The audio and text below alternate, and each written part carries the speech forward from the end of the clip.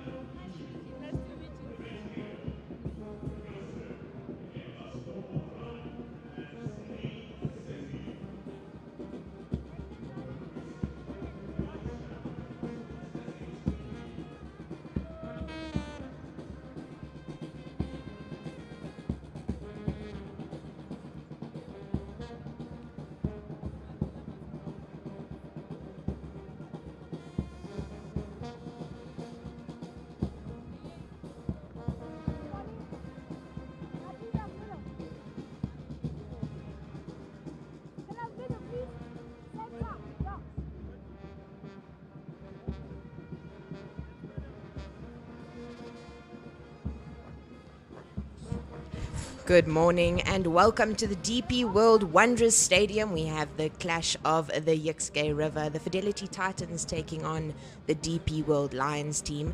Fidelity Titans won the toss and elected to field as the last game of the season. Masabata Class has the kookaburra in her hand as she starts off for the Fidelity Titans from the golf course end. My name is Jenna Sill, and with me, Fidelity, no, not Fidelity Titans, DP World Wanderers player Sarah Barber joins me in commentary. Good morning. Good morning, Jenna. Thank you for that. It's going to be a brilliant day of cricket here today with multiple Proteas on the roster for both teams. As we say that, Nonkululeko Tabete, a long-time standing opening batter for the Lions, facing the first ball. She starts it off nice and solidly, striving out to mid-off for no run. And another Protea player standing at the other end of the crease, Tasman Brits. Yeah, definitely. Tasman being a very integral part so far to the DP World Lions team so far this season. But as we've seen, the immediate impact from the Protea players as soon as they join the squads, with Sunay Luce doing very well as soon as she joined the domestic setup for the domestic season. Class in nice and full there on the drive is Tabete. I do think, Sarah, that the international players being part of the provincial setup is really important. And as you said, they've come into the setup and immediately started scoring runs. And I think with the addition into the Fidelity Titans lineup, Laura Wolfart, she got capped this morning for the Fidelity Titans. And hopefully for them, she'll be able to hit the ground running. Yeah, definitely. I definitely think you make an incredibly valid and correct point in saying that. And also Chloe Tryon being capped for the DP World Lions this morning. Yeah, making your debut for a provincial team in the last game of the season. It's definitely daunting. I don't think I would like to be in their shoes this morning. Definitely would like to be in their shoes, but I'm sure they'll feel just fine, both of them having come back from the WPL. So maybe a little bit daunting, but I think they may get over the gist as quite quickly, knowing their class. Yeah, they do play on the big stage all the time, so pressure is nothing new to them.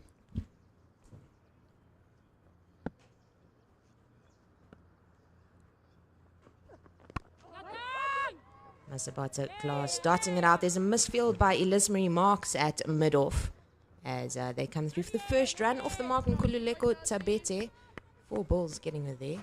As we have a little update on the scoreboard. Tasman Brits is playing in her 100th Pro50 match as she started her career at the Northwest Dragons and then played for a bit at the Badgers and has now found a home here at the DP World Lions. That's quite an achievement, having played that many games. Very long haul.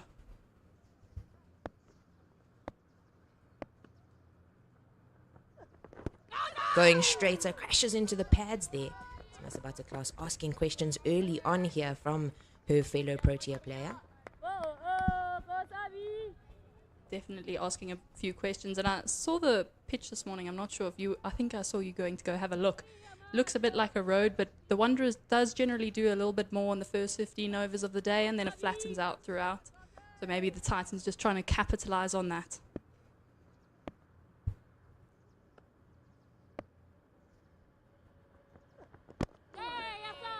Yeah, news from the toss was that both captains were looking to have a bowl first, so I do think you're right. Robin Searle said that there was a little bit of moisture underneath her spike sinking into the wicket, and I think both teams would have liked to use that to the best of their potential.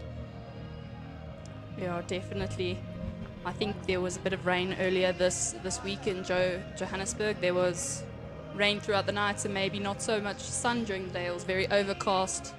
Not very ideal weather, I'd say, for practicing conditions during the week maybe. I'm not sure what practicing went on, but hopefully both teams got in sufficient practice. A little bit more. Tiny bit, yes. Yeah, I think at this point of the season, I think just a few top-ups in the nets and players are ready to go. It's more of a mindset at this stage. Just having a look at the field. one in the covers for the Fidelity Titans for Tabete. So we have a mid-off cover, Captain Robinson, and then Laura Wolfart in her favoured position at point. Got a gully, a slip, third man out on the boundary. Mid-on, mid-wicket, no square leg in play, but fine leg is out on the rope. As Elizabeth Marks, also Protea contracted player, she takes the ball from the call at drive end.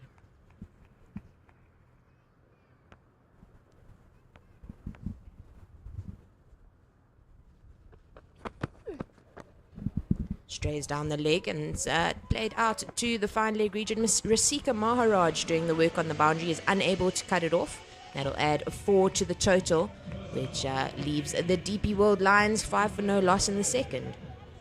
I definitely think that would be a much relief shot there for the DP World Lions, having the first over being very attacking. I must say, Nonkululeko Tabete played some beautiful shots, but no runs straight to the fielder. And this over, I think at the beginning, just a little bit of one moving into the batter, maybe going down a little bit, making it easy to capitalize on that. Going straight again, this time played into the square leg region. They'll come through for the single. She'll get international player Tasman Brits on strike. Tabete doing well to get her partner up to face the white ball. I must say the Titans have seemed to start off with a very attacking strategy, which is really nice to see. Very straight.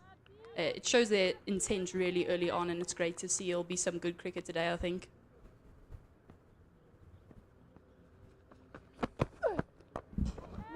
Just as you say that, this one on off stump, and it's driven hard through the covers. There's a bit of a chase put on by the Titans' captain Robin Shaw, but she's unable to beat it to the boundary. That's the second boundary for the over. Elizabeth Marks just going a bit too full, as was driven well by Tasman Brits for 4. I think it's at the DP World Wanderers, as most people will know, it's a very fast, lightning outfield. So if you get it past the inner ring, it's very likely going to the boundary, unless, like you mentioned earlier, there's a bit of moisture underground. So we may see some of that come into play in different parts of the ground, but it's a very well drained ground too. So maybe not, maybe so. Better from Marks as she brings her length back just a touch. Yeah, the outfield is lightning fast at most of our quality grounds in the country, Wanderers being one of the better quality outfields in the country. Definitely. I think that one, as you mentioned, was a much better delivery, and we've seen on occasion Tasman Brits sort of flashing at those wider ones and sort of getting herself into trouble. Short of a length there from Marks as it's played off the back foot into the covers. I am enjoying this field set with only one in the covers from the Fidelity Titans. It's almost forcing the Lions to try and access that area. Titans will be looking for the outside edge in the safe hands of Annika Bosch and Sune Liss, who are at first slip and gully. Yes, I think definitely that's probably the plans they're looking for, and especially with Liz Mary Marks loving that ball to move away a bit. She goes straighter again. It's slipped off the legs. Mona Lisa Lechodi on chase to the square leg region. A slight misfield there, but she will collect it. Good running from the DP World Lions batters as they come through for 3. Very good running early on. That's also really great to see, seeing the batters coming out, knowing that they got to grab every single run on hand, knowing the quality of both sides. They both know they have to capitalize on every single opportunity they will get today.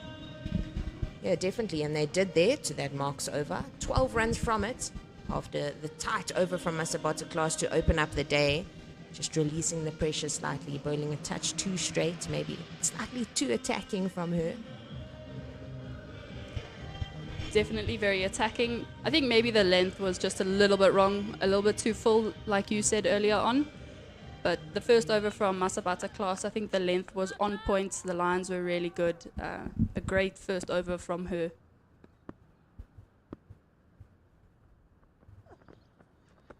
Masabata class strays down the leg side there. It's given a wide. She does have a field set for a delivery similar to that. Deep square leg and fine leg out on the boundary for her. And no gully for Masabata class, but a gully for Elizabeth Marks, with Annika Bosch standing there at second slip, it looks like. With a wider first slip. It's very deep and wider. She goes straighter, and that's where the fielder is set, bowling to a field out to Lechodi at deep square. We've seen quite a few of the straighter balls going to Tasman being worked off and very on the leg side instead of playing it straighter. You know, every player plays in their own way, but possibly maybe well, as you mentioned earlier, the sort of ball that class bowls, that's why they have that field setting, but maybe also for Tasman because she likes to work that straighter one on the leg side. Masabata class does also have quite a nasty bouncer in her arsenal. She goes full this time, and it's driven to middle for no run. Definitely seen that one on occasion at a few games. Very mean bouncer.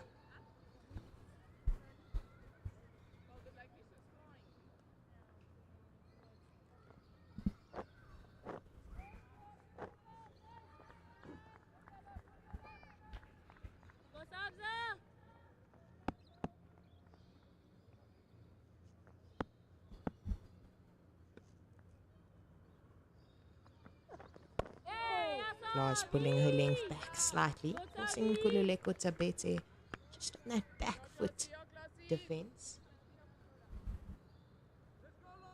Usually very good at that sort of back foot punch, but maybe not quite yet settled, so not wanting to throw her wicket away too early on in the innings, maybe. Masabata class has so much skill behind the new ball, swinging the ball, capable of swinging the ball in and out. So I'm sure Tabete will be looking just to hit the ball into the ground. She does just that, just punching it down into the hard wicket, hoping to scuff up the ball slightly so that that new ball swing doesn't last as long. I'm sure she'll definitely be looking to get rid of the possibility of being bamboozled both ways, in and out. But I suppose they don't really have to accelerate on the Masabata class overs because they capitalised on the Elizabeth Marks overs having been a little bit expensive on her first over there.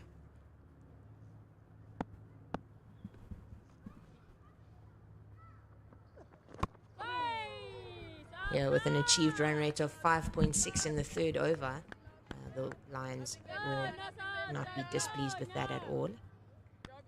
Definitely not. I know we've just started, but what do you think is a competitive total here today with the conditions and the caliber of players we have on the field here today and the experience of players we have?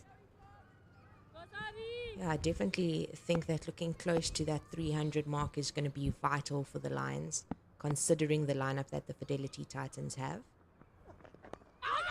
There's an edge, but it drops just short of Annika Bosch as she dives to her right. And Masabata class in the game here in the last ball of her third over.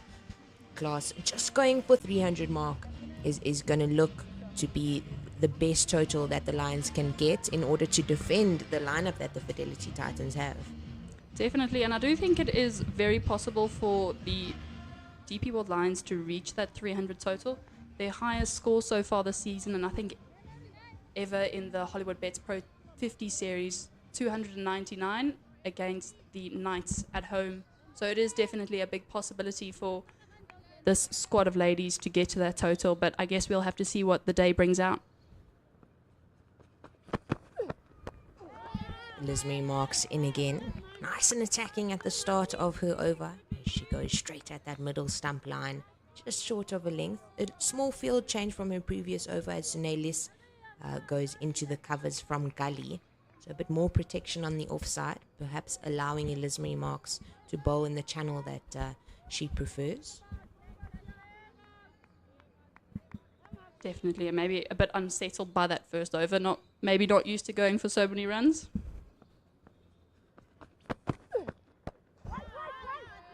Forcing that back foot drive, and that's where that fielder there and that extra cover position comes into play. And with Sunelis being the quality fielder that she is, you definitely don't want to be playing up in the air in that region. No, definitely not. And I think as the season has progressed, even without the international cricketers, there's been quite a increase in the quality of fielding. So a bit of a dangerous one if you go up. And that's the channel that Elizabeth Marks likes bowling at top of fourth and top of fifth stump line. Yeah, I do think with the professionalism of the women's game at a provincial level, the players are practicing more. They are fitter than they were a couple of seasons ago. And I do think that fitness aids a lot in the quality of fielding. Definitely. I think the Australian cricket team are probably one of the fittest cricket teams in the world at the moment, and they have very quality players. Straying down the legs there as Marks goes out to Maharaj at fine leg. They come through for one. Score goes up to 16 with 2 balls left in the 4th over. That's a much better start to the over so far for Liz Mary Marks. She'll be very happy with that. And a beautiful lines and length. There's been no sort of ball, in my opinion, that's strayed too far away. Yeah, she definitely seems much more comfortable with the field set at the moment. She goes straighter. And Nkululeko Tapete really having to drop the hands to cover that one with the bat. Seems like she may have found a bit of a low spot there. Don't know if Tabete thinks that maybe it came off, because, you know, sometimes batters there you see the replay. No, I just think it was... Maybe it didn't take off as much as you'd want the Wanderers to take off, but on another pitch you wouldn't look too much at it again. But maybe not quite happy with that spot there, Nkululeko Tabete. Just beating the outside edge there is Elizabeth Marks, and that's a much better over from her. Just 1 run from it, bringing the run rate down to 4 runs to the over. At 16 for no loss after 4, with Nkululeko Tabete on 6 and Tasman Brits on 9.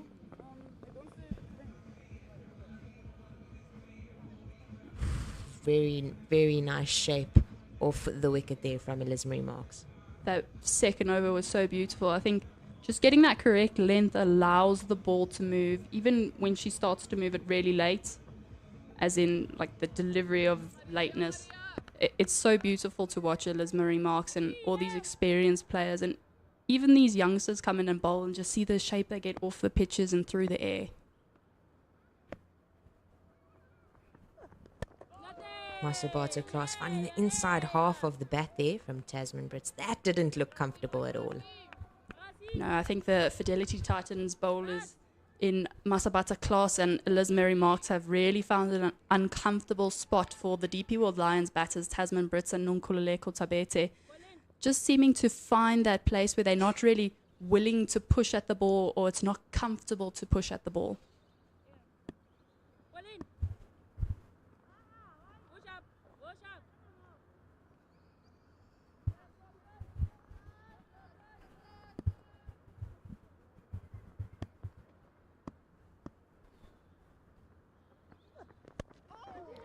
Inside half of the bat there again. This time it worked out to square leg. They get through for the single. Tasman Brits not looking comfortable, but managing to get off strike. I think possibly that's the key when you are very uncomfortable. Find a way to get yourself off strike. Find your way to let your brain have a break, because you're too busy stressing about what's going on and why you aren't hitting the ball as well as you usually do. So I'd say very clever cricket, but obviously we don't know what Tasman Brits is thinking, so... She is often quite gritty at the beginning of her innings.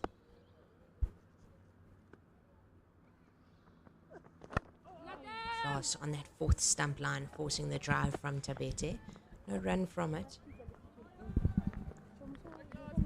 She's definitely rather gritty at the beginning of an innings, as we saw the game against the DP World Lions versus the Hollywoodbets Dolphins. Although it was a very small total to chase, she was on it very early on, but I must say it was a very, very clever innings from her then. Even though it was a small total to chase, she still went hard at the bad balls and respected, you know, the good balls. So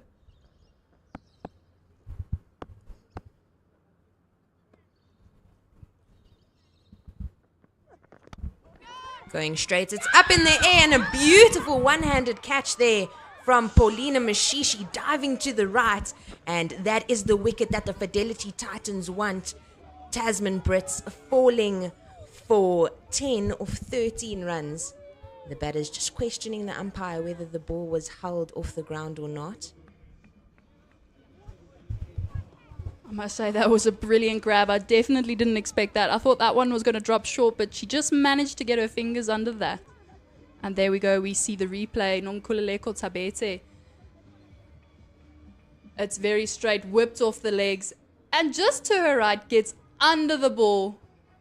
That was a brilliant catch, diving to her right, grabbing all of that. It looked like for a second she hadn't moved early enough, but seemed to get her body to move very quickly. So Nonkululeko Tabete, one of her favorite shots to play, she loves it off the leg, so she probably thought lunch money. And then, unfortunately for her, she departs after one of her most preferred shots off the legs. Yeah, wonderful catch there from Paulina Mashishi. She sometimes has a hard time moving around in the field, but that was an excellent display of athleticism here at the DP World Wonders Stadium, and that is the professionalism and the quality of the fielding that we've come to expect from this league. Yeah, definitely, and you can see from 2 years ago when the professional league first started how the quality has just grown. The first season, most teams were scoring 200 and something if they were lucky, and this season we've had most teams scoring often above 200, close to 300 sometimes. Karabo Meso out into the middle for the DP World Lions team as she faces a wide for her first ball. Also having done very well against the Hollywoodbets Dolphins 2 weeks ago. Yeah, that 8-wicket victory over the Dolphins for the Lions team really did give her some confidence, scoring 23 of 35 balls to aid in that victory.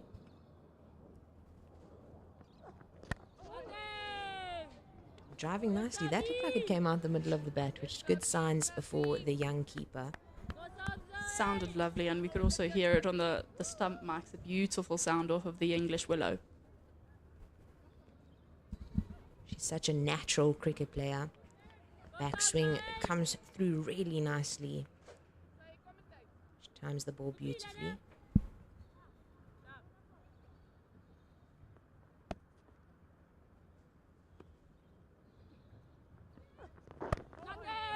Masabata class really just putting the youngster under pressure, forcing her to play outside the off stump with that slip in play. That is the end of the 5th over, 18 runs, with the wicket falling for Masabata class, caught Paulina Mashishi. It was the end of Nonkululeko Tabete.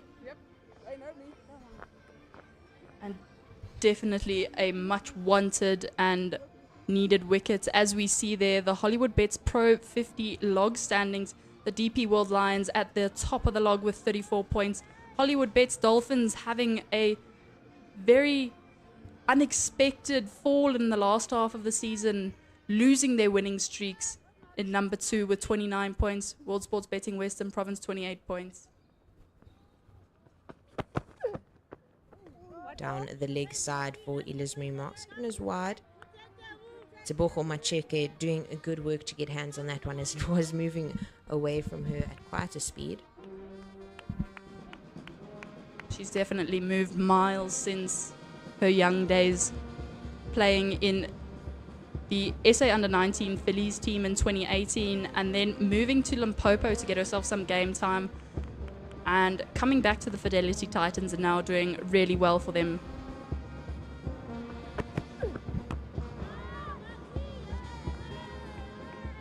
Yeah, she is a really exciting player, playing a lot of junior cricket with her, watching her grow up into the player she's become. She's found her feet at the top of the order for the Fidelity Titans with the bat as she opens the batting. Usually with Captain Robin Searle, but I think today with the addition of Laura Wolfart into that lineup, it will be with the Protea captain today. Definitely a bit of a shake-up all round for both teams.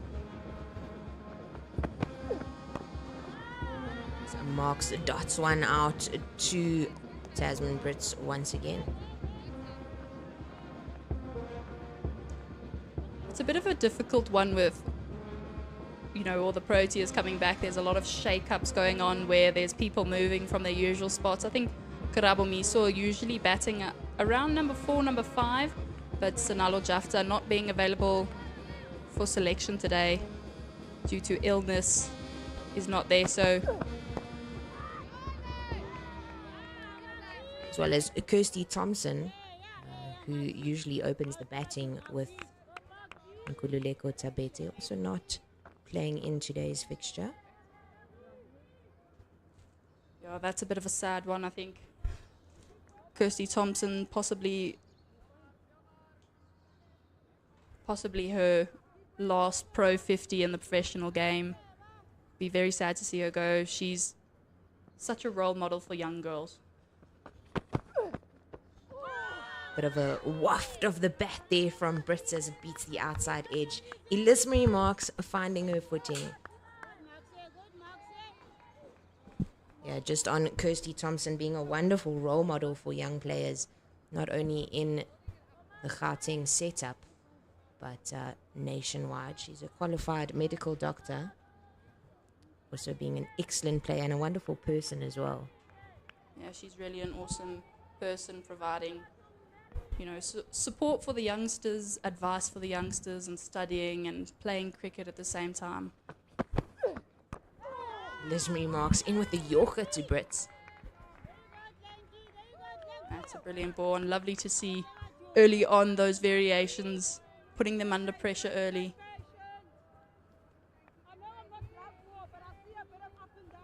An excellent over here from Elizabeth Marks. She struggled slightly in the first over of the game, but has come back beautifully. Just one run in her second, and so far just the wide from this third over.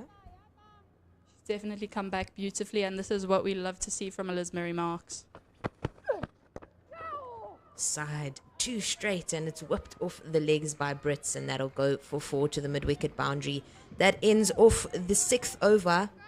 23 for 1. Elizabeth Marks being really attacking in that over, and I don't think she'll mind the boundary off the last ball. No, I definitely don't think she'll mind. There we go. We see the replay. It was very full, and it was actually on the off-stump middle line, and Tasman Brits just worked it onto the leg side there. So I suppose great awareness from Tasman Brits, seeing that gap open just to play it in that gap. And maybe also just, as we mentioned earlier, Tasman Brits liking to work it onto the leg side. So maybe just a little bit of both worlds. But if Tasman Brits misses that one, that's a world of trouble for the DP World Lions, losing a wicket maybe, or just in general a world of trouble if you lose a wicket in the power play. Yeah, definitely with 1 down already. The Lions will be looking to rebuild. Class continues to Meso, beating the outside edge. Wonderful bounce off the wicket here at the Wanderers for Masabata Class. Definitely beautiful bounce, but the previous over Karabo Miso faced against Masabata Class, she was getting really well in line with the ball, getting her head in line with the ball, and just taking that out. She sort of opened up her shoulders there a little bit, and possibly maybe why she missed out, having that those shoulders open, pushing the bat to the left a little bit.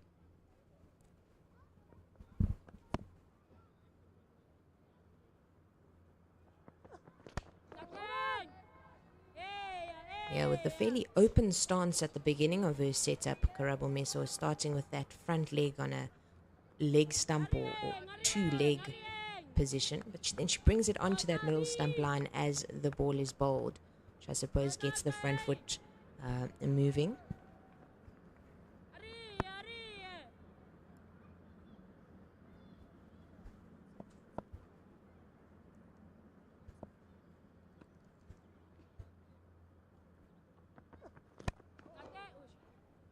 Looking to hit hard through the covers, but as you said, Sarah, just opening up that front shoulder, not able to get a full face of the bat behind the ball. Yeah, that one wasn't as beautiful as the previous one you mentioned, where it sounded absolutely lovely to listen to. If you close your eyes, you can just imagine the shot, but that one not coming off the middle of the bat, as you said.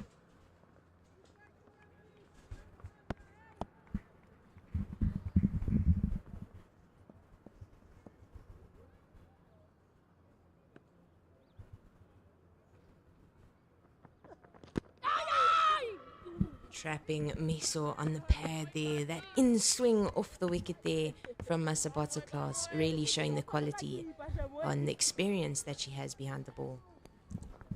Definitely very dangerous and daunting to have someone come in at you, swinging it both ways and having a lethal bouncer. But Karabo Miso, having played many forms of cricket, school cricket, under-19 World Cups and Protea cricket, I'm sure she will be slightly used to these top bowlers coming at her.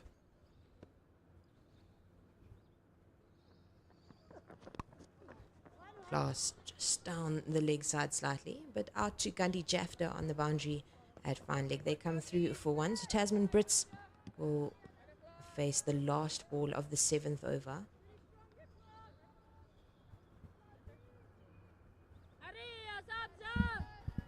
As you mentioned earlier, you said the run rate was really high after that second over, sitting at 5 points somethings, and then going down to 4.9, 4.5, and now it's sitting at 3.5. So a little bit of pressure here on the DP World Lions batters, I think.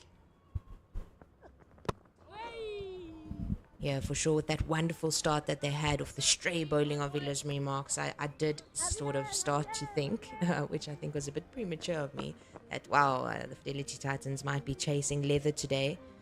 However, the clouds have rolled in slightly, as it's not full sun out in the ground, and there is a bit of work on the ball here, coming off the wicket at the Wanderers.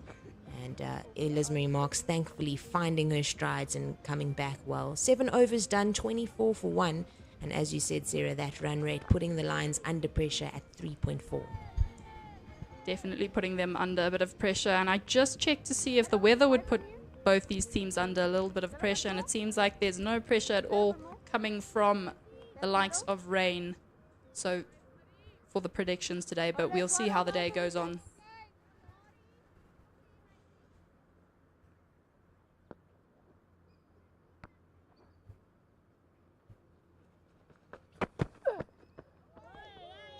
Left alone by Meso. Elizabeth Marks bowling with a bit of gas. Definitely seems to be getting it down there quite a bit. The Highveld known for its fast bowlers, letting the ball travel quickly. And with a bit of cloud cover, I suppose also helping the fast bowlers with a little bit of movement in the air. I suppose these two experienced bowlers don't really need on that off-stump line and just finding thick outside edge. It goes out to third man for one. Karabo Miso will be glad to be off strike. Definitely. I think when it gets uncomfortable, rotating the strike, I think will calm the mind and maybe the pressure a little bit. But not much of a change from the field for Elizabeth Marks, which is not surprising considering she only went for that one boundary through the leg side, but it wasn't even a leg side ball, so say maybe good shots and good cricket all round. Yeah, just on that fourth stump line, played out to Laura Wolfhard at point. I've noticed Elizabeth Marks bowling quite deep in the crease. She's not getting her front foot anywhere near that popping crease, just having a look at those footholes there in the middle of that crease. That's a very keen observation there, Jenna. Maybe a bit uncomfortable, a bit worried about that front foot.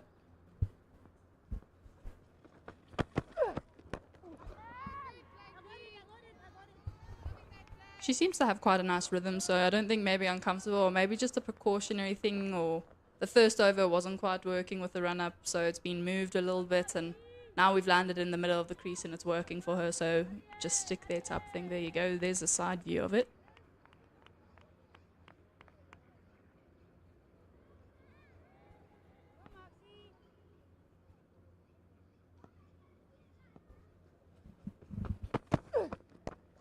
She goes straighter, but it's straight to Lechodi or Mashishi at mid-wicket for no run.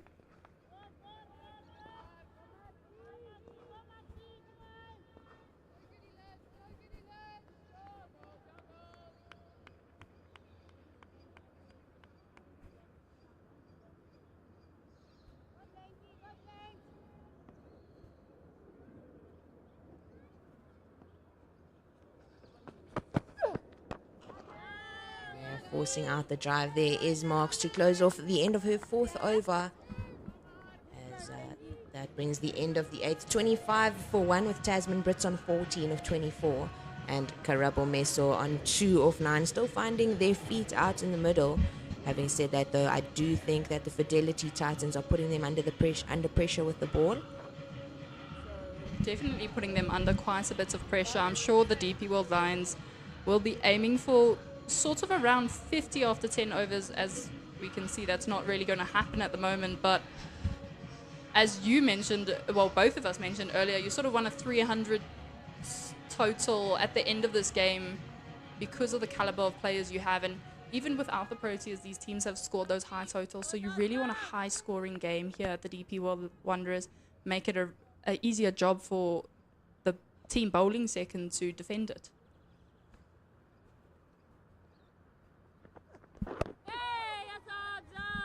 Yeah, I definitely think that the Lions will need to put the Fidelity Titans batters under as much pressure as possible. And talking about the slow start, if we just look at the innings that Sune Lees had against the Free State Ladies team 2 weekends ago, she did not start quickly at all, and she accelerated later on in her innings beautifully.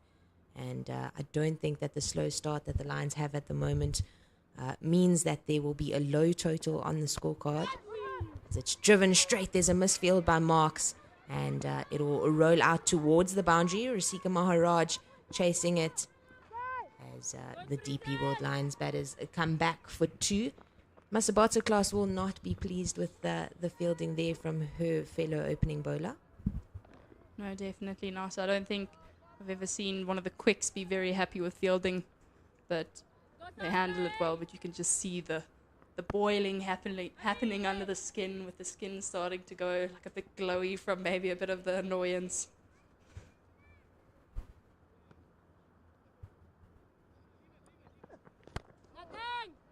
Driven nicely there from Karabo So both shots there of the last 2 deliveries coming out the middle of the bat. And that's the Karabo Miso that we have grown to become used to. As, she plays so fluently through the line of the ball. Yeah, she definitely plays very fluid, beautiful shots. It's lovely to watch, especially when you got both spin and seam on, just to get that variation to watch. But, you know, as the innings goes on. She drives again, this time beating the skipper Robin Searle to the right, and that's a beautiful cover drive as that adds 4 more to the total. 31 for 1 with 2 balls left in the 9th. Karabo Miso finding her feet. That was absolutely beautiful to watch, as we see here on the replay again. A bit full, driven, and just pierced straight through mid-off and extra cover. That was a beautiful shot. I don't think anything the fielders could have done about that.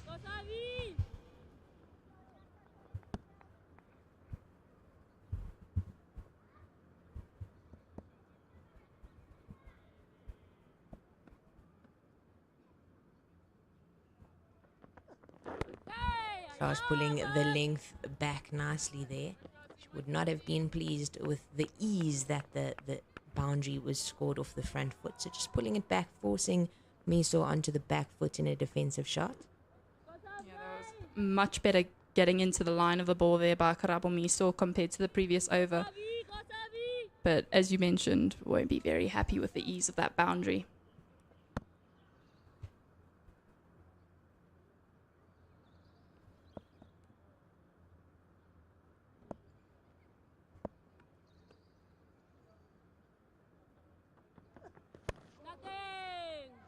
Much better there from Masabata class. And just noting the partnerships that the Fidelity Titans are building on the field. Masabata class and Elismarie Marks working well together with the new ball. And just looking at the conversations that Robin Searle is having around the field. A lot of chatting with Sune Lees, and I'm sure she will consult Laura Wolfart as she has a small chat there with Annika Bosch. They're talking to each other all the time, getting some insight into the minds, of course, Sune Lees and Laura Wolfart having captained the national team. That's 2 very brilliant minds to be able to, you know, learn from and be able to just absorb everything and anything they really say, but great to work with two. That's a lot of experience between three people. Elismarie Marks continues from the corner drive end. She goes on that off stump line, and the bottom hand just coming through slightly there for Tasman Brits. Usually, I must say, when SWD were playing here, so the Six Gun Girl Garden Red Badgers and the Hollywoodbets Dolphins, they all had someone out here for Tasman when Tasman was on strike, even in the power play. So I think the Fidelity Titans possibly having a set plan to Tasman, making sure it's on the offside so she can't pull it over there. Yeah, definitely choosing to go the attacking route rather than the defensive option, with having that cow corner or deep mid-wicket out in the boundary. Definitely very attacking, and I think she's gone out there a few times actually. Many, I wouldn't say many, say quite a few games here at the DP World Wanderers. That's sort of been the prime wicket space. Crashing into the pads.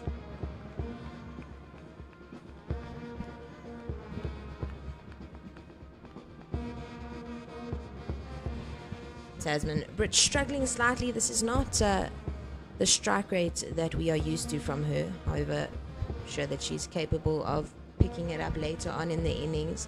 14 of 27 Karabomiso, 8 of 15. Slow start from the both of them.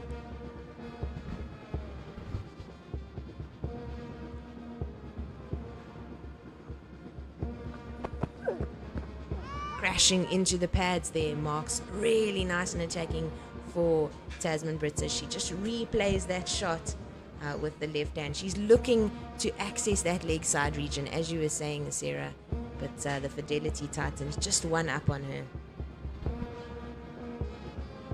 And as you mentioned, there you go, as we see the replay, all pitching on leg it looks like, and probably just going down leg, so wouldn't be out, but goes straighter again. This time it's played into the leg side for 1.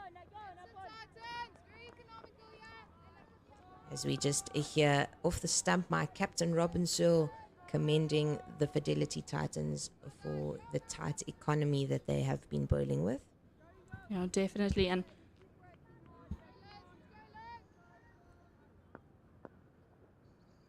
as you mentioned earlier, there was a slow start from Sunay Leeson against the Knights.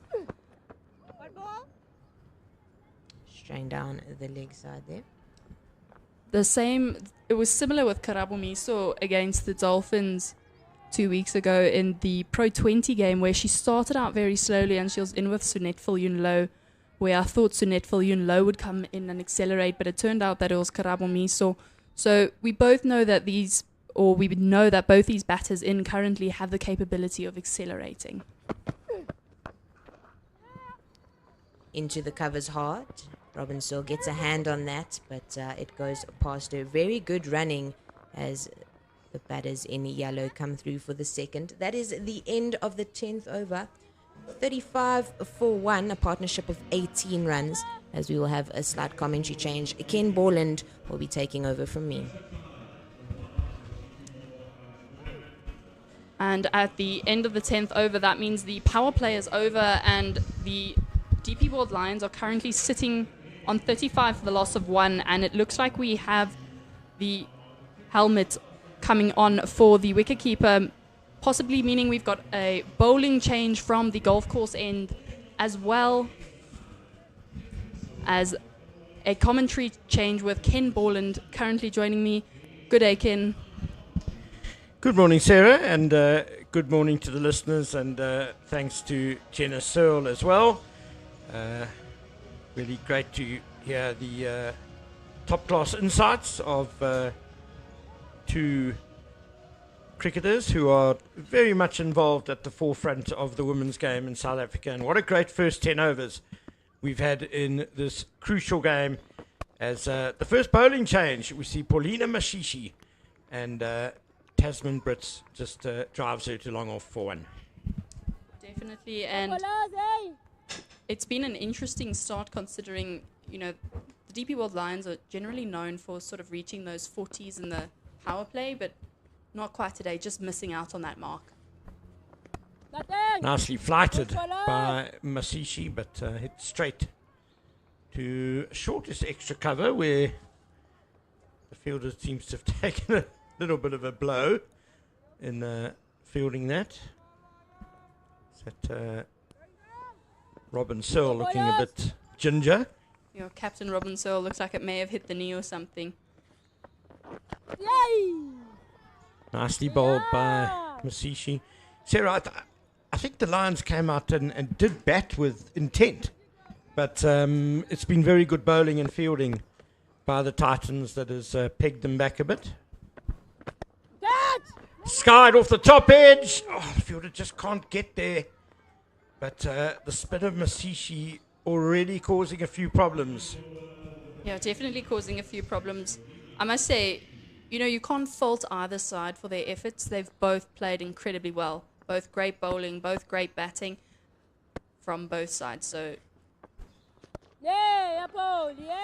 not necessarily, I'd say, that you can't fault the Lions for coming out with intent. I think it's just a very evenly matched match today. It's very, both sides very Protea heavy, very quality heavy.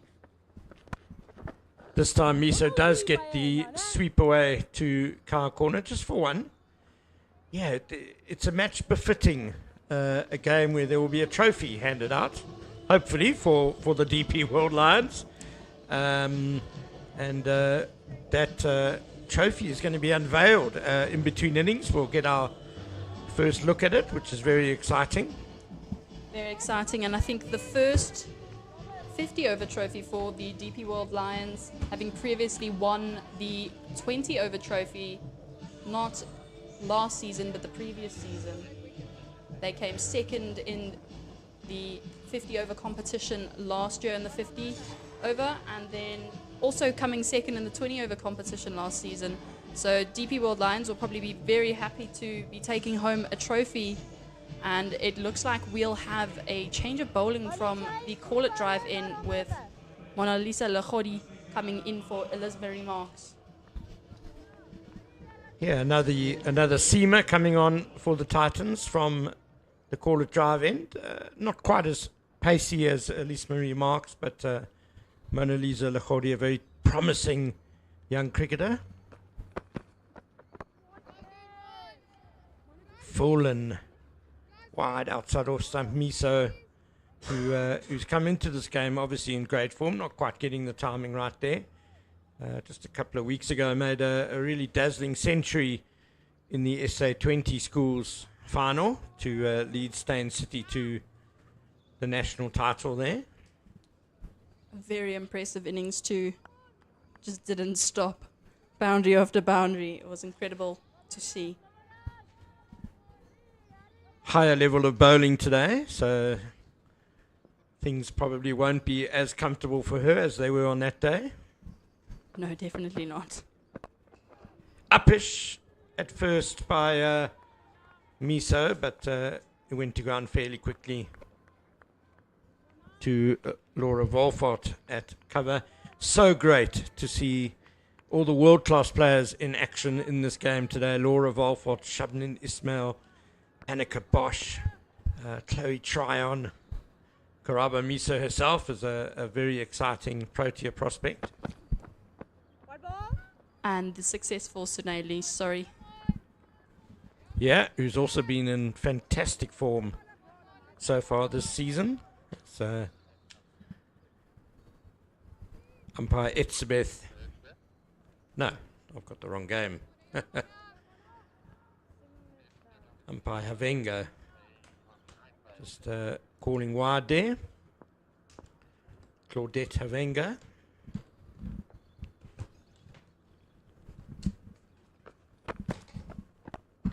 Nicely driven by Miso, picks out Searle though at extra cover.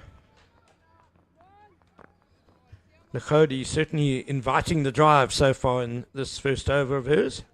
Yeah, definitely a bit full, but we've seen previously how good she is moving the ball.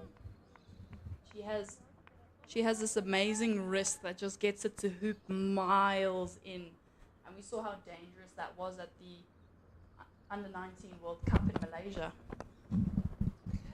Nicely tucked away by Miso for a single. Takes her to 12. So you reckon Mona Lisa is eyeing the gate, is she? You know, possibly. Any seamer will be eyeing the gate. I love anything through the gate, I'd say, is the most exciting wicket because you feel like you've bamboozled the batter. And they haven't got one on you, but you've got them in your pocket. Yeah, I used to love it as well as an in-swing bowler because it's almost like they've been overconfident. They've thought they could drive you, and you've just nipped it back through their gate. You're definitely the greatest thing as a bowler to see. Love to see it go through the gate. Or, you know, it doesn't matter which way it goes through the gate as long as it's moving through the gate. In or out. If it's out, it's even better. It's the best day you've ever had. Oh, yes, yeah. I'll swing it through the gate. That's a special bit of bowling. Even a bit of an inside edge. We'll take that one through the gate, claim it. Down the wicket comes Tasman Brits, and there's a bit of work to do for third man, and she can't get there. So Tasman Brits collects another boundary. She'll go to 20 to end the 12th over in good style for the DP World Lions. 43 for 1. And, of course, there's another very important Hollywoodbets Pro50 match as we just see Brits there advancing on Mona Lisa Lachodi and squirting it away behind square on the offside for 4. The other vital game, of course, today is happening at Newlands, where the Hollywoodbets Dolphins have to beat Western Province with a bonus point if they're going to have any chance of denying the DP World Lions the title. There was rain about this morning in Cape Town, but the good news for Dolphins fans is that play is underway there, and Western Province have won the toss and sent the Dolphins into bat. And Dolphins have just lost their first wicket. Alexandra Candler falling for 5. Here's Masishi again, slapped hard by Miso, but Searle quickly across to stop any runs. That'll be a bit dangerous for the Dolphins. We saw them sort of collapse here at the DP World Wanderers after losing Alexandra Candler and Nicole de Klerk.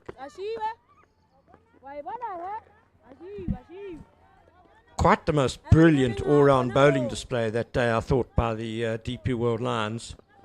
Top of the table clash, and they bowled the Dolphins out for 61. Definitely. I think it was a very early day for the players, and they were quite surprised. I must say, I was also quite surprised. I was playing a club cricket game, and before we even went onto the field, the Lions had won. Yeah, it was an extraordinary performance. She can't field off her own bowling, but Marks tidies up.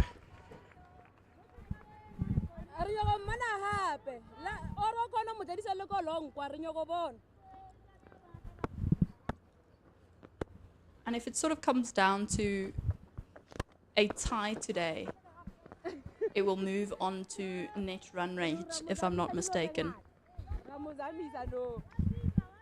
Yeah, the Lions would need to suffer a very heavy defeat today to not win the trophy.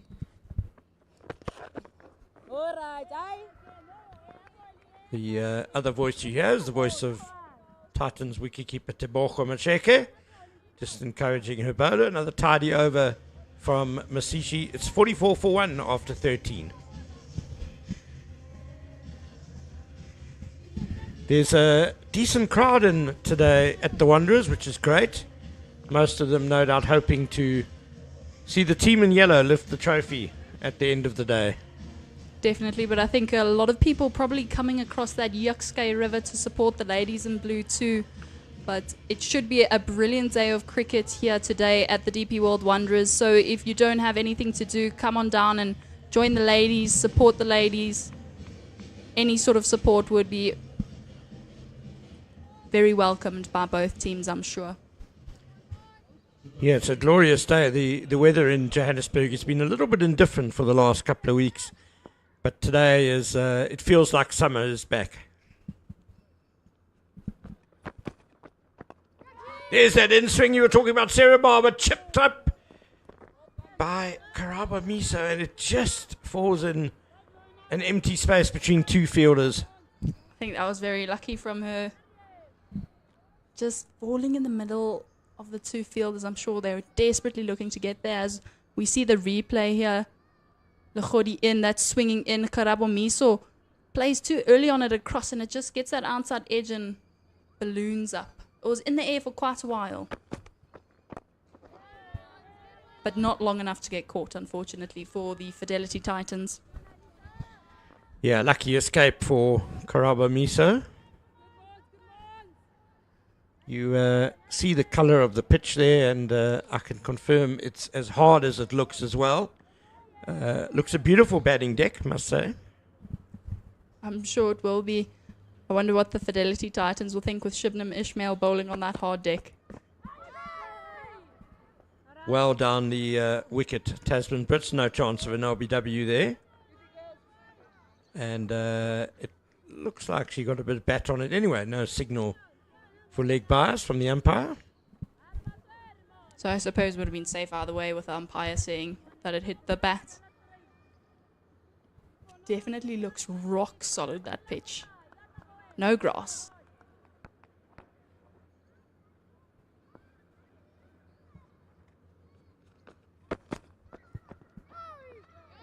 Too much in swing this time from Lekhodi. Is she going to get away with the wide? It must have just brushed a pad.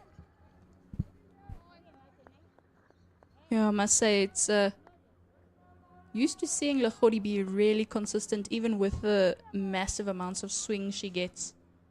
You know, you'll obviously always get that odd one that's just gone a million miles to your right or a million miles in that you really can't do anything about. That's nicely bowled. The radar is back.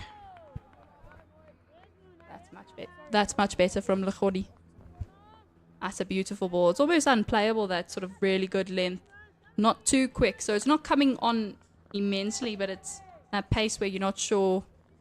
You know, you can't just really flash your hands at it. You really got to look after that sort of length and pace.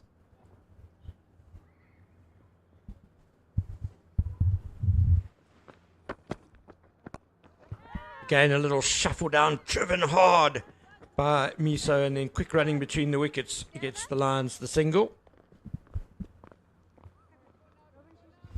And the end of the over, 14 overs gone, 47 for 1. And it looks like we have drinks coming on for the DP World Lions batters. They must be incredibly hot out there, or maybe a bit of a strategy talk, or 14 overs can be a really long time. It's almost on the hour, so I think maybe just slightly behind in the overs. And there we see the leading run scorers in the Pro50 this season. We mentioned Alexandra Candler getting out for 5 at Newlands. And Sunette Filion-Low, who will be itching to get out there this morning and bat and see if she can overtake Alexandra Candler.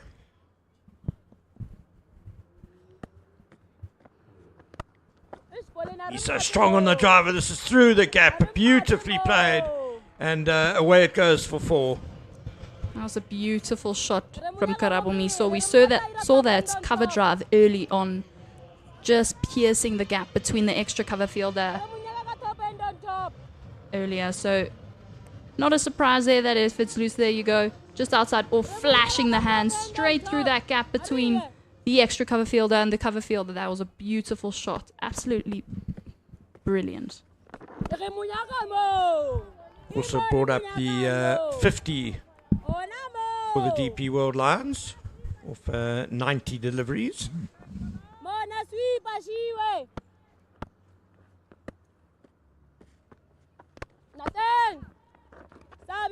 Slight misfield. Tasman Brits thinking about the single, but they decide no.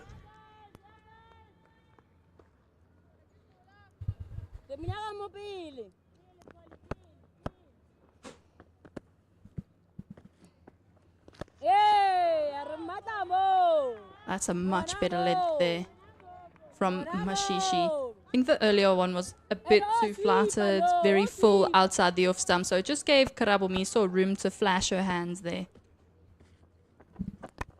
One's a bit straighter and fuller, but still not able to work that one away, with Robin Searle picking up the ball at the extra cover region.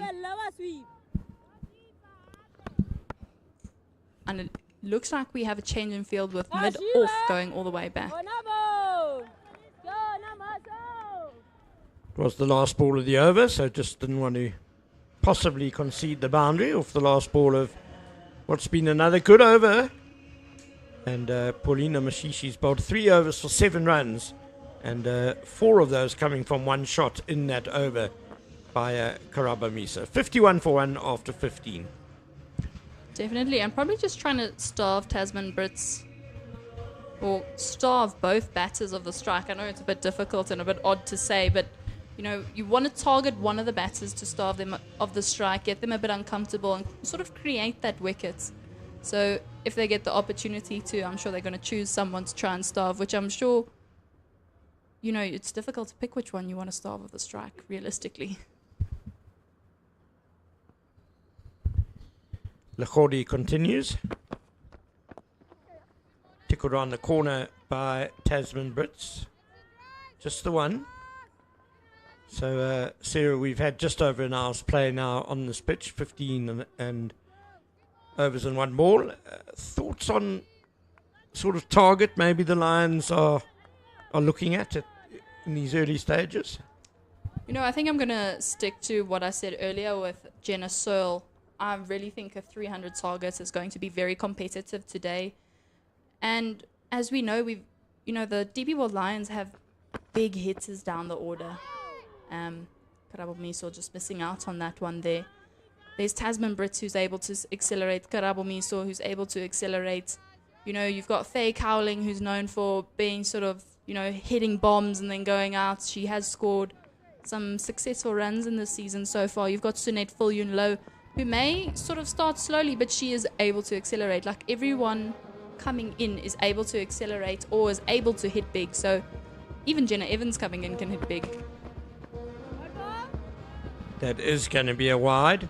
The one name you didn't mention, I think, is the scariest of the lot for the Titans bowlers, and that's Chloe Tryon. Oh, definitely. I think, yeah, her debut today, so maybe some big bombs coming out, you know, just coming back from the WPL, not getting really any games at Mumbai Indians, but, you know, we know the capabilities of Chloe Tryon. I've seen her hit it onto the yoga studio, which has been really scary at a training session. Nicely driven, beautiful shot by Karabo Miso. Oh, that's gorgeous.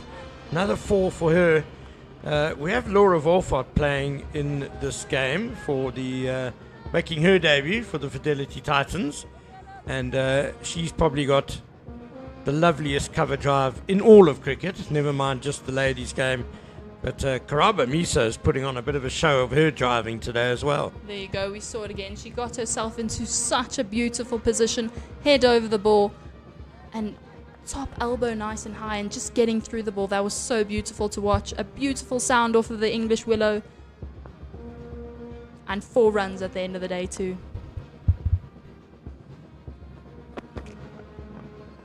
Chipped up. It's going to be over the inner ring, safe enough for Miso, and they scamper back for the second.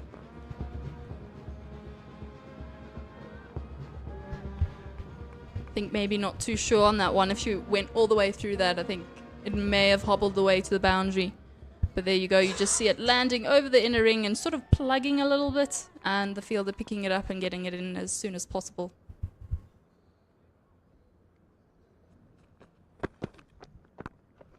Slash this time, and Searle is quickly across to stop any runs.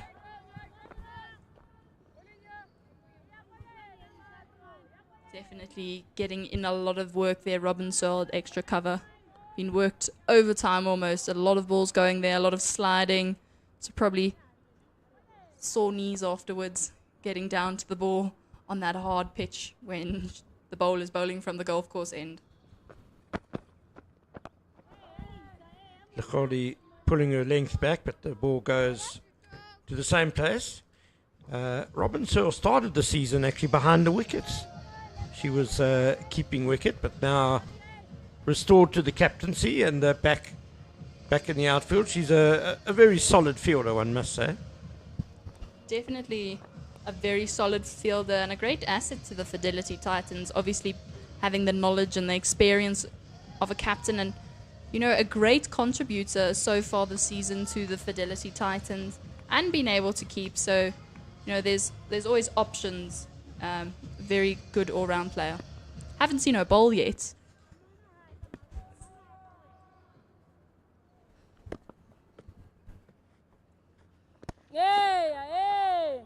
Nicely pushed down to long on for the single by Brits. I can't see, but I get the distinct impression that Jenna Searle was maybe shaking her head behind me. Yeah, I definitely think that Jenna was saying, not great to see maybe. Oh, quick run, and it's well judged. Very good pick up and throw, but I think, Karabo Miso, being the athlete that she is, she's very quick between the wickets, very quick in the field. Making that call early would have been integral to her getting in there. Yeah, mid-off was fairly deep. And now even deeper, standing at long on.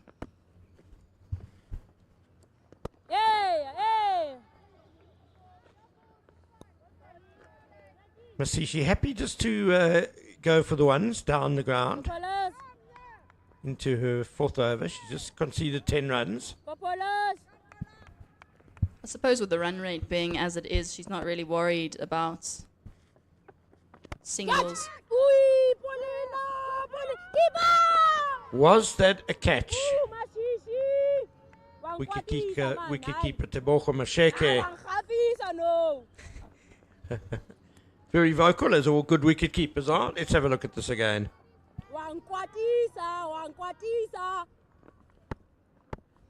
Ooh, I think that we can't see if it was a bump ball, but there's a possibility it could have been, but there's also a possibility it could have been a catch.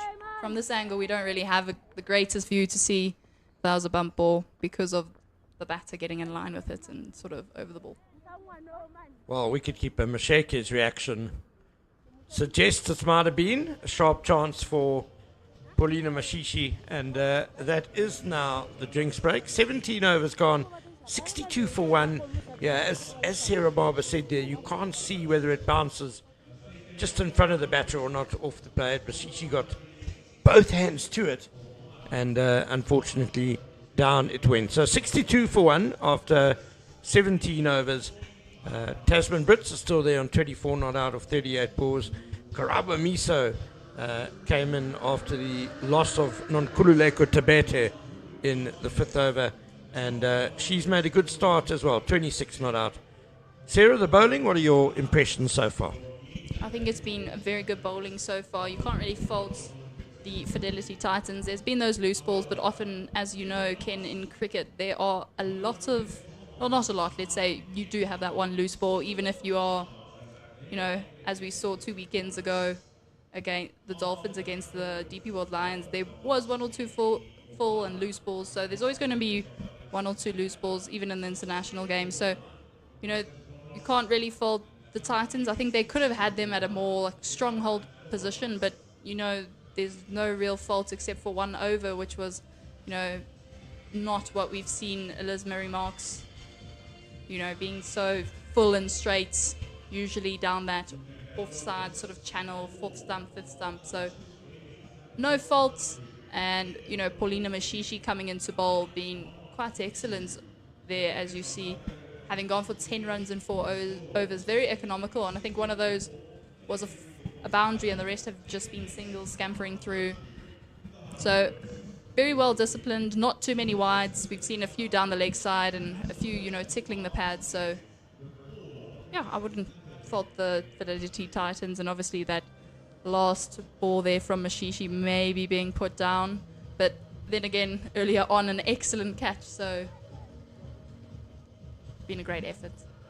Yeah, that catch that Paulina Mashishi took at mid-wicket, absolutely sensational, and probably the highlight of the day so far. So we're just going to take a short break, and then we'll be back with you.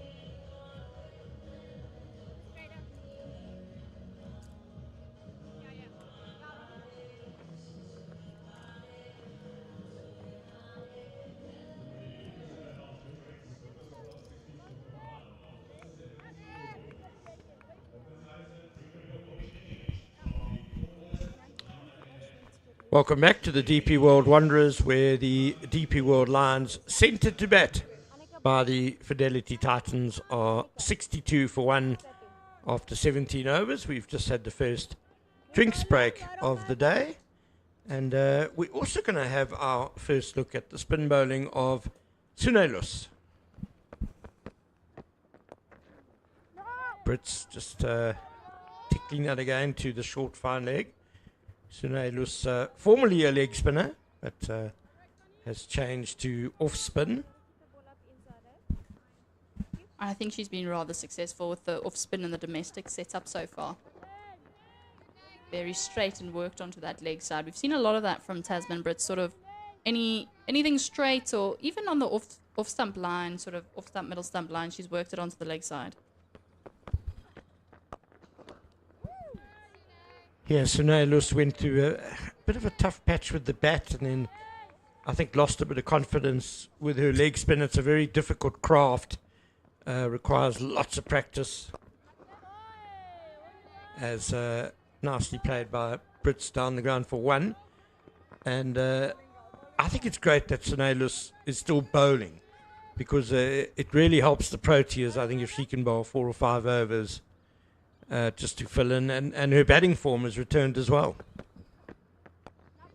Definitely. It's always great if you have someone who can give you an extra option, even if they're not always going to be there to bowl, but are able to bowl if you desperately need to throw someone the ball. Bit short and pulled away by Miso, and that's going to go away to the fine leg boundary.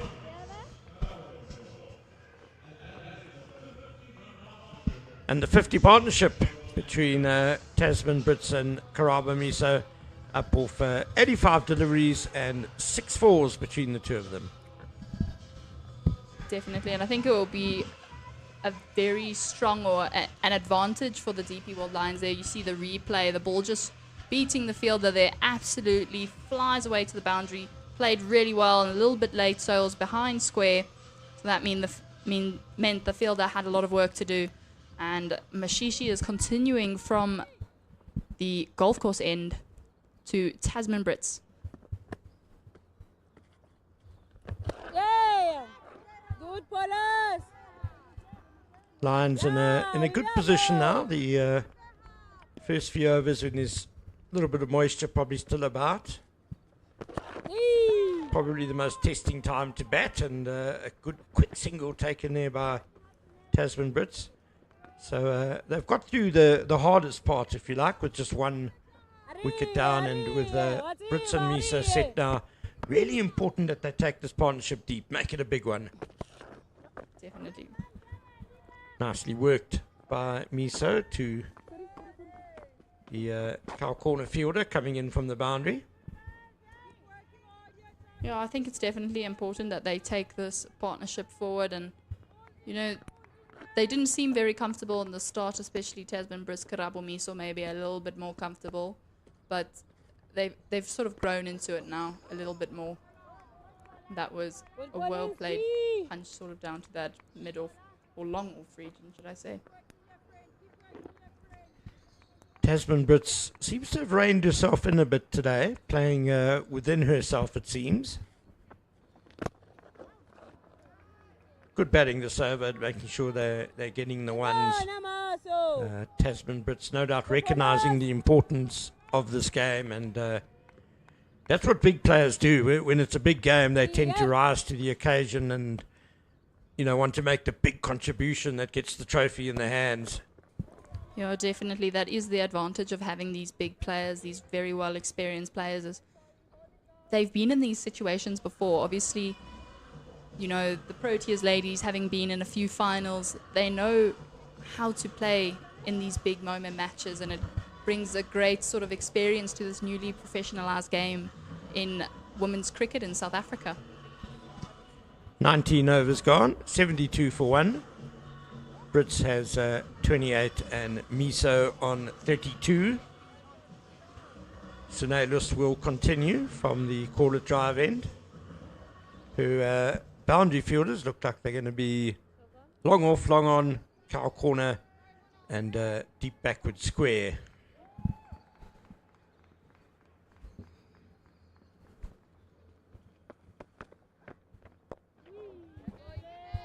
Nicely bowled by Lus, lovely flight there, and just dropping it just short of a full length. Yeah, I'd say very well bowled there on the offside. Bit shorter that time, and Lus, good feet, good hands, gets it away for 1. Obviously, having played with Tasman, they probably know a lot more than the domestic players what her strengths and weaknesses are, and we'll probably try and play on that. Trying to force it away off the back foot, Karaba Miso. A little bit quicker from Sunelus.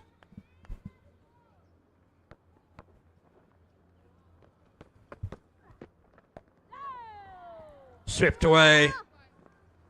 Didn't get perfect contact though, so just a single. Karabo Miso really loves that sweep shot when the spinners come out. So seen quite a bit of that this season from Karabo Miso. It's a beautiful sweep too. She manages to access quite a big part of the leg side. Back foot drive and another well-judged run. Robin Searle had a lot of work to do running from extra cover. Yeah, I think if your two strong shots are the drive and the sweep, it's a good combination, isn't it? It's definitely a great combination. Access all around the ground. Missed 360 without even trying, really. And you can score with different lengths as well of delivery, as that ends the 20th over, 75 for 1, and we are going to have a commentary change. Sarah Barber is taking a well-earned rest, and Jenna Searle will be joining me.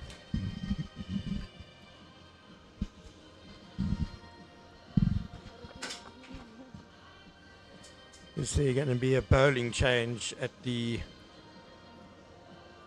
golf course end? No, but she is just in earnest discussion with skipper Robin Searle. Welcome back, Jenna. Thank you, Ken. It's been a good morning of cricket. Thank you, Ken. It's been a good morning of cricket. And played straight there by Tasman Brits into the hands of Paulina Mashishi. Interesting fielding position there that Sunelus is in. She's at a short mid-on region, just to assist Paulina Mashishi with the fielding of her own bowling. It's driven hard out to mid-off. They'll come through for the single as there is protection straight on the boundary. I like this field set. Yeah, I think another good thing about it is that if the batter wants to hit one down to long on, they've got to kind of get it a bit wider of Sunelus, which encourages them to play across the line a little bit more than they would normally, not as straight. So that could land them in trouble. Yeah, inviting the leading edge there from the right-hander batter. That could put them in danger. The hands of Mona Lisa Lechodi will be ready. And she goes over the head of Sunelus, and that's exactly what we're speaking about. The risk is in that shot to just chip it over the head of the ex-Protea captain, Sunelus. Paulina Mashishi bowling beautifully to her field. Looks not too far away from that run. not at all. This time playing it straight to mid-wicket. Lekhodi doing well to get her body behind that.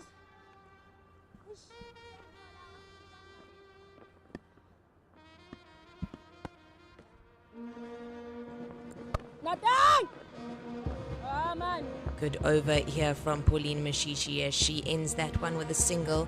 Tasman Brits just playing that out to mid-off for 1. That's the end of the 21st over, 78 for 1, as the addition of the spinners speeding up the over rate here for the Fidelity Titans. Yeah, Paulina Masishi has been the Fidelity Titans player of the season for the last couple of seasons. Arguably their key bowler, and she's come on and done a really good job so far. 6 overs for just 18 runs. Do you think she'll bowl her 10 through? Ken, I don't think it's a bad option for her to bowl through, as just looking at her figures there, 6 overs for 18 runs, just going 3 to the over, really economical from her, as Elise just continues this excellent economy here, just allowing the batters to get the single out to mid-off. Laura Wolfhard doing the work there, getting it in for 1. I think if she keeps her economy as low as it is, she definitely won't have trouble bowling through her 10, as she does do it often. Titans, of course, have 4 frontline spinners, if you think about it, with Masishi and Sunay Lust. We've seen them in action at the moment. Quick single out to mid-wicket. Rasika Maharaj, one of those spinners doing the work in the field there. And if we look at the current leading wicket takers in this Pro50 league, all of them are spinners.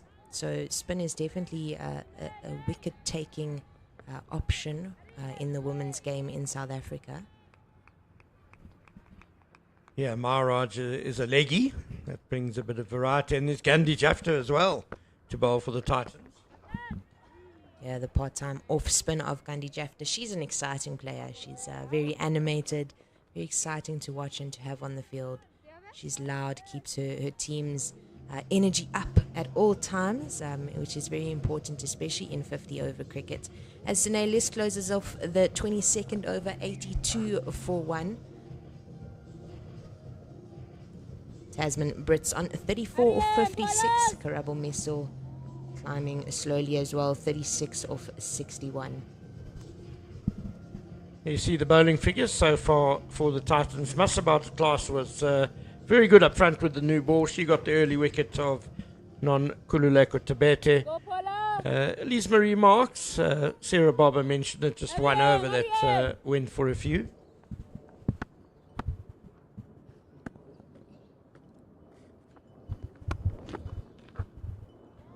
Yeah, slightly shaky start from the big seam bowler up front in the form of Marks, but she brought it back really nicely.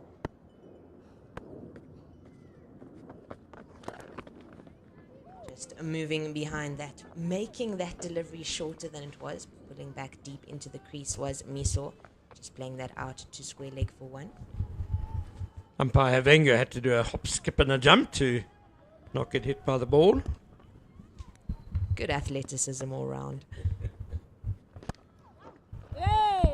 Driven straight back there to the bowler. Tasman Brits really struggling, as you said earlier on in your stint with Sarah, Ken, that you felt she's playing slightly within herself today.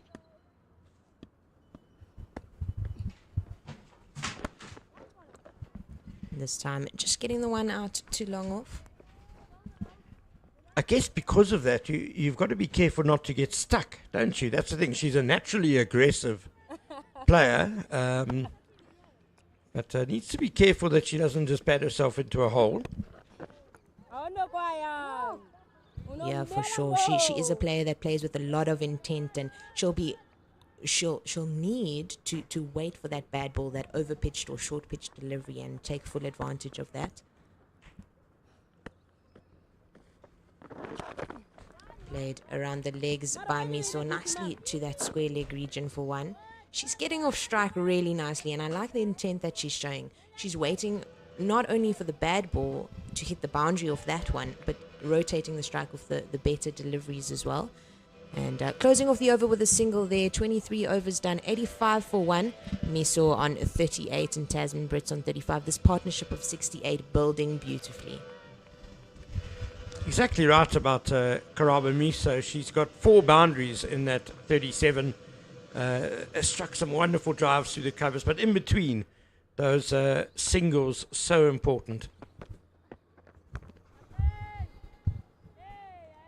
And I'm really enjoying the way that she's using her feet to change up the length of the bowlers. She's going back nicely deep into her crease to make the delivery seem shorter than it is. Looking to use her feet there, but then choosing not to. Really active in the crease is Karabo Miso, just showing not only the experience that she has as a young player, but the intent that she has on display.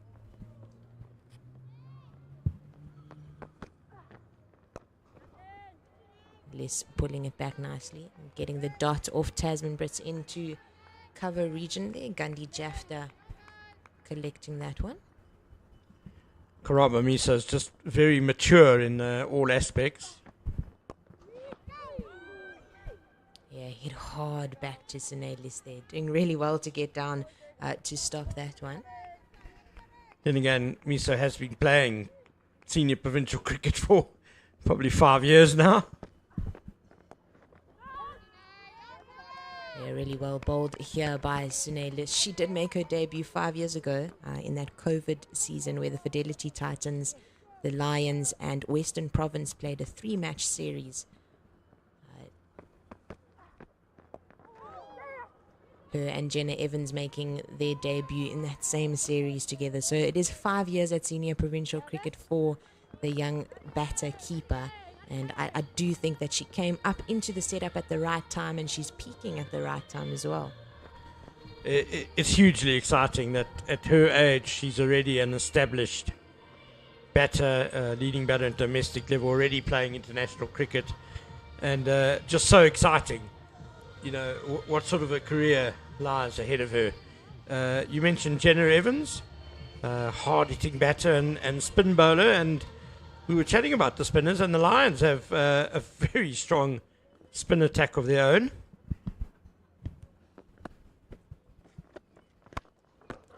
Hard back to the bowler, Mashishi doing the work of her own bowling there. Yeah, spin definitely as we look at the lineup for the Lions. Chloe Tryon with her left arm off spin. I think that will be a really nice addition to the bowling lineup. And Khamoto Rapu and Rasibi Tozake are the 2 leading wicket takers in the Hollywoodbets Pro50 series. Yeah, and Tozaka with her fifer for 11 last weekend. What a time to put in that performance. Top of the log clash against the Dolphins. Devastated them, bowled them out for 61. But it was a really good all-round bowling performance by the Lions.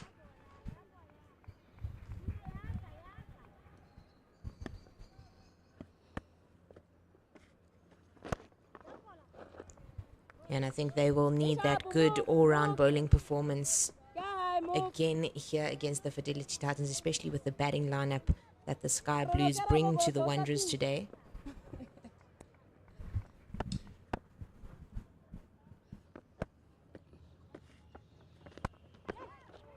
She goes hard there, looking to overhit it slightly, but a misfield from Mark. She hasn't been at her best in the field today. You mentioned Chloe Tryon bowling left arm spin. Has she given up totally on the left arm seam?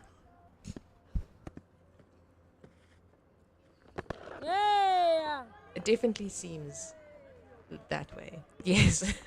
I mean, she does bowl good spin there, and I think the change up, especially bowling in a partnership at a national level with Mlaba at international cricket, they do make a good left arm spin combination at that level.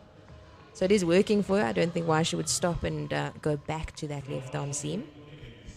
Yeah, and you mentioned just how successful spin is in this competition. As there we see the list of leading wicket takers, led by Lions captain Khamotso Rapu and her teammate Rasibi Tozake.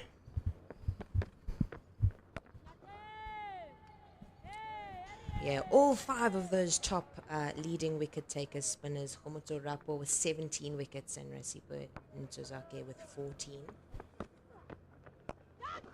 It's hard down the ground and mid-off is up in the ring. Laura Wolfart just watches it go past her. Wonderful cricket shot there by the young batter. And that adds a 4 to the total. 93 for 1 in the 26th. Karabo Miso climbing ever so slightly closer towards that half-century mark. 44 for the youngster.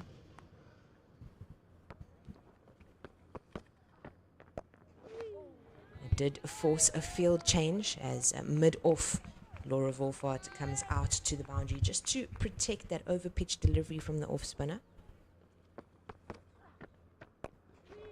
But Liz brings it back nicely and Messo's on the back foot there.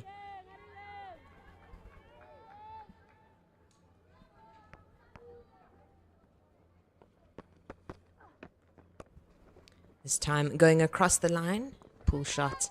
Buddy Lismarie marks on the boundary, doing really well, preventing the second run as Meso gets off strike. One of the stronger arms in the game, Lismarie marks. Yeah, fast bowlers with their strong upper body. Excellent fielding of her own bowling there, Sunelish, just moving to the right as she prevents the single from Tasman Brits to close off the 26th over. 94 for 1, Karabo Miso in with 45 and Tasman Brits on 37. Both of them looking really good out in the middle here at the Wanderers Stadium. Just an update from that important match down at Newlands. And I'm afraid not good news for Dolphins fans because sent into bat by Western Province and they have crashed to 39 for 4. Candler, Goondan, de Klerk and Yasmin Khan have all been dismissed. So, of course, Dolphins need to win that game with a bonus point to have any chance of winning the competition. Paulina Mashishi just beating the outside edge of the Lions batter here. Yeah, definitely things would have to go in the perfect direction in order for the Lions not to win this Pro50 trophy. With a bonus point loss for the Dolphins and a bonus point loss for the Lions as well. Otherwise, I do believe that they almost have the trophy in hand. Good use of the wrists there by Miso as she dances down the track. They're looking for the second, but good piece of fielding there from Annika Bosch at mid-on. She covered a lot of ground to get to that one. Another one of the very exciting stars in our game at the moment. Brits on the sweep. It's fine of square leg, but Gandhi Jafta puts in the dive. It goes through her and crashes into the boundary cushions at a deep backward square leg region, and that adds 4 more to the total. That's the 100 up for the DP World Lions team as Tasman Brits and Karabo Miso's partnership is 83 runs. And I think the name of the game today, the most successful team will have really good partnerships out in the middle. And we see a bit of acceleration by the Lions. First 50 took 90 balls, 76 balls for the second 50. Lofted out to the cow corner region, but collected swiftly by Laura Wolfart. They get through for the single. 1 ball left in the 27th. Arieng.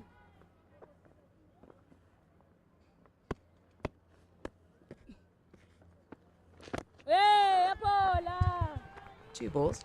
As Paulina Mashishi will bowl her last one now. Go Paulus!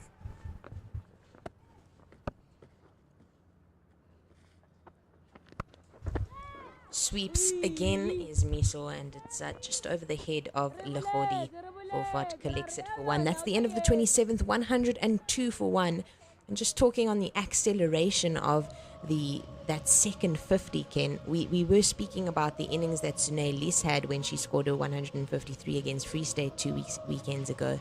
And she definitely accelerated towards the back end of her innings. So the slow start that the two out in the middle had this morning is definitely not looking like it's going to inhibit the run scoring. You know the Titans captain probably better than anyone. Just thinking, we've had 27 overs, so we just passed the halfway mark. Just one wicket down. The run rate's manageable. It's less than 4. But do you think the captain's getting a little bit worried about just having that one wicket? Yeah, I definitely do think that will be playing in the back of her mind, in the back of all of the players' minds out in the middle, that these two are building a really solid partnership. They're seeing the ball well. They're hitting the ball out the middle of the bat. As she uses her feet. There's a quick single. Laura Wolfart on the ball. She throws to the keeper's end, but wayward slightly there. Tasman Brits quick between the wickets. I do think that a potential bowling change is on the cards, especially from the golf course end. However, I do think Paulina Mashishi will bowl one more. She's bowled 9 for 31. As it's played into the covers. Good fielding there from the captain. Probably bowl out and then bring perhaps a seamer back into the attack.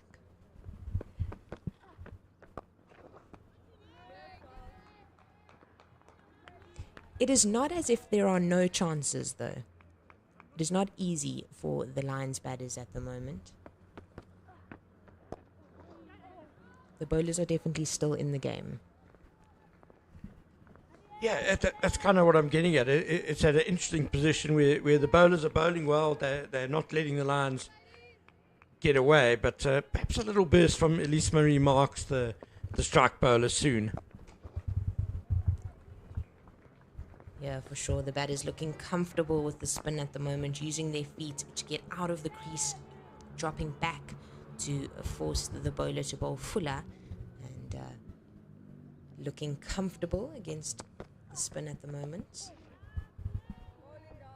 Because everyone knows how destructive Tasman Brits can be. I mean, she's probably got a couple of other gears to go to still.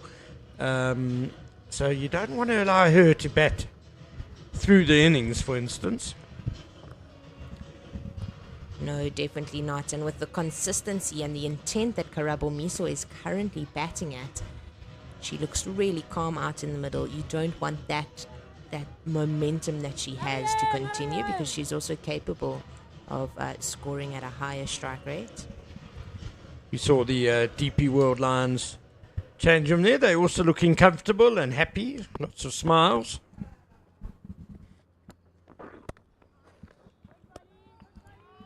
Paulina Mashishi bowling her last over of the day.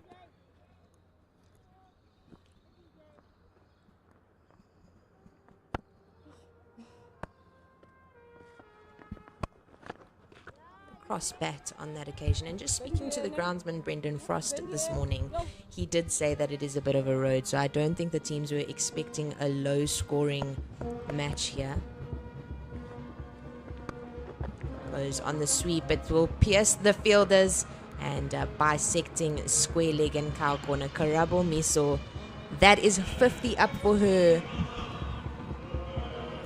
She has batted beautifully, scoring all over the wicket. Wonderful intent from the young wicketkeeper batsman. She's rotated the strike beautifully and made sure that the poorer deliveries from the Fidelity Titans bowlers have been put away for boundaries.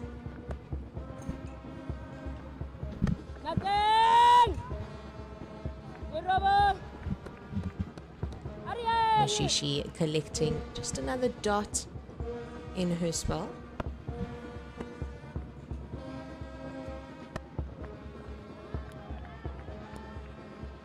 What a talent Karabo Miso is, as we're just seeing it on display today.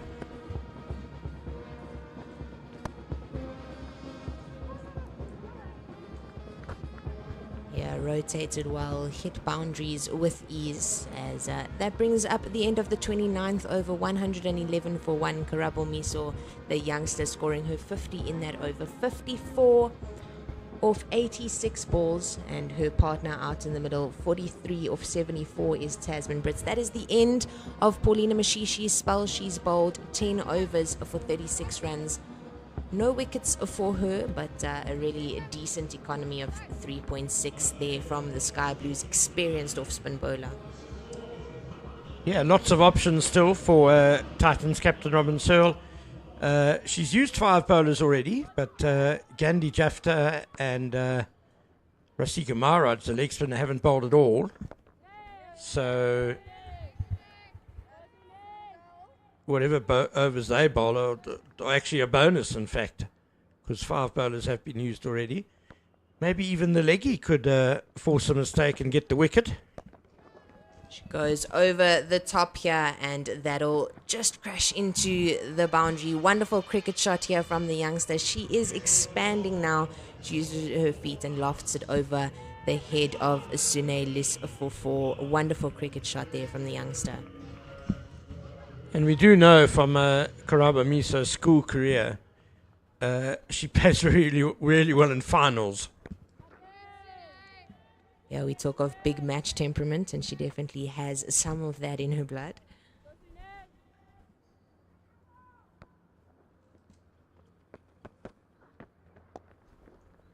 As she plays this just around her legs into the leg side for 1, getting off strike in smooth fashion.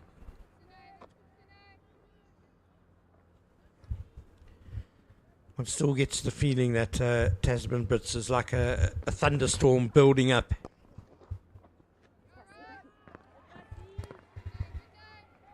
Yeah, definitely. It's not as though she is seeing the ball minutely. She is stretching out her right hamstring a bit there. It is warm out here in Johannesburg. The sun is beating down with a little bit of cloud cover.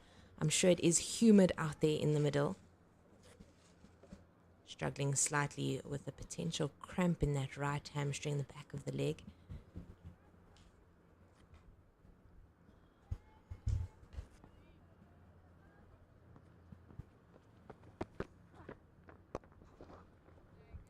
Getting herself off strike, and that'll be the end of the 30th over, 117 for 1.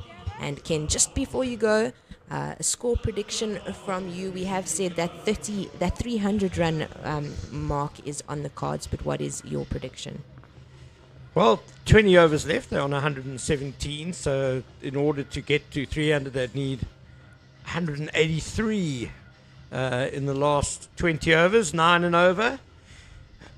If Tasman Brits stays in, that's possible. You mentioned what Sine Lus did in that 150, and towards the end of her innings, she would have been going a 9 and over. So it all depends, I'd say, on the wickets in hand. But at the moment, the lines are certainly set for 250 plus. Cool. Thank you, Ken. As we have a commentary change, Sarah Barber will join me once again. Rasika Maharaj to replace Paulina Mashishi from the golf course end, with her right arm slow spin. She has got deep square leg, cow corner, mid wicket, that short mid on position, as well as long on, long off, extra cover, and point. Just having a small chat there with Sune Lis, her fellow off spin bowler.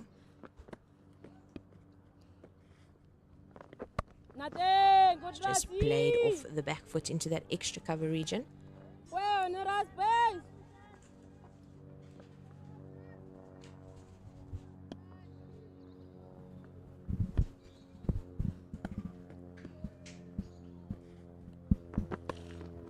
Just played into the leg side for a single. They're looking for 2, but decide against it. A good piece of work from the boundary from Gandhi Jafta to restrict that second run. Yeah, definitely great work to restrict that second run. I must say, as the spinners have come on, and I heard you mentioning you spoke to the groundskeeper, Brendan Frost, this morning about the track being a road, and we've seen that quite evident with the spinners not getting much purchase off of it, to be quite honest.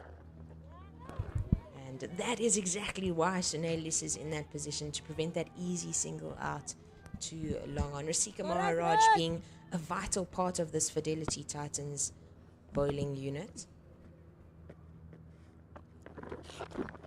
She goes straight this time, and it's played by lap shot by Miso. She really is a 360-degree player as this goes out to the fine leg region for 4. Her total goes up to 63 and the team total up to 122. Definitely a great shot there. Just Rasika Maharaj sort of maybe missing her line a little bit, probably bowling a little bit too straight, and with no not getting any purchase on this very flat track, it's most likely going to carry on in its path. Correcting her line there on that occasion as it goes out too long off for 1. Yeah, she is a wicket taker for the Sky Blues. 2 weekends ago, her figures are 4 for 46 in her allotted 10. Very important part of the Fidelity Titans team, quite often taking wickets for them. Yeah, for sure. She closes off her first over, the 31st of the day, 123 for 1 with Karabo Meso on 64 of 93, Tasman Brits on 45 of 79. 19 overs left in the DP World Lions batting innings as they will take a short drinks break. And it looks like physiotherapist Julia de Kock has come on the field, maybe addressing sort of Tasman's earlier stretching, and hopefully that will, for the DP World Lions, that will be resolved. Often with a player struggling with an injury, you've sort of got 2 routes. You either see the player stand and deliver, or coming off and protecting their sort of injury area. So hopefully for the DP World Lions it's not too serious, and maybe just some cramps. And on the screen there we see the totals here. Karabo Miso 64 of 93, Tasman Brits 45 off of 79, Nonkululeko Tabete 6 off 15. With the pick of the bowlers so far, Masabata Klaas taking the only wicket, 1 for 12 off of 5, and Paulina Mashishi very economical, going at 3.6 and over, going for 36 off of her 10 overs, and Sunelis so far 0 for 29 after 7 overs. And into the attack, the exciting off-spin bowler Gandhi Jafta from the Caller Drive end here at the DP World Wanderers Stadium, as she is enthusiastic and animated and an exciting one to watch. She has been batting beautifully the second half of this tournament for the Sky Blues, but really good with the ball in hand as well. She gets a lot of turns, so hopefully she can find something in the road that has been prepared here.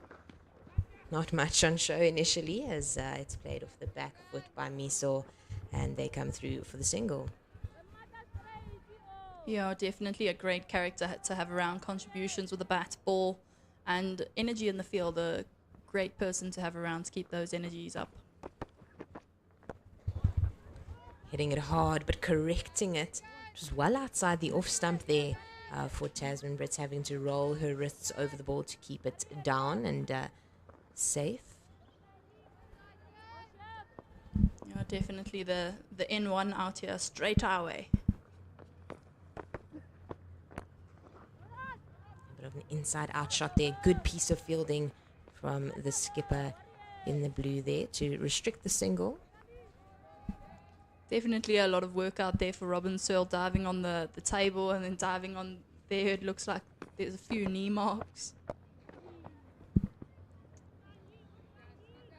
Yeah, really difficult for the fielders, especially in the inner ring with the big square here at the DP World Wanderers. It's hard and the ball will come off of that quite quickly. So the reaction time of the fielders in the 30-yard circle needs to be quick.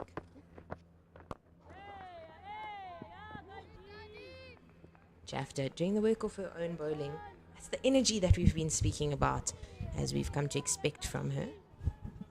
Oh, definitely, and it's great to see that after 31 overs, or 32 overs nearly, that Gandhi Jafta still has that energy to chase after the ball herself.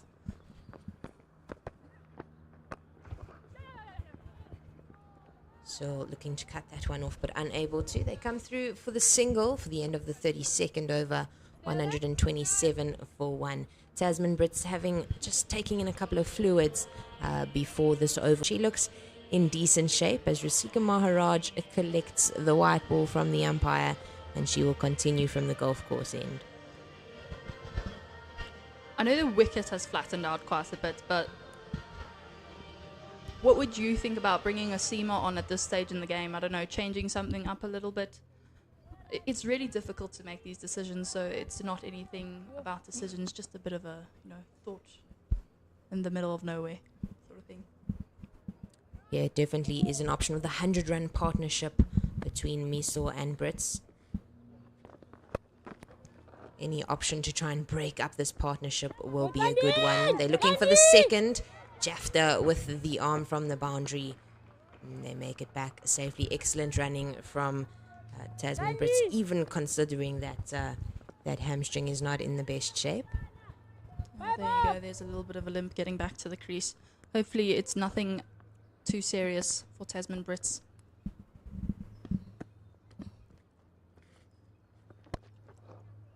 Maharaj changing up the angle and coming through and around to the right-hander, really cramping up Tasman Brits. I don't think it's a bad option with the 5 fielders on the leg side being relatively straight in terms of angles. She plays this around the corner out to that square leg region. Come through for the 1 this time, and that brings up her 50-run mark for Tasman Brits. This is her 20th in her career of 100 Pro 50 matches for the international batter. 50 runs, she was in for 111 minutes of 85 balls, and that is excellent from her. We haven't seen her explode too much. It's not what we used to seeing from her, but playing more of an anchoring role for the team in yellow today. It's lovely to see that Tasman Brits has come in and scored 50 today. She's sort of changed up, I wouldn't say her role, but how she approached the game, and that's brilliant to see that a player has so much range. Yeah, definitely a slight change in the field here for Rasika Maharaj against Karabo Miso. Simone Lawrence goes into a short 45 position coming out of the mid-wicket region, but returns for Tasman Brits. We've seen Miso play that lap shot or the sweep shot. She's good when she's down on the one knee. Tasman Brits looking to go more in the V. She's playing this square of the wicket. They'll come through for the single. I must say that sort of line is more of what I expected from Rasika Maharaj on her previous over when she came around and through, as Tasman Brits is very strong on the leg. So that is sort of the line you would expect to be looking for, trying to get her to play to her weaknesses, I suppose.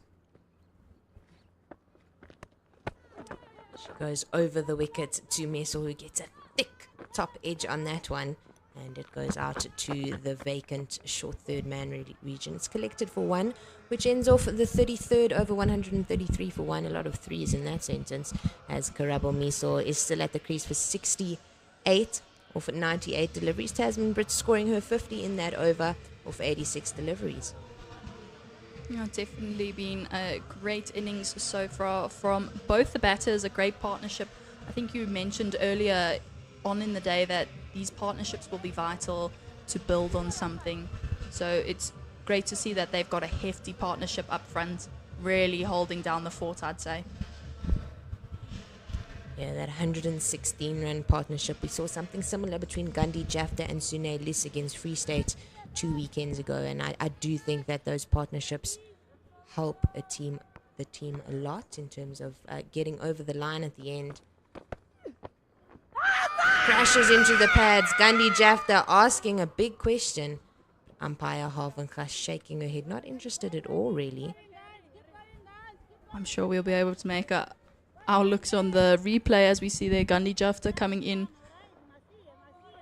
And it pitches straight, and it looks like, wow, that was very close. I think maybe the closest thing you could be saying there is going down leg, but that was very close. A good bit of purchase there from that ball. That one's a bit wider. Yeah, Miso choosing to use her feet after that scare when it crashed into the pads.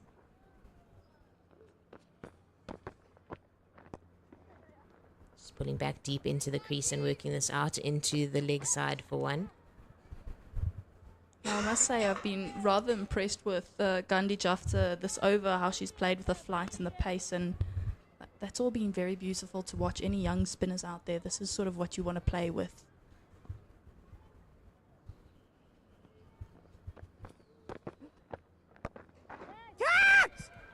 We see some expansion and a beautiful piece of fielding from the substitute fielder on the field. Simone Lawrence is out on the field. She's not in the starting 11, but she's really worth her weight in the field as she prevents a boundary there.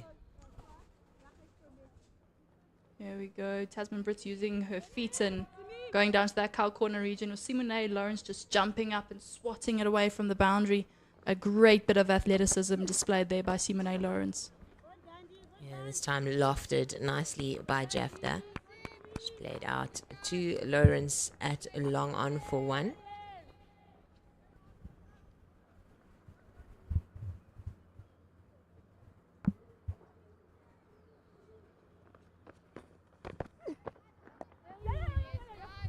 Vacant square leg region. They come through for the single to end off the 34th over. 137 for one.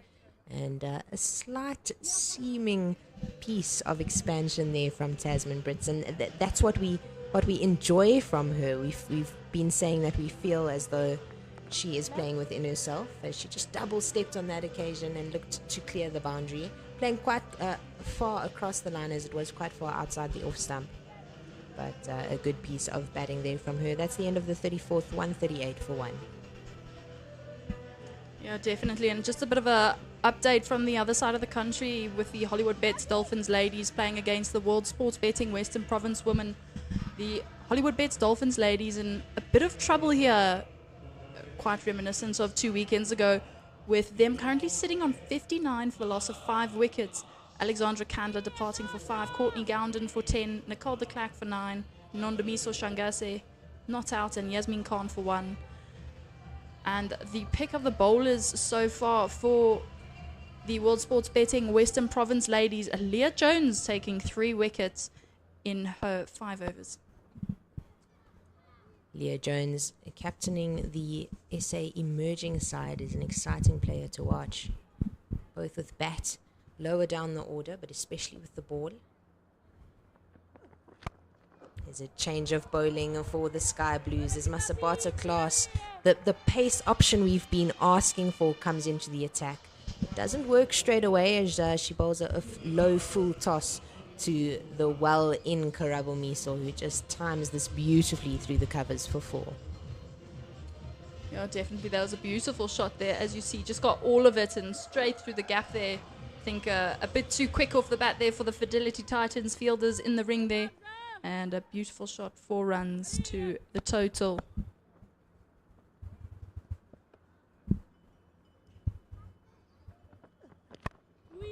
She pulls her length back nicely there. It is the second batting power play, so only 3 fielders allowed outside the inner ring.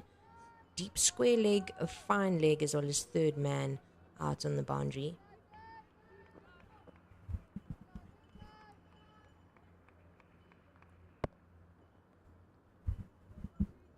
Definitely a field set up for that bouncer maybe incoming soon.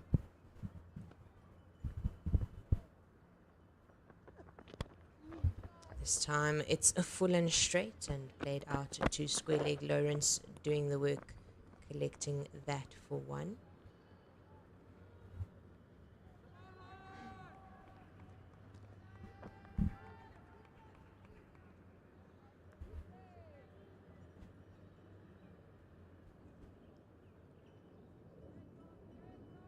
And it looks like we've got mid on going back, and that is now long on, so that's 4 out of the ring.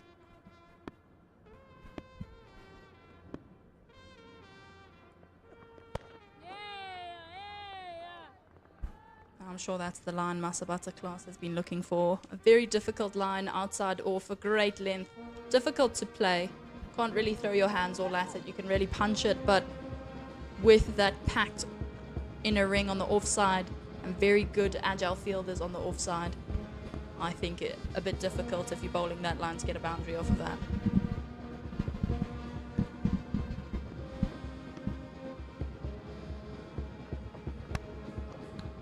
Looking to go across the line there off that offside delivery. Only picking up one there for Tasman Brits. Bit of use of the feet there. I must say I was rather surprised she was looking to play it in the area where she did play it, because obviously the offside field being in, so I thought she might want to capitalize off of that a little bit, change the length of the ball and stick to the line of it, but you know.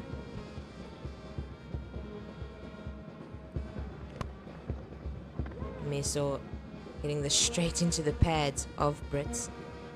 And they'll get through for one. Tasman Brits not getting out of the way quick enough there.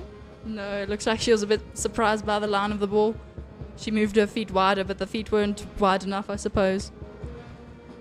And as we see there on the screen, it shows Tasman Brits walking to the middle. I don't know if she maybe got hit on a sore spot, or it's the limp from earlier that we were speaking about, or that she addressed when the physio came on the field. Yeah, she does not look too comfortable out in the middle. And I suppose sometimes those are the most impressive innings, when a batter comes in and they aren't very comfortable, but they may manage to, maybe the right word would be scamper those runs, you know, scrape together an innings. And it's very respectable, as you see there on the screen. Tasman Brits 55 not out, and Karabo Miso 76 not out. Gandhi Jafta returning from the corner drive end. Use of the feet, it's up in the air, and Sunay Lis has the catch out at long on. We were just speaking of the restraint that Karabo Miso has shown throughout her innings, but she just plays this straight into the very safe hands of the former Proteas captain Sunay Lis, who comfortably takes not an easy catch out on the boundary. It was coming flat and hard at her. But a very good innings there from Karabo Miso, who had to rebuild at the beginning of the innings after the wicket of Nonkululeko Tabete. She scored 76 of 106 balls and really showed the quality and class that the young keeper batter is. Definitely, that was a class innings by Karabo Miso. She definitely is a star. I wouldn't say star in the making, because she's played so brilliantly here today. We have to give her the credit of how beautifully she's played this season, having scored a century earlier this season, her third 50 or half century in the Pro50 series. She's a beautiful cricketer and definitely one to watch in the future for international cricket. And we see there a bit of a drinks break for Tasman Brits, and Chloe Tryon coming into bat. A very exciting prospect to see on her debut here at the DP World Wanderers.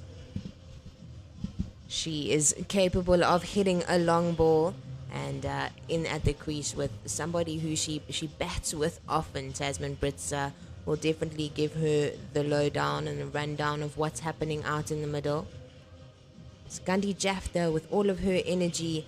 There was a chance in the previous over against Karabo Miso that looked plumb to us from where we are sitting, but managing to get a clear and obvious wicket in her next over. Karabo Miso really trapped there by Gandhi Jafta. Yeah, very difficult to tell. I must say, one profession I wouldn't be able to get into is umpiring. Very difficult. It is a high pressure job, as that one is just lofted in the air. There was a cry for a catch out in the covers, but Robin still unable to get hands to that. Chloe Tryon gets off the mark in her debut match for the DP World Lions with a boundary through the covers. I must say, that seems very Chloe style. She's a very aggressive cricketer, so when she hits the ball, it stays hit.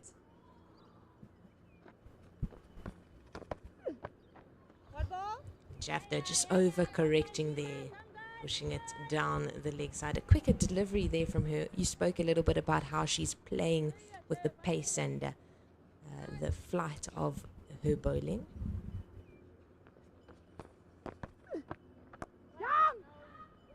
Going into the covers again, this time not finding the gap is Chloe Tryon. And that is the halfway mark through the 36th over. and the 150 run down the leg side again here for Jafta, just trying to push it through too quickly. Yeah, I must say, it's quite impressive to see a bowler being able to play with their flight and their speed of the ball, especially a spin bowler. You got to try and mask what you're doing, so you got to keep it consistent in the action. Yeah, for sure, as she goes for a Yorker length delivery and does the fielding of her own bowling.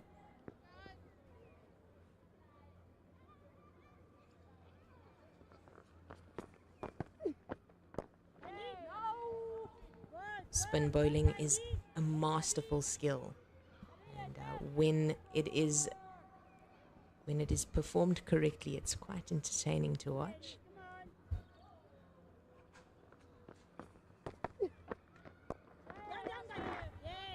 As it is for Jafta here at the Wanderers from the Call It Drive end, who figures 3 overs for 15 with that vital wicket of Karabo Miso. And that ends off the 36th, 151 for 2. And most importantly, that breakthrough wicket of Karabo Miso. And there you go, we see on the screen again with Karabo Miso so far being the top run scorer for the DP World Lions women, 76 of 107. Tasman Brits not out, 55 after 90. And Masabata Class and Gandhi Jafta being the only wicket takers so far for the Fidelity Titans. A much needed breakthrough there from Gandhi Jafta. Definitely a big match player, I'd say. Yeah, we were speaking with Ken about the fact that Karabo Miso has that big match temperament, and so does Gandhi Jafta. As Masabata Class continues from the golf course end. Just inside half of the bat as she manages to get this out. Too long on for 1.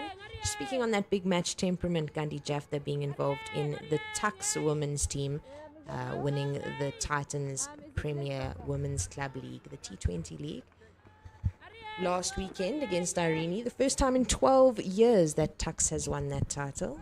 Cheapers, that's quite impressive. And quite a few big players involved there, I'm sure.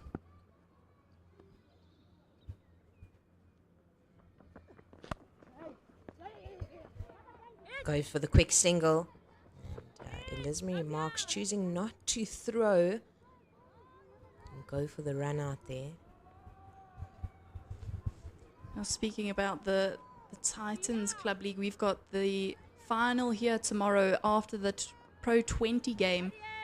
It will be Wanderers Cricket Club versus Randburg Cricket Club in the Black Widow T20 Club final.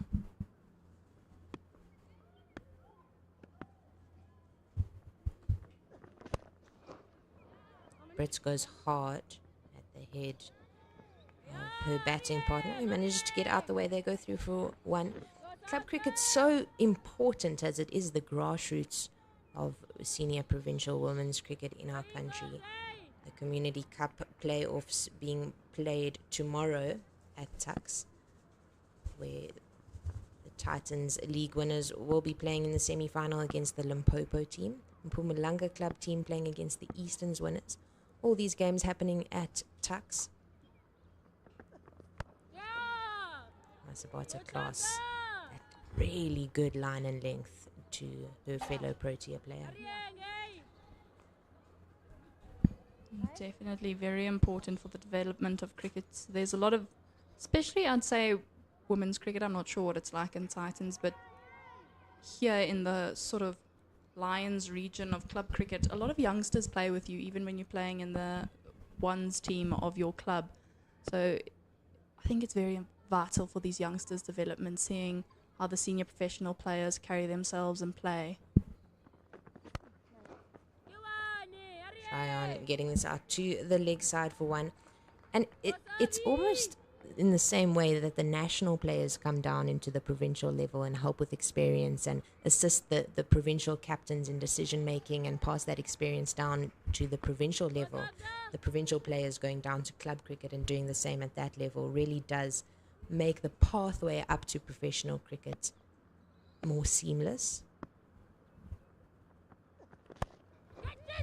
Brits going hard through the covers and beating Robin Searle to her left. Elizabeth Marks will collect this off the boundary as she chases that one. Tasman Brits really looking in a lot of pain as she comes through for the second run. She's down on the floor. That hamstring is not happy. No, definitely looks like she's in a world of pain, and we see the DP World Lions physio Julia de Kock running on, so maybe not so good news. It looks like the pads are also coming off. Yeah, she's been struggling with this discomfort, what seems to be a cramp in the right hamstring for about 10-15 overs now. And there you go. On the screen we see the bowlers for the Fidelity Titans, Masabata class being the pick of them. 1 for 25 off of 7. Gandhi Jafta 1 for 15 off of 3. Paulina Mashishi very economical, going at 3.6 and over. And Sunelus going for 29 runs in 7 overs. And then on the left hand side of the screen we've got the DP World Lions batters. Karabomiso top scoring so far with 76 of 107. Tasman Brits currently sitting on 59 not out after 93. The current batter struggling with possibly injury cramp. We're not sure what's going on up here, but we can just see there's a little bit of discomfort. Chloe Tryon, who's currently in with Tasman Brits, having a great start so far. 6 not out off of 8. And Nonkululeko Tabete departing very early on, just scoring 6 off of 15. We will take a short commentary break as Tasman Brooks looks to be back up on her feet, as you will hear from us once again when play resumes.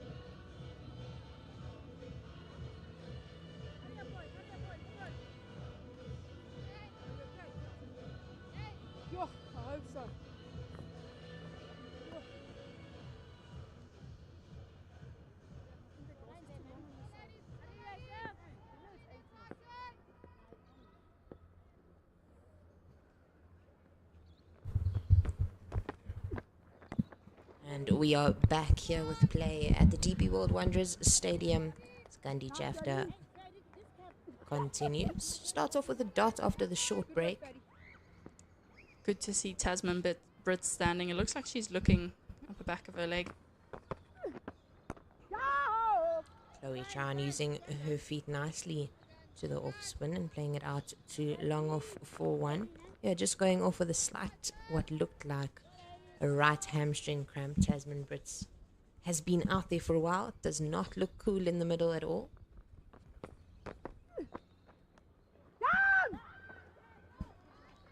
shout there from Jafta for her player to get down at short 45, but unable to get anything behind it are the fielders in the light blue as the ball crashes into the boundary rope.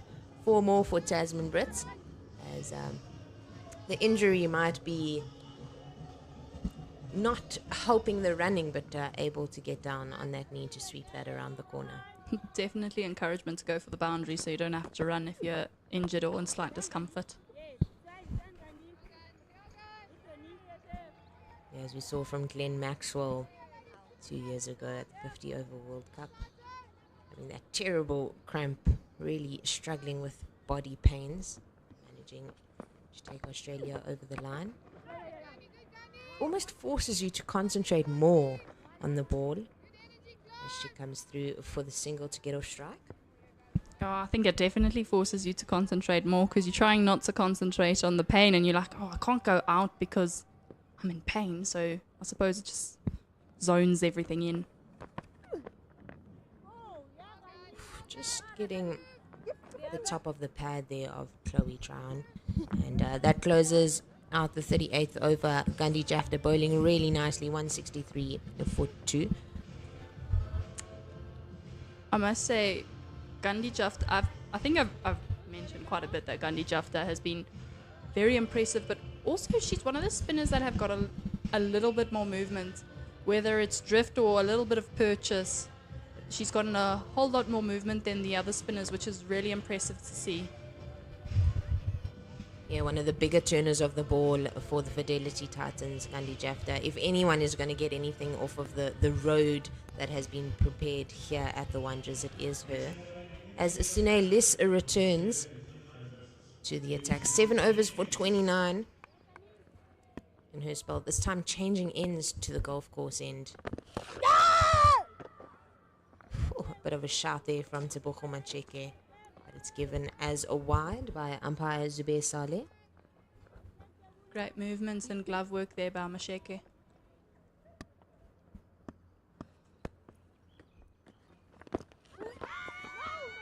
Bit of a shot there for LBW, but umpire not interested at all. Definitely going down leg there from his view. Probably playing with a slight bit of a slope too.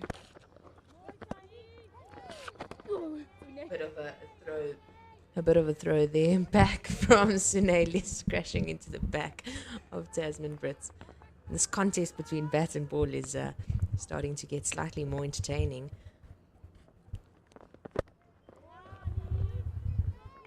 I think Sunaya has definitely found her end. Maybe a tad inconsistent from the cooler drive end, and so far from the golf course end, seems more comfortable and more consistent. Going on the reverse sweep, and it wasn't a bad ball at all, but very well played by Tasman Brits. The ball is moving slowly towards the cushions, and it is saved in the end by Gandhi Jafta, who collects that off the boundary rope. The batter's doing really good work to come through for 3 there. Definitely been a great amount of effort here from the Fidelity Titans field. There's a lot of diving, a lot of foot marks. You can see some knee marks there in the extra cover region. But great effort here from these ladies. Tryon looking to go through the covers, but unable to pierce the rock-solid wall.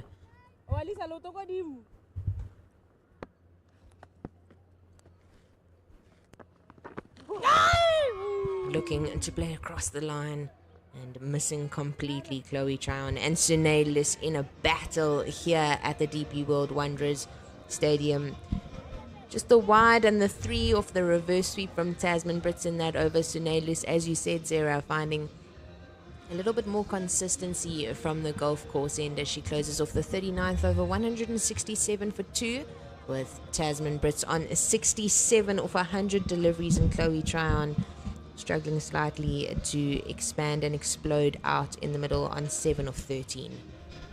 I definitely think this now combination of Sunelis and Gandhi Jafta. Gandhi Jafta getting a bit more purchase and getting a few wides the previous over, but definitely a dangerous partnership for these two bowlers. Rasika Maharaj at the short 45 position. Just a bit of a misfield. They're going to come back for the second. Looking at the third, but deciding against it in the end.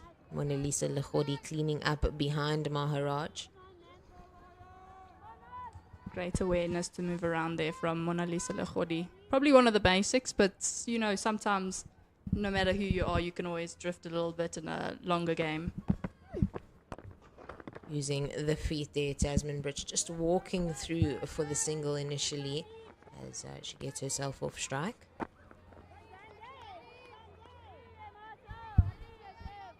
There you go, there's a stretch again.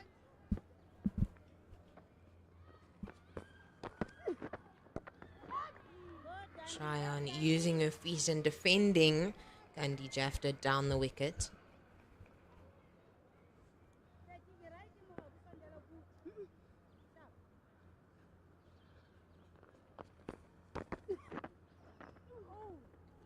Just clipping the pads there from Jafta. Chloe Tryon unsure whether to go forward or back on that one.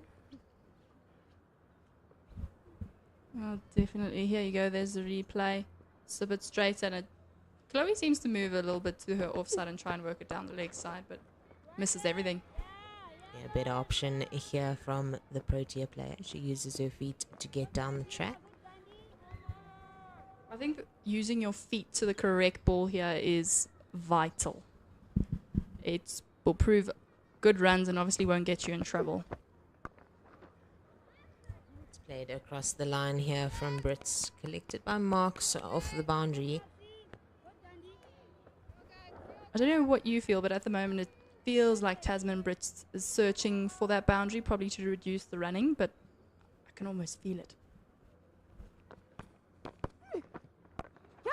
Goes across the line. It's airborne, but it will bisect the fielders at long on and cow corner. And that's the boundary that they've needed to release the pressure coming from Chloe Tryon and not Tasman Brits. But that's the end of the 40th over, 177 for 2. And we will have a commentary change as Ken Borland will join Sarah Barber. There you go. That we see the replay. Thank you so much, Jenna. We see the replay. It's just been pulled across from the offside all the way onto the leg side, and it just bisects the fielders, as Genesis said. And as we see there, some supporters here today, if you're not busy and looking for something to do that's quite entertaining, we have a good bunch, a very good quality amount of cricketers coming here to play. So if you want to see some quality cricket, come on down to the DP World Wanderers, and I am joined here by Ken Borland. Hello, Sarah. As we go into the last 10 overs of this innings, Lions well set, 177 for 2.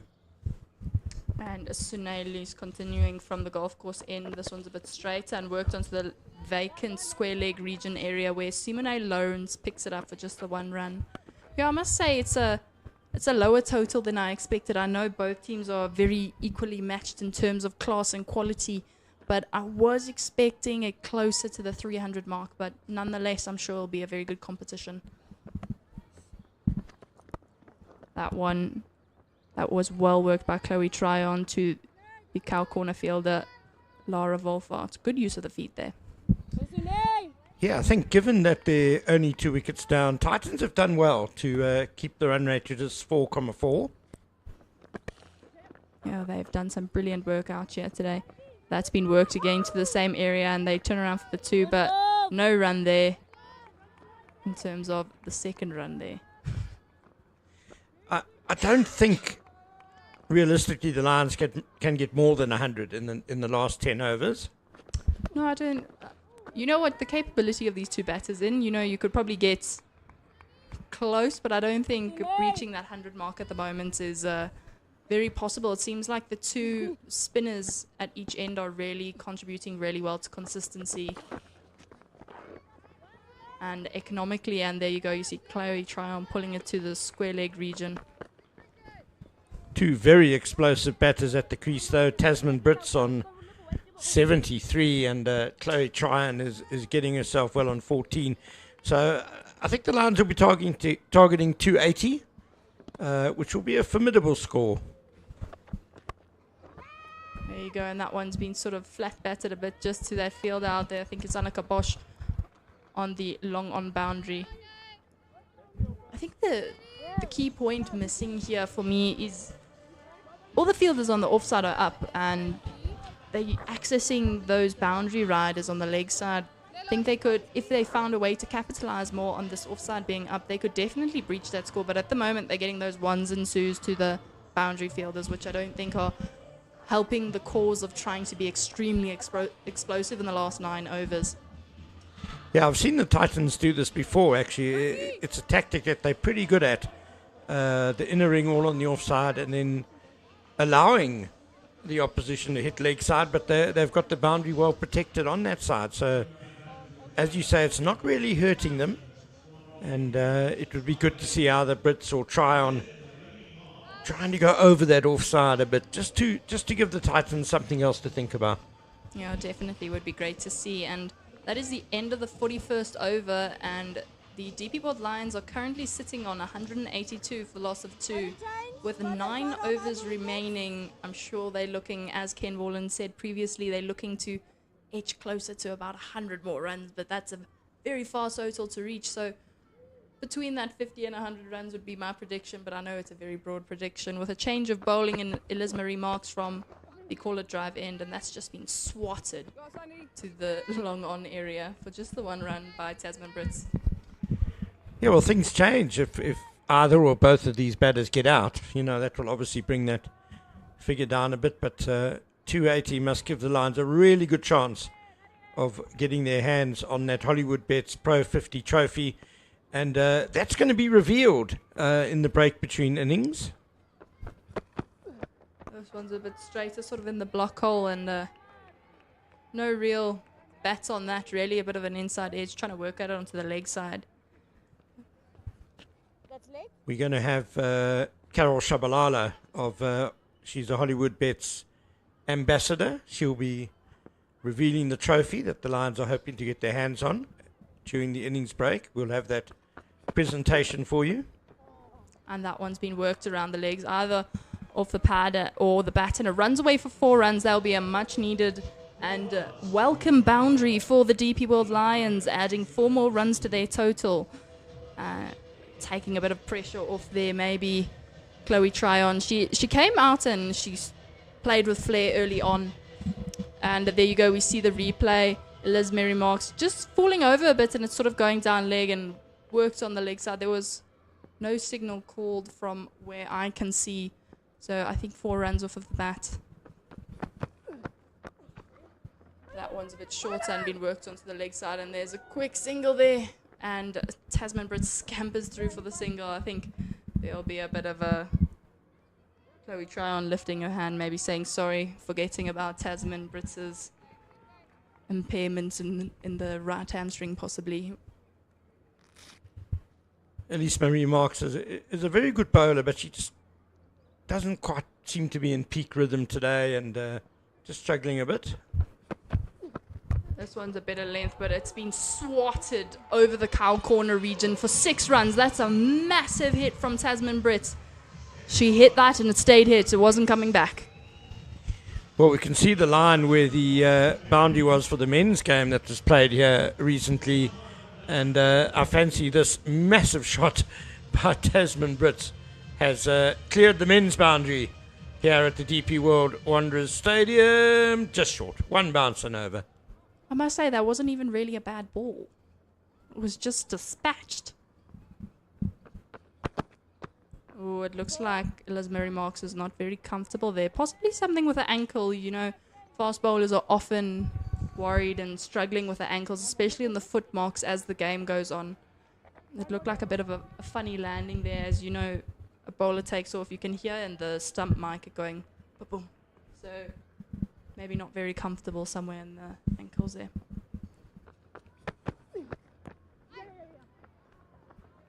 And that one comes off the pad just for the 1 run. She looks a bit uncomfortable, I must say. As you mentioned earlier, she has been looking uncomfortable and out of rhythm today.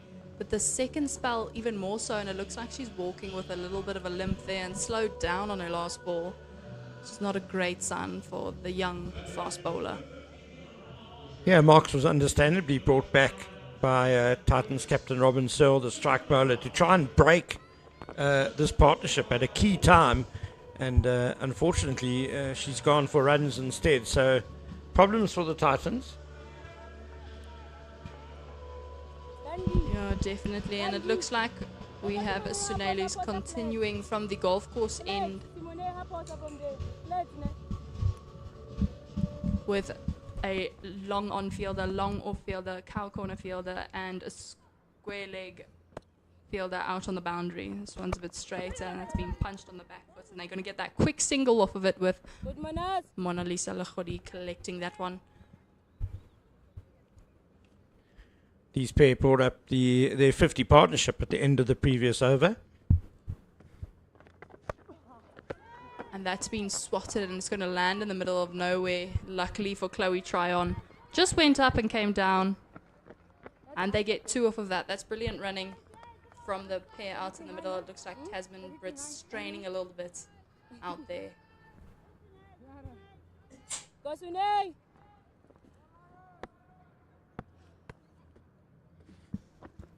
This one's outside off and it's just been pulled across onto the leg side and it pierces the 2 fielders out there and goes for 4 runs. It looks like Chloe Tryon's hitting it a bit better now. Sort of finding the middle of the bat, even if it's not the greatest of the shots we've seen her play. Her first ball was beautifully timed through the covers.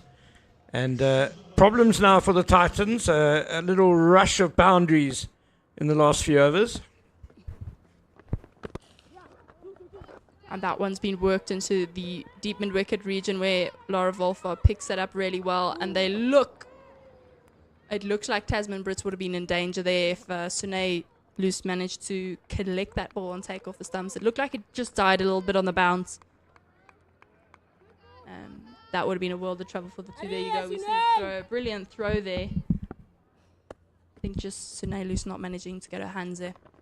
That's outside off use of the feet, and that's been punched down to the long on region for just the 1 run. Late in the season now, and there's been a lot of wear and tear on the square, and we did see walking out there a couple of patches sort of in line with the bowler on either side where they've had to replant grass. And that one's also been worked onto the leg side, sort of the deep mid-wicket and long on region where Annika Bosch picks it up, and a very good throw in for just the 1 run. Definitely, it's been a long season and the season hasn't even ended for all the cricket that's going to be played on this ground. A lot of men's games coming up and obviously the 20-over game tomorrow, so I'm sure the ground will love the much-needed winter break, although Deodora Josie Cup is coming up, so there might be a few finals there then. You mentioned the Black Widow Club T20, that final that's being played tomorrow here as well. I presume that's in the afternoon after the Lions T20 game against the Titans. Yeah, definitely. So I've got the information here. It will be Wanderers Cricket Club versus Randburg Cricket Club in the Black Widow T20 final. DP World at the DP World Wanderers Stadium, Sunday, the 23rd of March, 2025, at 1:30. So a very quick changeover, I think. So why not come down to this magnificent DP World Wanderers Stadium and 2 T20 games that you can watch. The best of local women's cricket. Rasika Maharaj coming in from the Call-It Drive end, and that is a bit straight and has been hoiked by Tasman Brits across the line to the leg side field where it pierces both fielders for 4 runs. It's much needed boundary. Maharaj doesn't bowl her leg spin particularly quickly, so she's got to be really careful not to even drop a fraction short as that one was. Tasman Brits climbing all over that. Yeah, the slower bowler, as a slower bowler, you definitely have to get it up there. Can't really be giving the batter an option to go back and really hoik it. That's a bit straight, and that's been swept really well, just past 45, and that's going to go away for 4 runs. Tasman Brits now accelerating, sitting on 92 runs. It's been a great innings so far from Tasman Brits. A bit different from the usual, where we're used to her coming out very flashy, hitting the ball hard and far. And so far, we've had a very conservative Tasman Brits, maybe due to, there you go, the outside the leg stump line, and it's just swept away beautifully by Tasman Brits. She's been like a jet plane that That one's a bit straight and been punched to the mid-wicket region where Sunay Loose picks that up for just the one.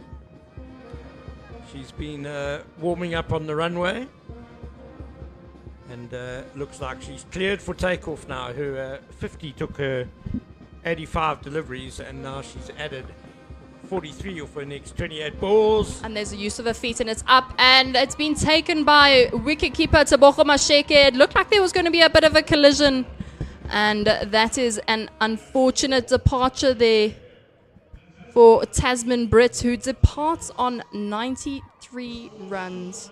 I think very sad for her not to reach. Oh, sorry, that was Chloe Tryon. Tasman Brits stays, and that was just Chloe Tryon coming down the wicket, miss-hitting it. It skied a little bit, and Tebogo Masheke does really well to get underneath it. Yeah, she was trying to hit the leg spinner from outside off stump. There may well have been a little bit of turn away from the right-hander. It certainly was very slow off the pitch, and just a bit of a top edge there by Chloe Tryon. And I thought wicketkeeper Tebogo Masheke reacted very smartly, did well to run back as the ball went over her head. But that's a huge wicket for the Titans, because another 6 overs of Chloe Tryon would have been very detrimental to their chances. There you see Masheke completing a good catch. Definitely, I think it would have been very devastating, and maybe very close to that 280 total you were speaking about earlier, Ken. But nonetheless, we have another big hitter coming in to bat, and that is Sunette Viljoen-Louw. She's also, of late this past season, been very much a jet plane, as you mentioned about Tasman Brits, starting off slowly, warming up on the runway, and then speeding up. But I'm sure she would have been given some instructions to start off rather quickly here today. And that is played on the back foot straight to the extra cover fielder, Robin Searle, for no run. She's had a great season, Sunette Viljoen-Louw, the leading run scorer for the Lions. Leading run scorer, well, second highest in the competition. Second highest in the competition. She's done a great job so far this season. She's come in a lot lower in the second season of the women's professional game. And that is the end of the 44th over, and the DP World Lions are currently sitting on 216 for the loss of 3 wickets, with Chloe Tryon departing this previous over. Sunette Viljoen-Louw averaging 51 this season at a strike rate of 85, 3 half centuries to her name. So you can understand why the Lions have pushed her up to come in at the end here. She's been in good form, and her confidence is high, as we're going to see the Proteas seamer Masabata Class re-enter the attack. Yeah, she's definitely been very good so far this season. And I think to take the title of highest run scorer in the Pro50 series, with Alexandra Kanda scoring about 5 runs today, she'll have to score around 25 or 26 runs, if I'm not mistaken. And that's Sunette Viljoen-Louw departing. It looked like a bit of a bottom edge, and the stumps just falling. Unfortunately, I think a bit of commentator's curse there, possibly, and Sunette Viljoen-Louw departs for no run, or 1 run. Kiss of death there, Sarah Barber. Just avoid Sunette in the change room when you get back in there. Nicely bowled though by Masabata Class. Looked like a bit of a cutter, and Viljoen-Louw swinging across the line a bit early on the shot, and Class nice and straight, wicket to wicket, and batter misses, she hits. I think,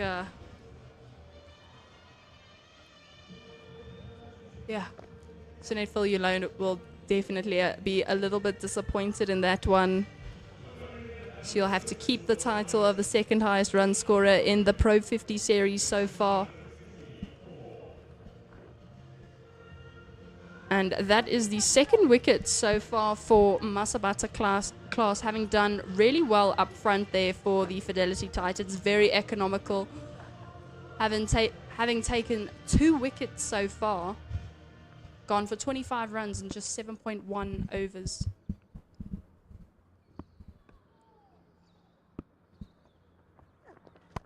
That one's a really good length outside the off stump, and Faye Cowling just dots that back to Elizabeth Marks at mid-off.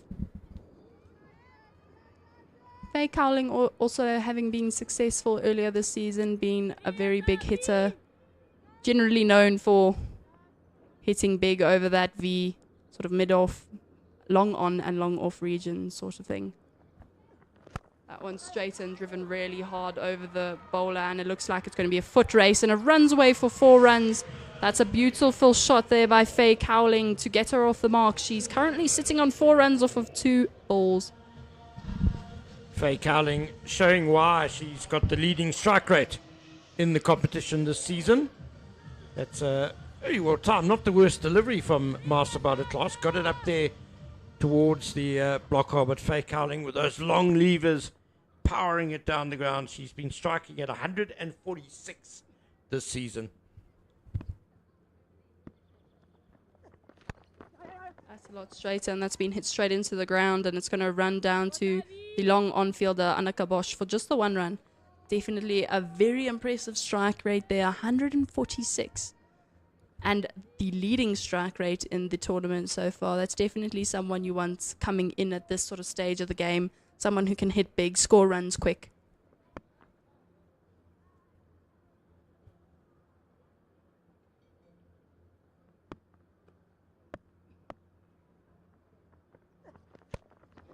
And that's been worked onto the leg side in a vacant region where Annika Bosch comes in from long on to pick that up for just the 1 run.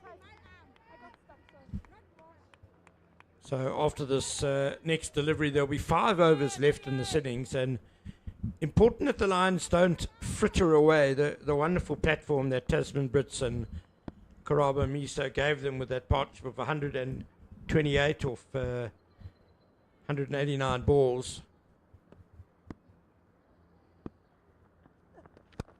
And that's nice and straight, and that's just been punched a bit straighter there for Annika Bosch to move to her left to pick up the ball for just the 1 run. Yeah, you definitely, those are sort of the partnerships that set you up to score big totals and win games, but obviously we haven't started the second innings, so we can't make that prediction yet, but hopefully, as you said, it won't fritter away. So that is the end of the 45th over, and the DP World Lions are currently sitting on 223 for the loss of 4 wickets. The closer to 250 that the Titans can restrict the Lions to, the more they will feel that they're in with a chance of chasing down that score. It's a very good pitch, and we know the Wanderers is a tough venue to defend on. Obviously, it's a really top quality Lions attack with Shabnam Ismail leading it, and Ayabonga Kaka, and we spoke about their spinners earlier. This one's been tossed up a bit, and Faye Cowling uses her feet and punches it down to the long off fielder Simone Lawrence, who picks that up for just the 1 run. Definitely a very good quality bowling attack from the Lions. As you mentioned, Shabnam Ismail coming back from the WPL after winning the title with Mumbai Indians. That one's a bit shorter, and that's been hoiked across the line to the long on-fielder Sunelis for just the 1 run. Young Rasika Maharaj has been rewarded for getting the wicket, the vital wicket of Chloe Tryon in her previous over. She gets another over. This one's a good length, and that's been punched on the back foot straight to Rasika Maharaj for no run. Yeah, very quality Lions bowling attack with Khomotso Rapo being the highest wicket take in the Pro50 series competition, and Raisibe Ntozake being the 2nd highest wicket taker in the competition. This one's outside the off stump, and that's been hit on the back foot straight to the left of the extra cover fielder for just the one run there. She's not that young, Rasika Maharaj, actually 26 years old. But I think she's done really well bowling here at the death. It's brave to employ a leg spinner at this stage, and she's doing a great job.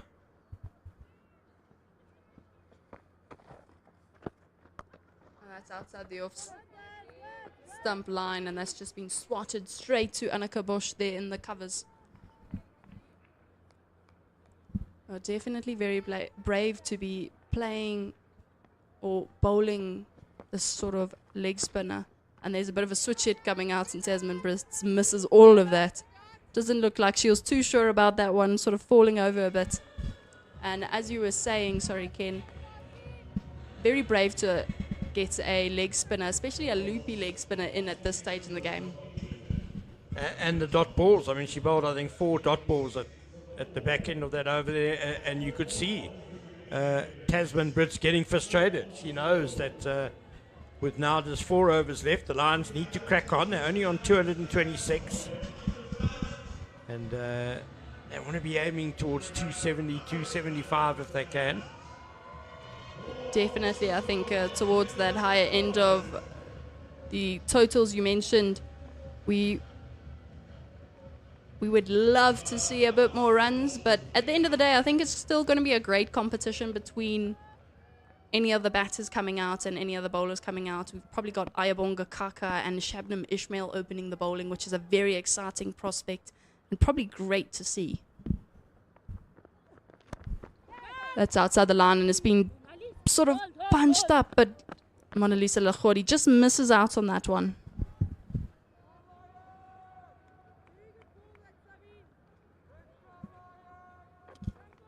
Yes, when you're chasing probably 250 plus, a good start, brisk start is essential, but Titans are going to have to cope with Ayabonga Kaka, who gives nothing away, and of course the wicket-taking threat of Shabnam Ismail. That's outside off, and it's been swatted over the fielder, and that's 6 runs to Tasman Brits, and that 6 runs brings up the 100 runs for Tasman Brits. That's been a great innings so far. Very well temperamented innings, and a bow there Tasman Brits takes to the team as she started off slow like a jet plane, and she's accelerated so far. That has, and as we see the replay there, it looked like it just bounced outside of off. Tasman Brits using her feet and just pulling it all the way across the line over the long on-fielder there, Annika Bosch, and she puts in a great effort to jump and try and stop that one.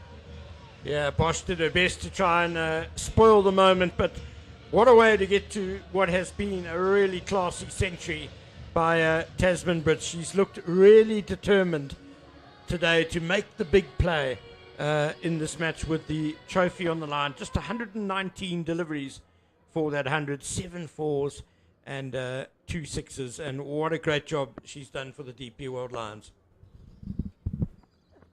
That one's a bit straighter, and it's also being pulled onto the leg side, and this one pierces the 2 fielders out there for 4 runs. Tasman Brits really finding her own and starting to accelerate, it looks like.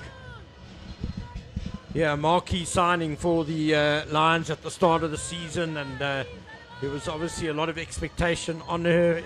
There always is when you're a superstar player signed by a franchise, but she's showing that her signing was well worth the while in this crucial game. That one's a bit straighter, and it's also been hit really well again, and it's going to bounce between the 2 fielders for another 4 runs. This is class from Tasman Brits. Not necessarily the balls you'd expect to go for those sort of boundaries, but she's making it work, and that's what makes her such a great player. Some unorthodox shots, but shots that work. 6-4-4 now, she's gone. This is superb hitting by Tasman Brits. 241 for 4, and that rate achieved is now over 5 to the over with this little burst from Tasman Brits. Masabada class under pressure. These last 2 deliveries of her over. That last one was a bit straighter, probably trying to try something a little bit different. And this one's straighter again. It's just a bit of a lofted drive, and it just bounces once before the long on-fielder. And that is just the one run off of that ball, which I'm sure the Titans will welcome quite a bit. Class will be relieved. She gets to bowl to Faye Cowling, who's just come in. 9 not out at the moment. Hit one really good, powerful drive down the ground for 4.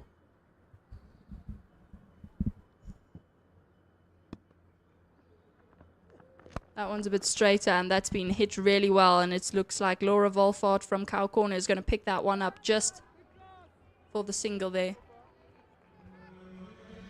We mentioned the DP World Lions opening attack. We obviously need to mention Laura Volfart opening the batting, presumably for the Titans. And what a wonderful contest that's going to be. Volfart against Ishmael and Kaka. That's going to be brilliant, you know, facing against your own. Probably one of the first times, well, not one of the first times, but probably quite a while back they all faced each other in a domestic game. But this is going to be brilliant to see how Laura Volfart handles playing against her 2 teammates, 1 former, 1 current. It's going to be awesome to see. Definitely worth the price of admission, which is free, by the way. And that's sort of been a little bit mistimed, I'd say, and that's been punched down the ground to the long off fielder, Simone Lawrence. So come on down to the DP World Wanderers Stadium this afternoon for what should be a really enthralling run chase. Outside off, and there's a use of the feet, and it's gone all the way up, and Sune Luce just misses out. It just sails over the boundary. I thought that one was going to sit a little bit, but unfortunately for the Fidelity Titans, it doesn't really sit, and it sails over the boundary, and that's 6 runs to Tasman Brits. That's well hit. And there you go. We see the replay again. She comes down the ground, and she pulls it all the way from outside off, and it also seemed a bit mishit and maybe not great alignment, but she got all of that. Yeah, it definitely seemed to be more elevation than distance, but enough on it. Straight, and there's use of the feet again. This one's been hit along the ground really well for just the 1 run. And it looks like she was interested in the second there, but not to be. Lions have gone past the 250 mark in the 48th over. So, yeah, I think 275's on. A great prediction there. That's very straight, and that's been pulled onto the leg side, and it's going to pierce the 2 fielders out there. And that's going to go for 4 runs. 4 more to the total, and that takes the DP World Lions to 255 for the loss of 4 wickets after 47.4 overs, with Ken Borland mentioning earlier that he's looking for a total of sort of 270, 280. There you go, we see the replay, and it's much straighter. Faye Cowling uses her feet really well and just pierces the gap between long on and a cow corner.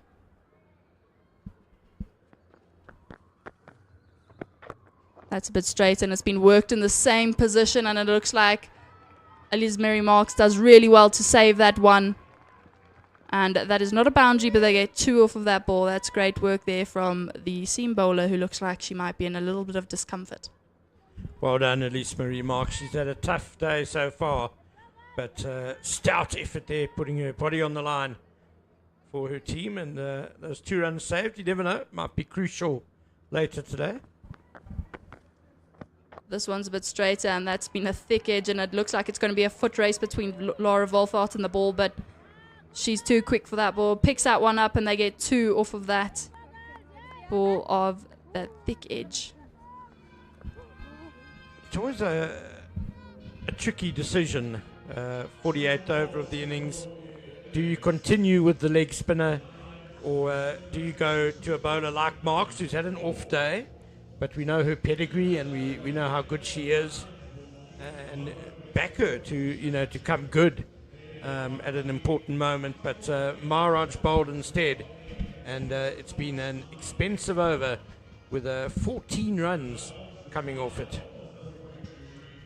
Yes, definitely, and it looks like it's taken Rasika Maharaj to be the most expensive bowler out of the Fidelity Titans, with an economy rate of 8.2, the closest to her Gandhi Jafta at 6.2, which to me is rather quite surprising because as Gandhi was bowling, she was bowling so well. It must have been those last few loose balls.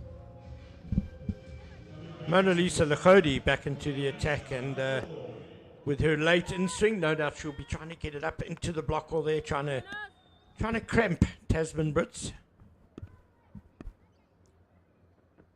This one's a bit straighter, and Tasman throws her hands at it across the line, and it just goes to the long on-fielder for just the 1 run.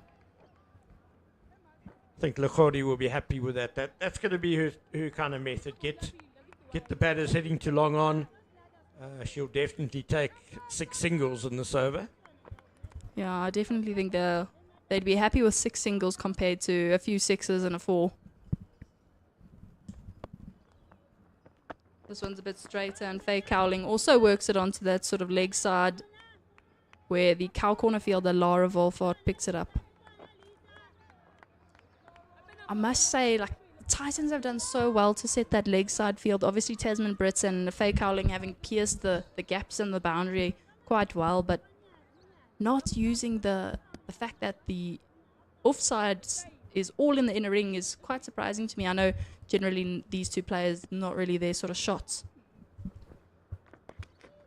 Brits goes around the corner and sort of laps that down to the short fine leg. That was really well played, but unfortunately for her, straight to the fielder. Yeah, you mentioned it earlier, Sarah, that Karaba Miso has really been the only player today who's really accessed the offside, who's really scored a lot of runs through the covers, something that the other Lions batters can look at. This one's a bit straight, and there's a use of the feet, and it's been hit up, and that's out. Tasman Brits departs. Tasman Brits departs after a very well-played long innings. She departs on 118 off of 127 balls. That's a very key innings so far for the DP World Lions, and great acceleration near the end. That is very well-played, Tasman Brits. Yeah, credit to the Proteas opener. She's played a potentially trophy-winning innings for her side, getting a century in this vital match. And just impressive, as you mentioned, Sarah, the way she paced her innings.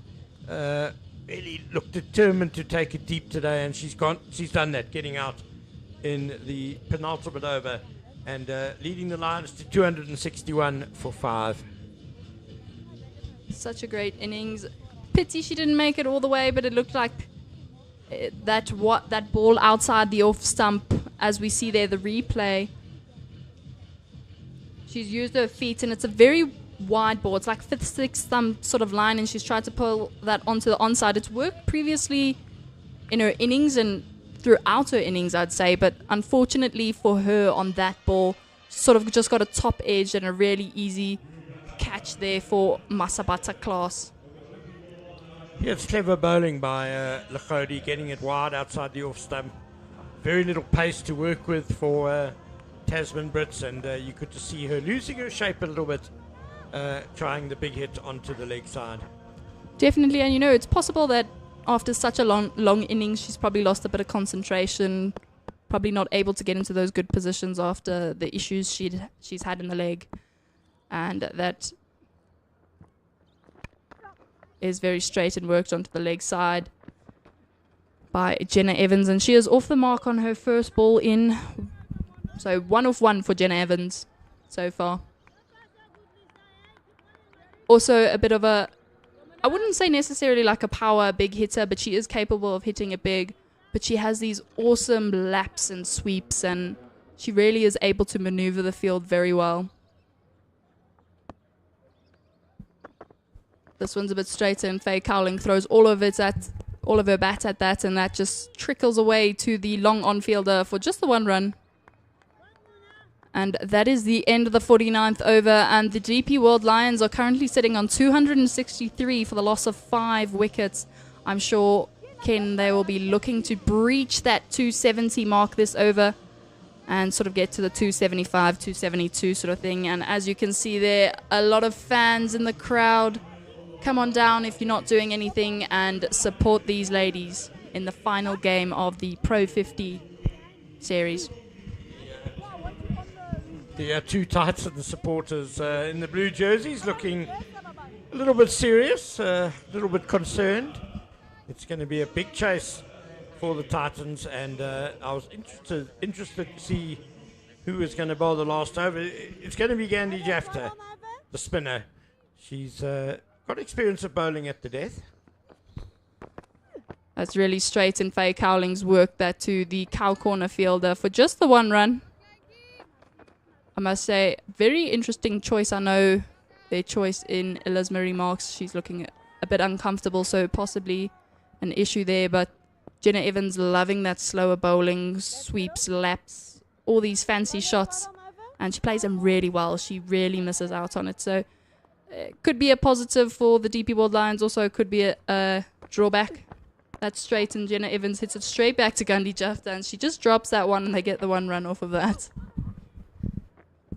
I can tell you that Gandhi Jafta will definitely be backing herself to keep the batters quiet in this over. Tremendous competitor. There you go. Just missed out on that catch. Just got the fingertips of her fingers. That one's straighter, and that's been worked. And Gandhi Jafta dives, and it's going to trickle away where the long on fielder picks that up. And that is just the 1 run. Definitely a big competitor, a big match temperament sort of player. She really does well in the difficult parts of the game. And a very big personality, a great asset to have in your team. This one's a bit fuller, and Jenna Evans hits that really well to the long on fielder for just the 1 run.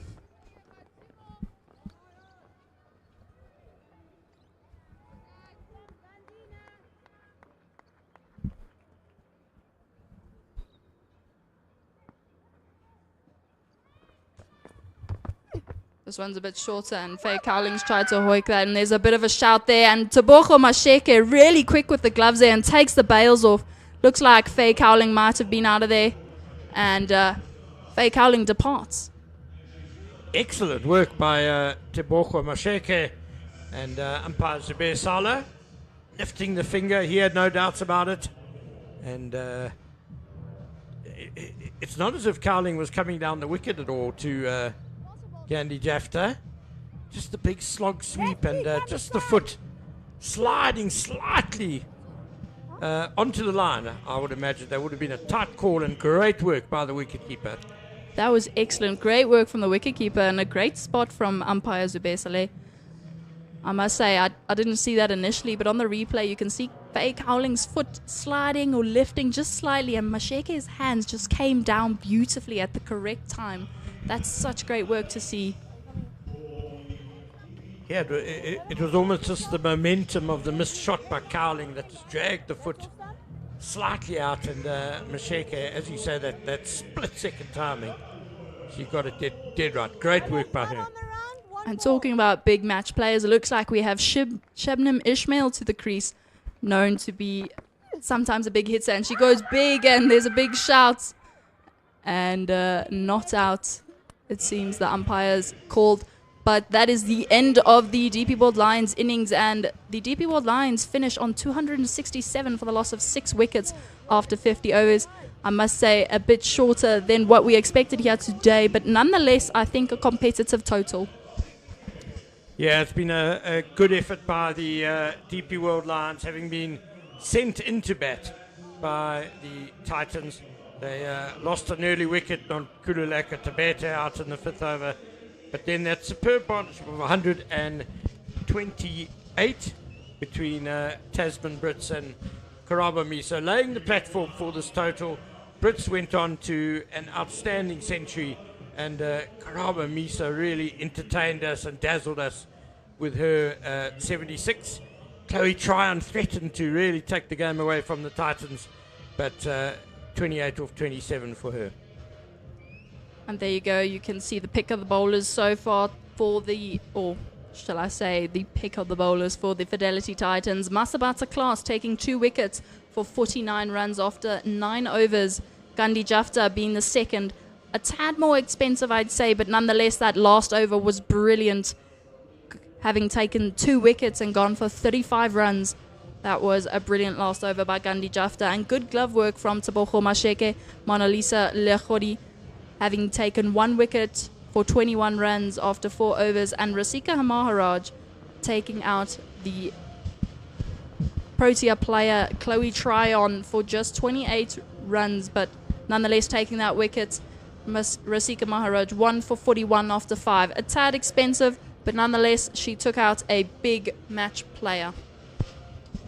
Down in the corner of the ground, you can see the purple carpet being laid out, and that's ahead of the special reveal that we are going to have, the presentation, if you like, of the Hollywoodbets Pro50 Series Trophy. The Lions, of course, playing for that trophy today, and they've got a good total on the board, 267. They will be defending, and they'll also be pleased to hear that down in Cape Town, their rivals for the title, the Dolphins, are currently off the field because it's raining, but the Dolphins haven't made a good start with the bat. 73 for 5, and once they're ready, we'll be handing over to Carol Shabalala, the Hollywoodbets ambassador, and our colleague Pendulo Magubani. But just as they get that presentation prepared, Sarah, how do you think the Titans need to go about this chase? 268. It's been done before at this venue. It definitely has been done before at this venue, and you know what, this venue is that sort of venue where you can chase down those big totals, but you know, that doesn't mean that the DP World Lions are not able to chase us. They've got a quality bowling lineup.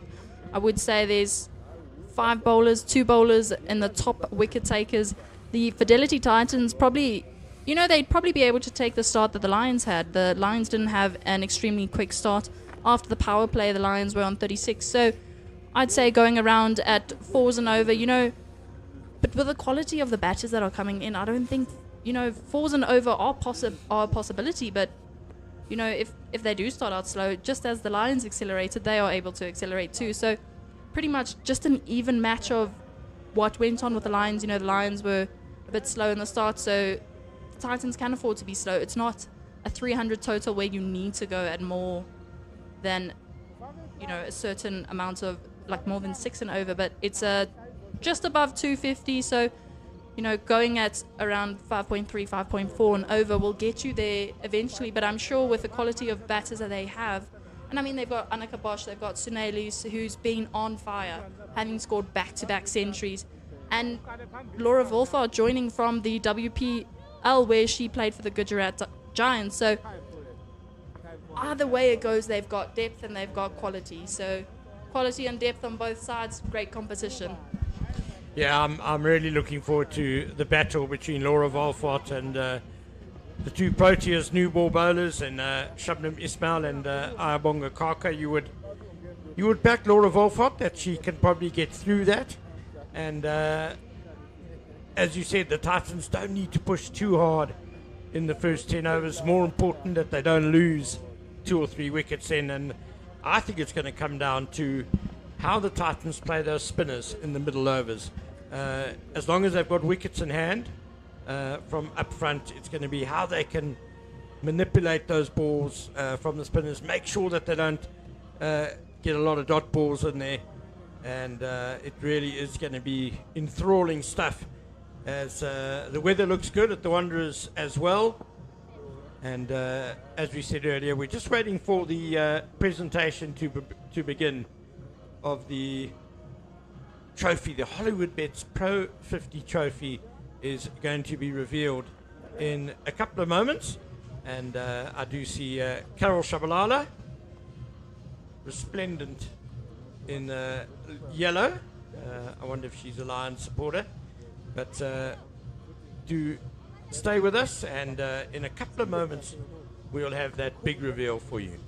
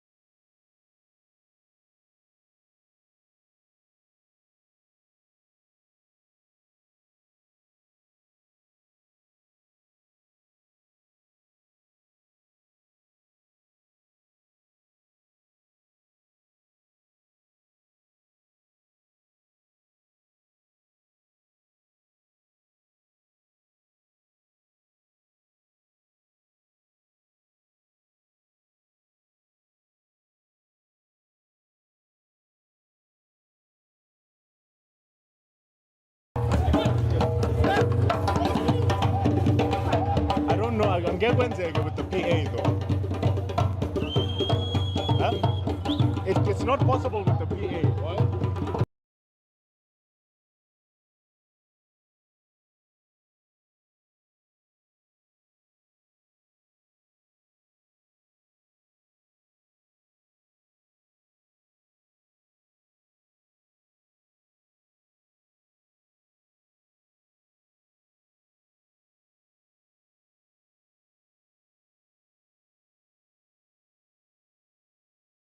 Ladies and gentlemen, the Hollywood Bets Pro50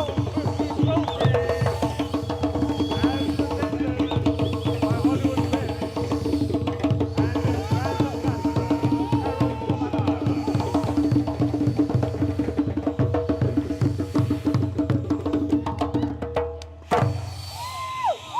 Let's make some noise for the Hollywood Bets Pro50.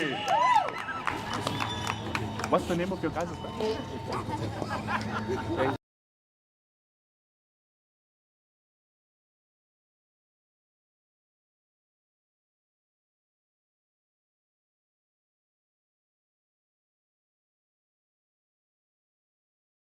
Thank you. I can't believe I'm asking such a beautiful lady to move away from me.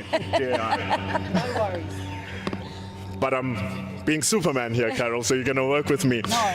Hollywood Bets, they're the first title sponsors for women's cricket, and you've been involved in the women's game, being the pioneer of it over the years. I just want to find out from you, as the brand ambassador of Hollywood Bets, how is it like being involved in such a spectacle? It's the first time we are having a professional women's league in the country. Oh, man. It truly is unbelievable. You know, I think the most important thing is that I could see the vision of Hollywood Bets and their commitment, not just to sports, but in particular to women in sport and women's sports. And that's why it was a no-brainer for me to be involved with Hollywood Bets, and they're backing it up. You know, all of the promises that they've made when it comes to the women's game, as you can see, coming to fruition. This is historic. And I think you all agree that this is a beautiful, beautiful trophy. And it signifies, if you look at the sleek lines, it signifies the momentum, the passion, and the dedication in terms of winning a cricket encounter. So I think this is a gorgeous representation of the ultimate victors. So really excited to be here. Awesome. Thank you so much, Carol. Thank you so much for us enjoying this trophy reveal. Ladies and gentlemen, one more time for the Hollywood Bets Pro50 and Mrs. Carol Shabalala for her stunning presence. Thank you so much, Carol.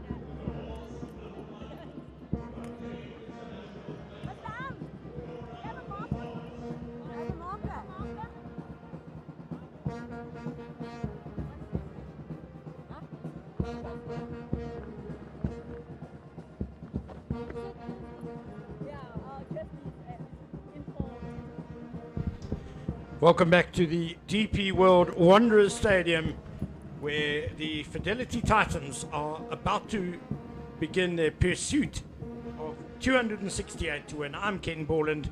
Alongside me is Jenna Searle. Jenna, we were really entertained by the Lions batting this morning, and what do the Titans need to do to come out on the right side? I definitely think that the Fidelity Titans batters can learn from the first innings.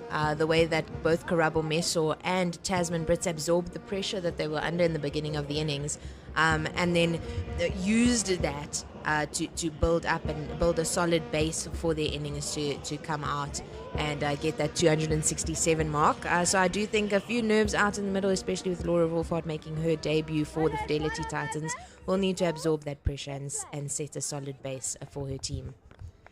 This is the contest we've been waiting for. Shabnam Nisal bowling to Laura Wolfhard. Oh, and straight away Wolfhard is driving elegantly into the covers. Yeah, I think we spoke about it a little bit earlier, Ken, about how she has probably the most beautiful cover drive in the game, both men and women's cricket.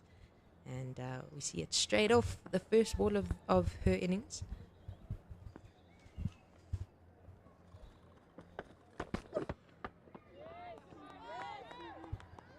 One slip in place. And the two boundary fielders are at third man and fine leg. It's a good true batting surface. So certainly 268 is not beyond reach. Titans would have to bat well. Yeah, definitely not out of reach for the lineup that the Titans have. Also very technically correct on the forward defensive there, Laura Wolfhard. High front elbow, head over the front knee. Really textbook cricket stuff.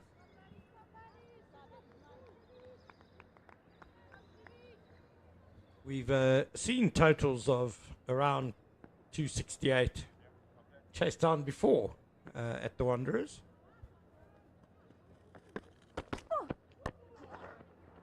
Ishmael right up there in the block hole, and Wolfhard for the first time going a little bit leg side-ish.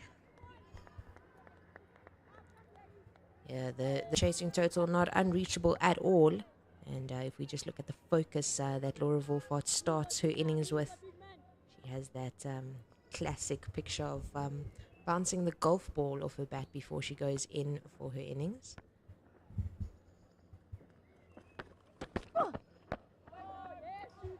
And now showing her solid back foot technique as well. Shabnam Ismail, as you would expect from one of the great fast bowlers, and she's been in action in the Women's Premier League in India, helping Mumbai to the title. And she's been pretty much bang on the money with her first 5 deliveries today. Yeah, she hasn't played one-day cricket in a while, so it will be interesting to see how she lasts throughout the innings. Short and cutaway down to third man for the first runs of the innings.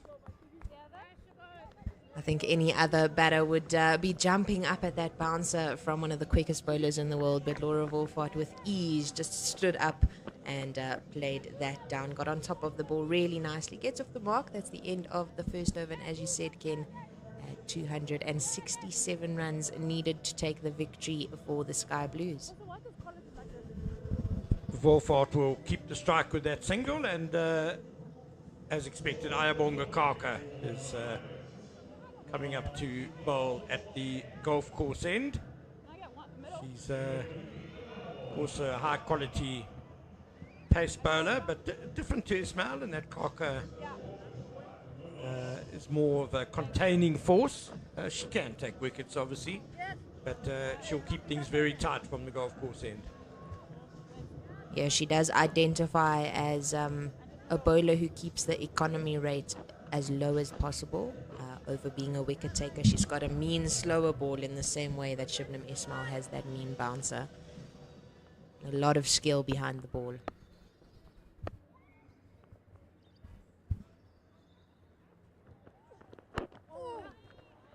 Wolfart again, a single run down to third man. Decent start by Kaka. It's also going to be interesting to see how Khomotso Rapu uses Shabnam Ismail. You mentioned bowling 10 overs is something she hasn't done much lately. I'm sure she would want to keep a couple of overs from Ismail for that middle period as well, in case there's a partnership that needs breaking, and obviously Shabnam is a great death bowler as well, so you want her to bowl some there as well if required.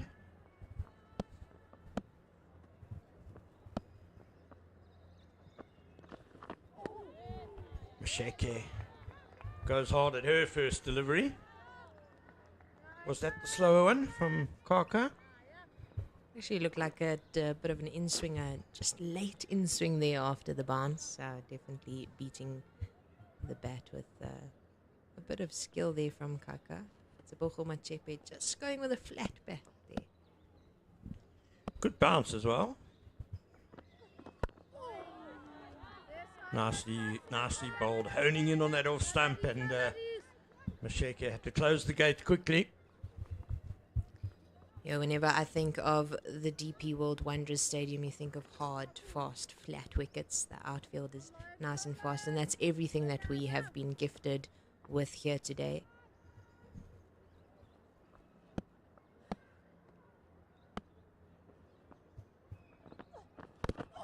Oh, there's that big in-swing from Ayabonga Kaka, and it's funny, you know it's coming, but even though you're expecting it, just the sharpness and the magnitude of that in-swing can make you look very awkward at times.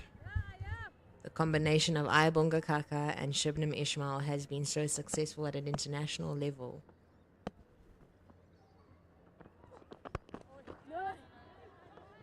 Check here. Trying to get off the mark.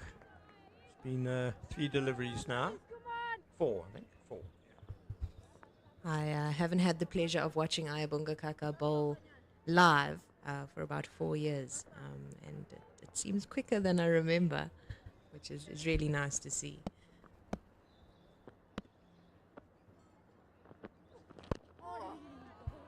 She's been wonderful for the Lions this season as she ends her first over, just 1 run from it. And she hasn't taken that many wickets, so you won't see her featuring in the bowling averages, but her economy has just been really brilliant. She nips out 1 or 2 every innings, and you could sense that the opposition is just trying to play her out, trying to survive her. And if we look at her figures from 2 weekends ago against the Dolphins here at the Wanderers, she got 2 wickets for 13 runs in 7 overs. So that economy is unbelievable. But the wicket-taking ability definitely comes with that as dot balls build up pressure. Yeah, she set the tone in that top of the log clash. Sliced away by Wolfart. Down Down to third man again. Thinking of two, but she won't get it. Slightly flashy, but a safe option to go with in the end. Okay, no problem. Little bit towards you. That's middle.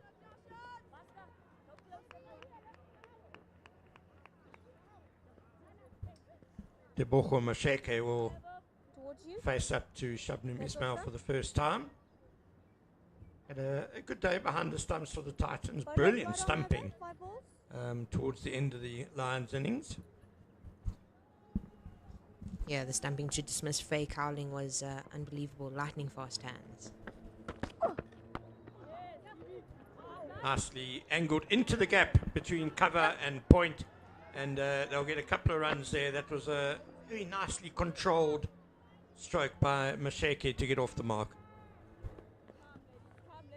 Bit of work put in the covers by Sunette Viljoen-Low, but unable to get anything behind it there. Tebogo Masheke not looking particularly comfortable against Ayabonga Kaka in her first over. She used the pace of Shabnam Ismail nicely there. See a change in the field. Is that Viljoen-Low coming to mid-on, swapping places with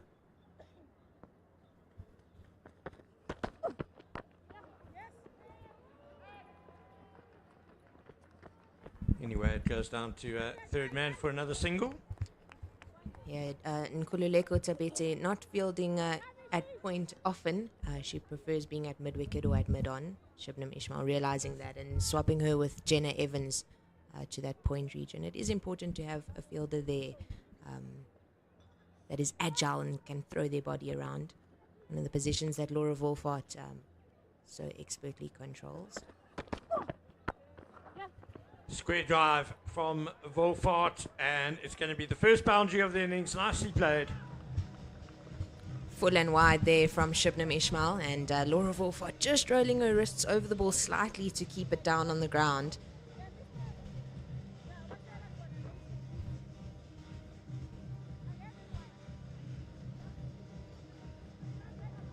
Two full and wide, and really just controlling it nicely between that point and third man region.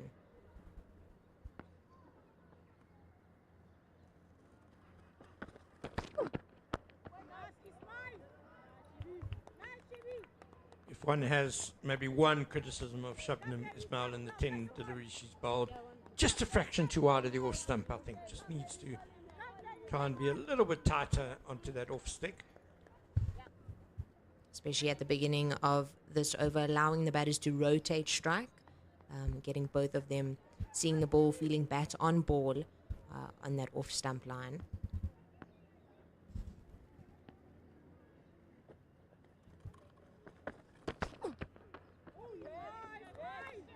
Bouncer from Ismail, effective. It's a dot ball to end the third over, 10 without loss. Yeah, and you would expect a bouncer like that from Shabnam Ismail to be slightly differently directed, more at the body of the batter, but she didn't need anything to happen at the end of that over. She does want Tebogo Masheke on strike for the Ayabonga Kaka over, so I don't think she needed to be aggressive in towards the body of Laura Wolfart. She just needed to get the dot ball.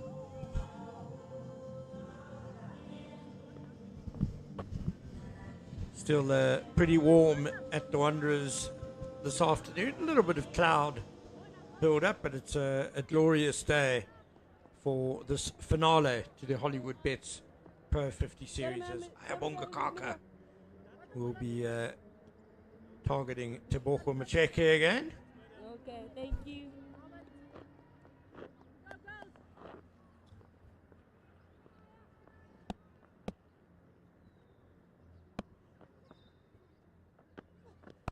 Check, yeah. Nicely steered behind square on the offside. They'll come back for two because it was well wide of third man as well, Jenna Evans. Girls, come ladies, come on. Masheke goes to 5. Come lads, come lads. Played nicely to the left of point. A nice, safe guiding shot from Masheke. It's it's a good start by the Titans. Nothing rash, nothing too expansive, just ticking the scoreboard over. Bit of an edgy drive there by Masheke, outside half of the bat to point.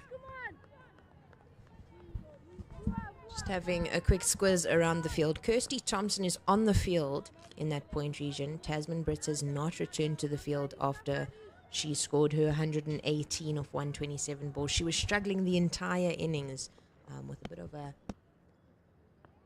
hamstring cramp, what seemed like.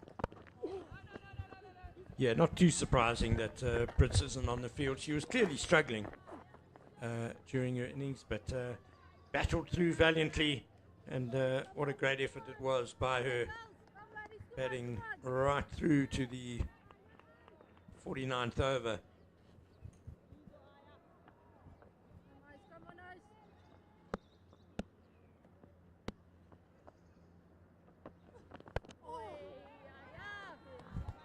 Shake on those defensive strokes when the ball is coming back into the bat.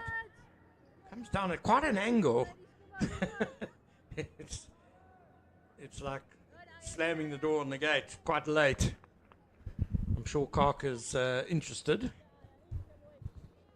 Yeah, she defends the ball straight into the ground with no option of looking for that quick single in the inner ring.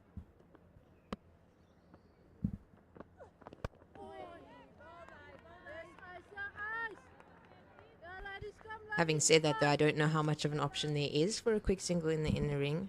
As we see both mid-wicket and extra cover, Rapo and Cowling, standing about 10 steps or so inside the 30-yard ring. So they're hugging quite tight in, preventing that quick single from happening. That's nicely turned round the corner by Masheke to find leg for one.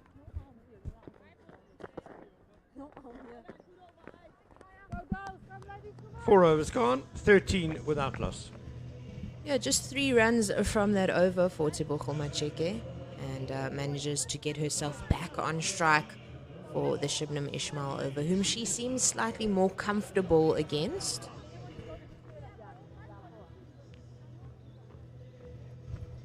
Yes, the delivery coming back into Masheke seems to be one that she's not so keen on. You might well see Shabnam Ismail just adjust her line a bit in this over because Masheke is on strike.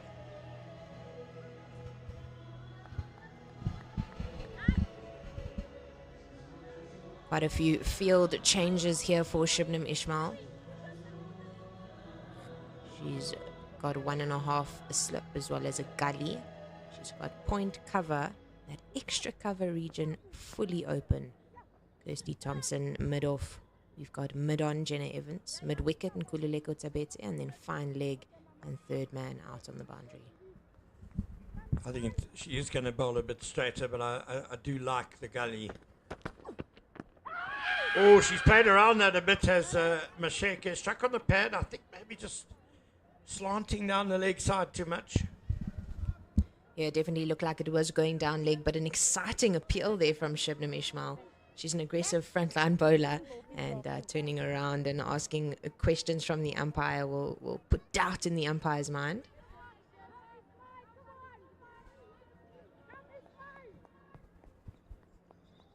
Perhaps a little bit of height on that one as well.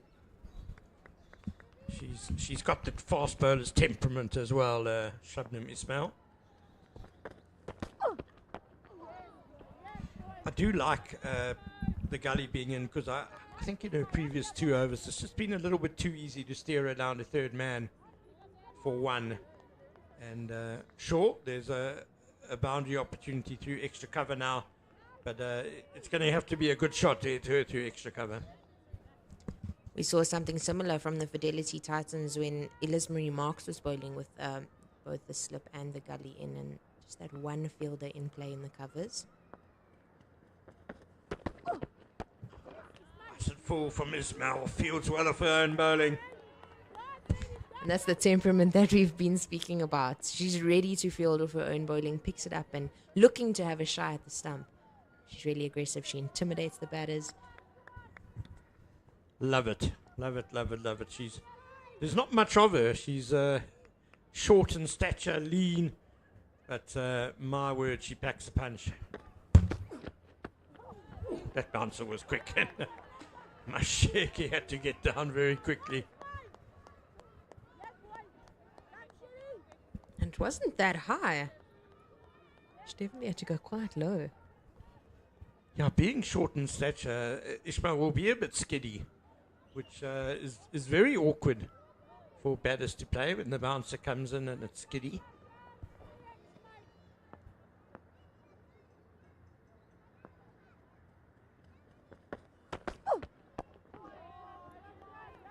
This is an excellent over from Shabnam Ismail. One ball remaining. All dots so far.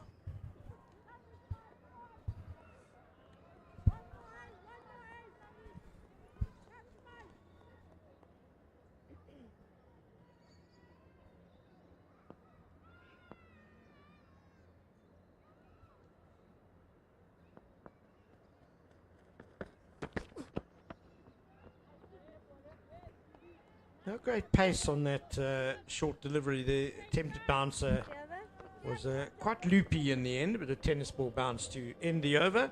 5 gone, 13 without loss. Yeah, wonderful aggressive comeback there from Shabnam Mishal, who was slightly more expensive in her previous over, but bringing it back nicely with the maiden. 13 for no loss off the 5.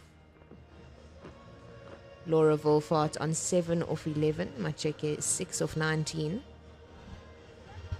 And the comparative score, Titans 5 runs short of the Lions, who were 18 on the board, but the Lions had already lost a wicket, so pretty evenly matched, these two teams at the moment. It's a game of cat and mouse here with the new ball.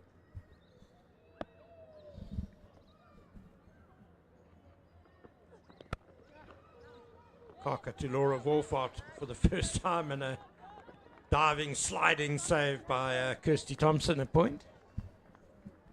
And we just see her indicating by a waving of hands that it must be really difficult fielding at point, especially on this side of the wicket with the ball coming off the square really hard.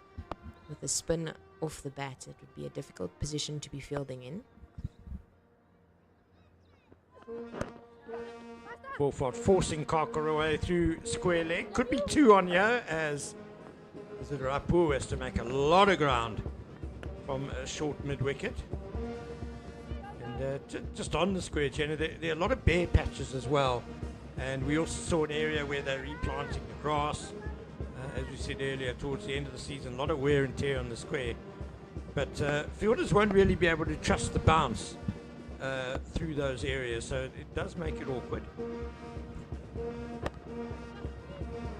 Probably just one repeat of the shot. Wolfart's coming back for 2. She is, of course, very quick. 2 2s in a row there, Jenna. It does make a bowler and a captain just start to think about the field a bit, doesn't it? Yeah, it does, definitely. And here we see a change coming. Ayabonga Kaka with that in-swing delivery, choosing to take her slip out of play. She puts square leg next to the standing umpire, Chloe Tryon, in that position now. Fuller from Kaka and Wolfart has split the 2 fielders again. Excellent batting. And this could well be 3. The relay throw, no, they're settling for 2.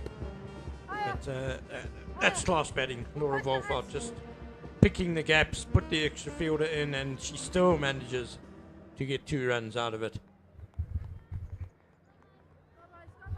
Taking a bit of a breather. She's run 3 2s in quick succession. It's a hot day here at the Wanderers.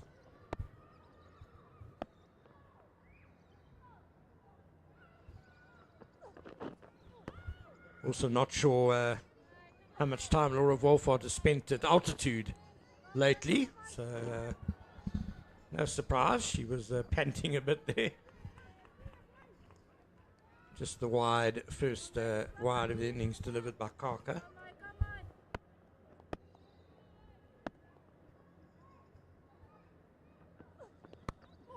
Edgy drive from Wolfart, but the slip's been taken out. She's earned the right to play that shot through her good play earlier in the over. Yeah, accessing the leg side of the field, took that slip out of play. And Ayabonga Kaka not bowling exactly to her field on that delivery. One ball left in the sixth. And Mashaki just looking for a one, and Wolford, I think, fancies to strike the next over. Yeah, it would have been a bit of a suicide run had they taken it straight to Chloe Tran, who has a lightning fast left arm. Deciding for safety in the end. 21 for no loss. Wolford, same number that's on the back of her brand new Fidelity Titan shirt on 14 runs. And Cheke on 6. 247 runs to win. Current run rate of 3.5. A required run rate of 5.6. So that required run rate climbing ever so slightly. However, they are absorbing the pressure early on in the innings, and we saw how the Lions batters managed to expand and explode towards the back end of the innings. Yeah, no need for any sort of alarm in the Titans camp. Shabnam Ismail now to Laura Wolford. Oh, Ismail straying down leg as well now. I do know that the Fidelity Titans are delighted to be able to give their marquee signing a run out today. It's taken a while with all her extremely busy international commitments. She has been part of the Fidelity Titans for 2.5 years. This being her first game for the group. It's a long time to be on the WhatsApp group and not to have your name on the team list. The selectors not trust her, or what's the issue there, Jenna? You'll have to ask them. I think the issue is that she's rarely ever in the country.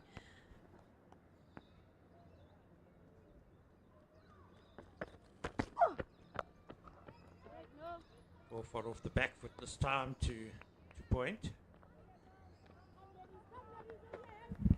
She gets on top of the ball so beautifully. She is quite tall, lean stature. She stands up nicely, especially to the bounce of Shabnam Ismail. Gets on top of it, plays down on the ball. She's a very classical batter, is Laura Wolford.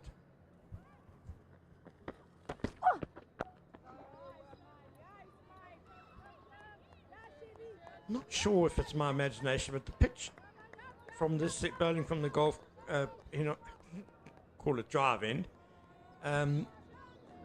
just seems to have been a little too paced with the Shabnam Ismail bowling. I'm not sure, maybe if she's taking a bit of pace off, bowling a few cutters, but we saw Wolford struggling with the timing there, that last delivery.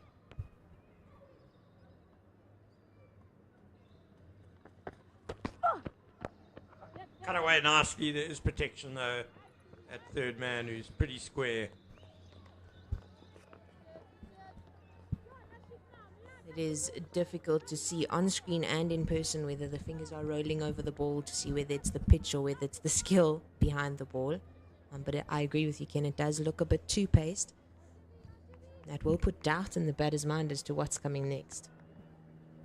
For those who don't know, we're commentating right at the top of the grandstand. That's our vantage point. It's quite a long way down to the field.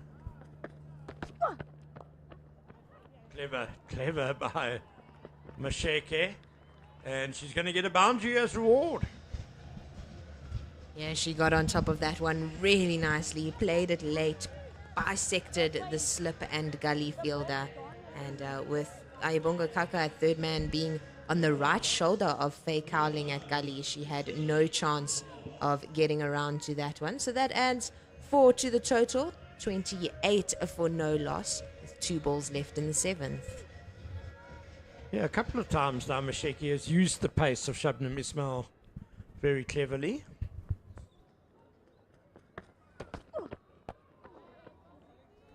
Good comeback from the bowler.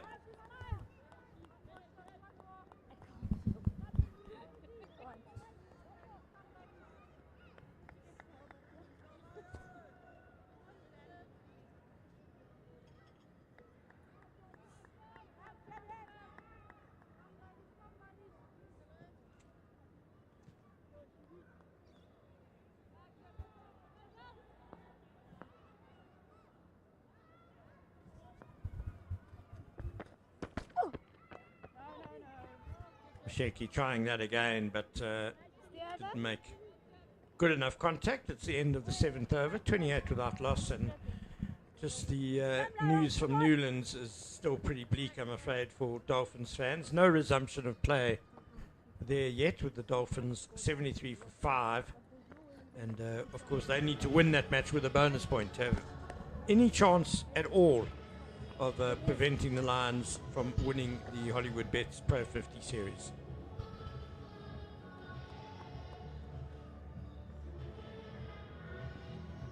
And of course, tomorrow in the Hollywoodbets Pro20 competition, the trophy will be revealed at Newlands, where Western Province is looking at taking the trophy away for the Pro20 series. Hopefully they'll get a game in.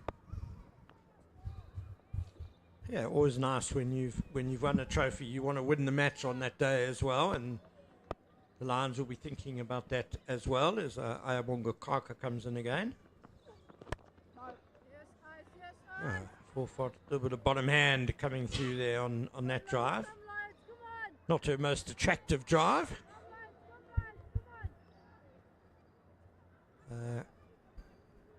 Kaka, mid-on and mid-off both up. And she does tend to pitch the ball up more, Ayabonga Kaka. And you could see Wolfort's on the drive, looking for the gap. Struck that one nicely. Really nice piece of fielding by Faye Cowling. Just checking on her knee there. We saw Robin Searle fielding at that extra cover position in the first innings. Was having some trouble going down in the long barrier position. Yeah, Cowling starts off right in one of those bare patches. So it's going to be challenging when the ball is struck as quickly as Wolford hit that last one.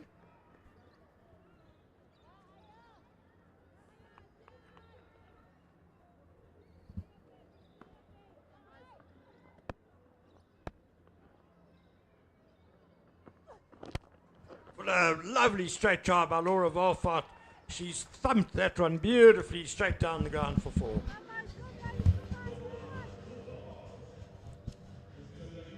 That is one of the most beautiful cricket shots. The straight drive, straight back past the fast bowler.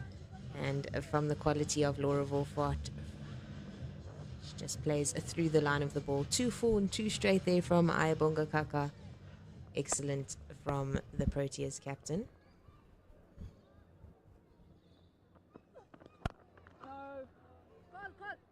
Forceful drive as well. You could hear the no over the stump mark. There was a tinge of disappointment, I think, in that no, that she didn't pick the gap.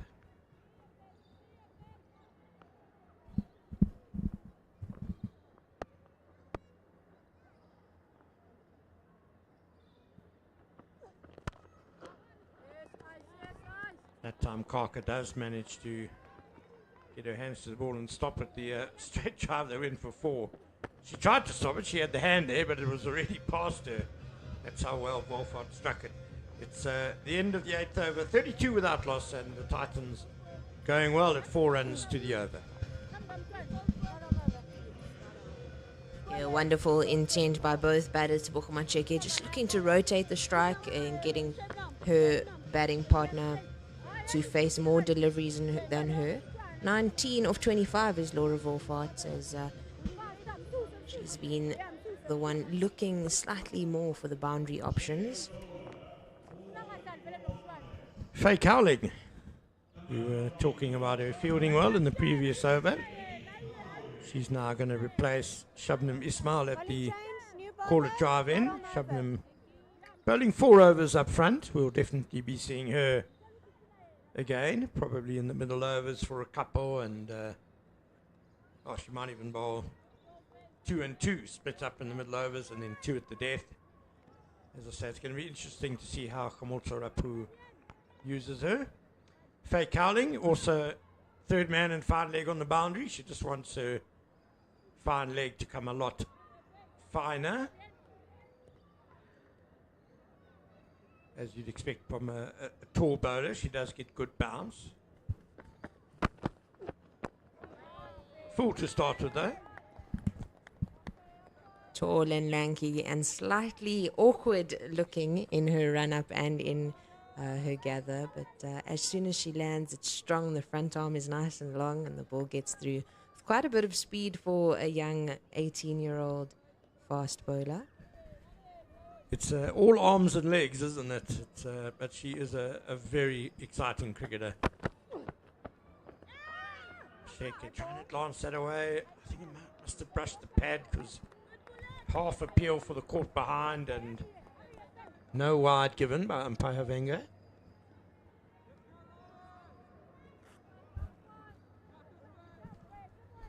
I had the privilege of coaching Faye Cowling when I was still coaching at Jeppe High School for Girls. She is a wonderful character, really supportive. This time Masheke does get bat on ball, but the field closes in and Wolfok declines the run, wisely so. Faye Cowling really happy to learn and to absorb everything in her surroundings. And I think she's done that. The improvement that I've seen from her since she's been involved with the SA Under 19 setup has been enormous.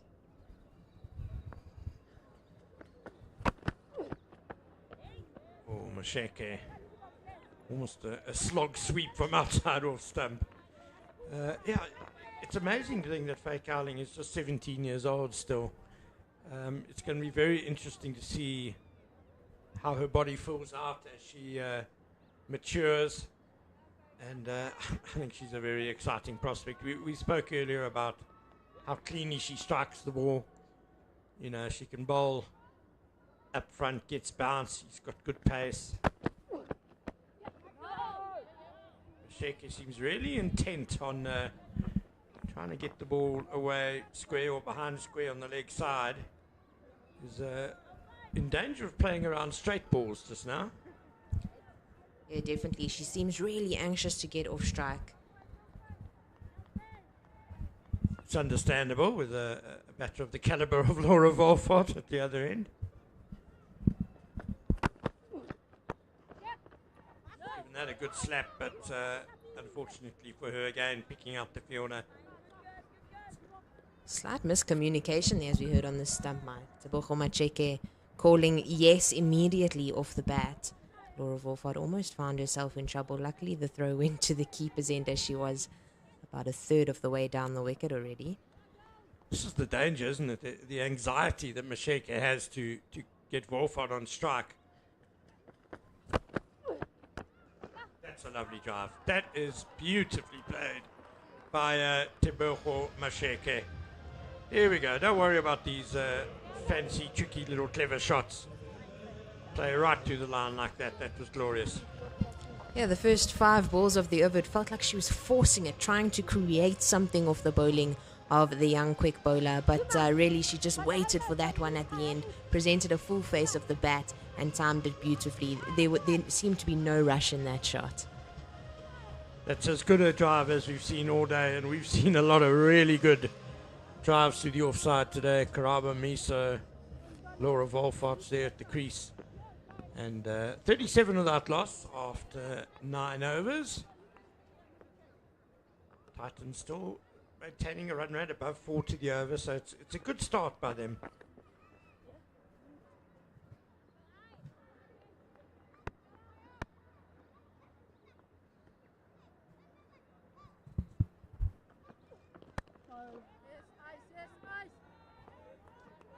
Kaka bowling her 5th over. She normally bowls 6 or 7 up front. And with her playing a few more 50 over games than Shibna Ishmael, she will be able to bowl longer spells.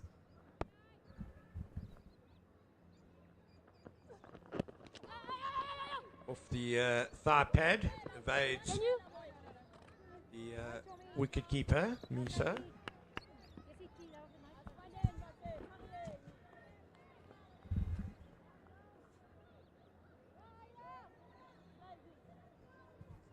Also very fit, Bonga Kaka, so 7 overs on the trot won't be a problem for her.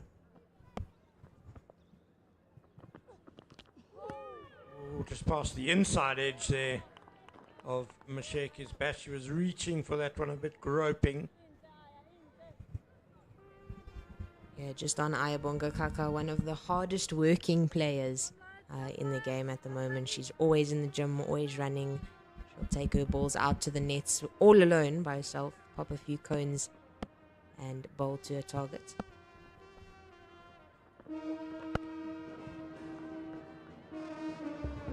And she's got like a long distance runner's build, I would say. Lots of stamina and endurance in her.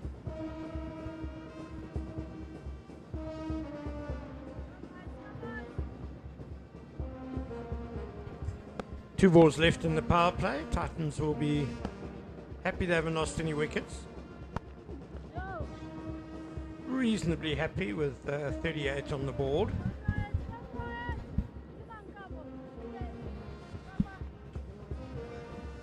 Current run rate just under 4. I don't think they'll be panicking much at all. It's the figure below that on the scoreboard which is the important one, the rate required. It's still below 6. Just a single to third man to end the over. That'll be the benchmark sort of figure that I think the Titans will be looking at. They won't want to let the rate required get above run a ball.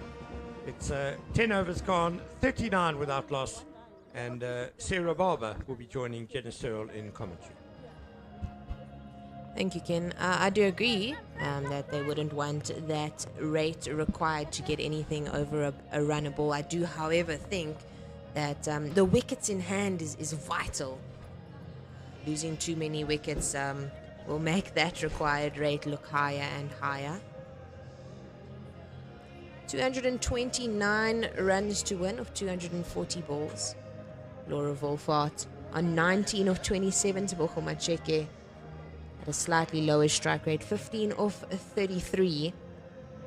This partnership slowly building as Faye Cowling continues from the Corlett Drive end.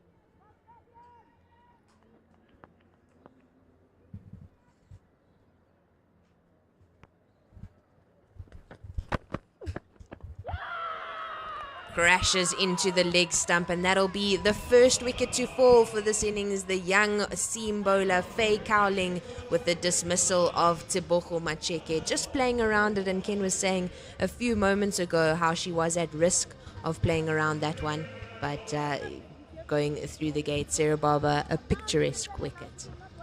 Definitely, as we see the replay there, Faye Cowling bowling a nice and full, and Masheke just plays way too far around it. It should have been probably a bit fuller, a bit straighter of a shot in order for that to come out successful. But it was really coming, it was nipping in a little bit, but it was more on the middle stump and leg stump line. So the flash at it across the line like that, probably a bit unnecessary maybe, and bound to get you in trouble. And there you go. Yeah, she definitely found herself out of balance, as out to the middle comes Sune Lis. Just taking a couple of extra moments to come down the tunnel here at DP World Wanderers. Definitely, and a batter definitely in form. So hopefully for the... It looked like Sune was coming in, but it is actually Annika Bosch coming out into the middle. Both of them came running down the tunnel at the same time.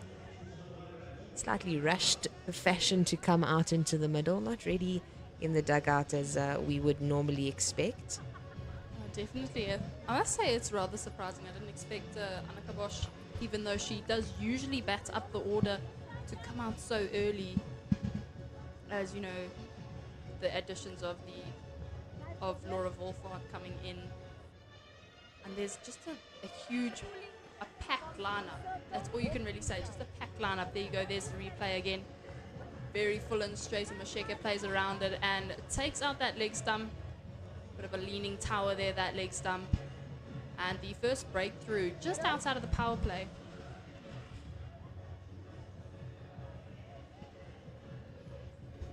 College right on over, 5 balls. Annika Bosch struggling slightly this season in terms of getting runs. Having slightly better form in the last couple of weeks. She presents a nice straight bat to Faye Cowling first up. Yeah, it's really good to see that, you know, these youngsters get these opportunities to play, to bowl to such classy cricketers, such experienced cricketers. It's only going to grow their game. And as you mentioned in the first innings, how awesome it is to have these feeders throughout cricket.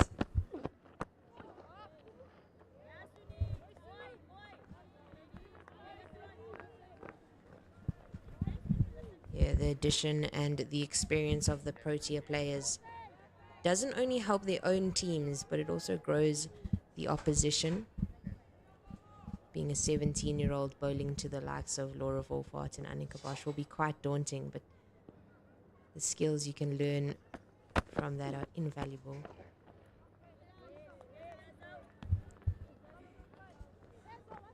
Tasman Brits is back on the field. She's at extra cover, so Kirsty Thompson has left the field. Hopefully her hamstring is feeling slightly better, got a couple of fluids in to the body. So she had a bit of a shy at the non-striker's end. And definitely value added in the field.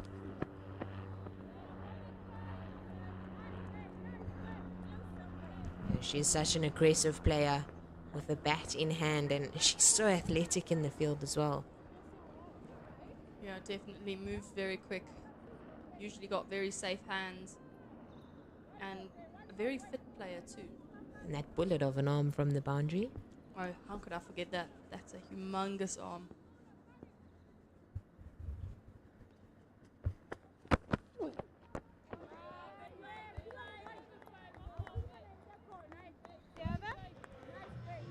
Faye Cowling closing off her wicket maiden there with the breakthrough. Taking the wicket of Tebogo Macheke, bowled, leg stump, out the ground. 39 for the loss of 1 after 11. Laura Volfart standing still on 19 of 27. Annika Bosch has just joined her, yet to get off the mark. Definitely been very interesting so far. It looked like at a stage when there was 1 over to go in the power play, the Fidelity Titans were sitting on 30 odd or 32. So they've got the runs there, and I'd say they're sort of on par with where the DP World Lions were. After the power play, the DP World Lions had scored 36 runs. So on par and moving swiftly forward, it seems.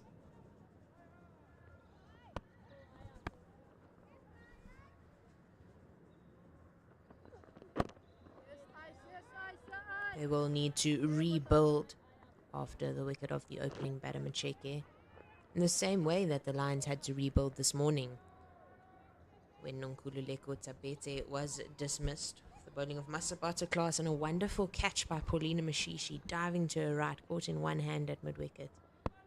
And they rebuilt beautifully.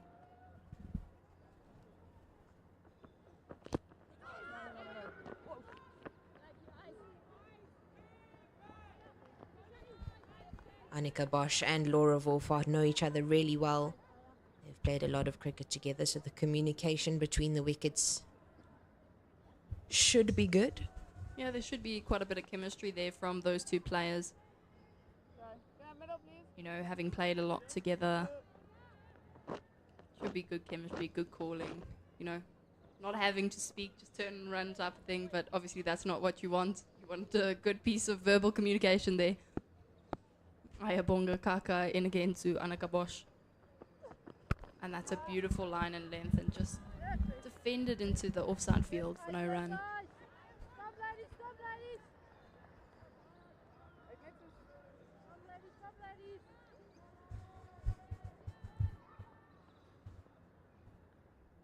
Three fielders out, so there's the square leg out, there's third man out, and fine leg all the way out. That one's very straight and being defended for no run again.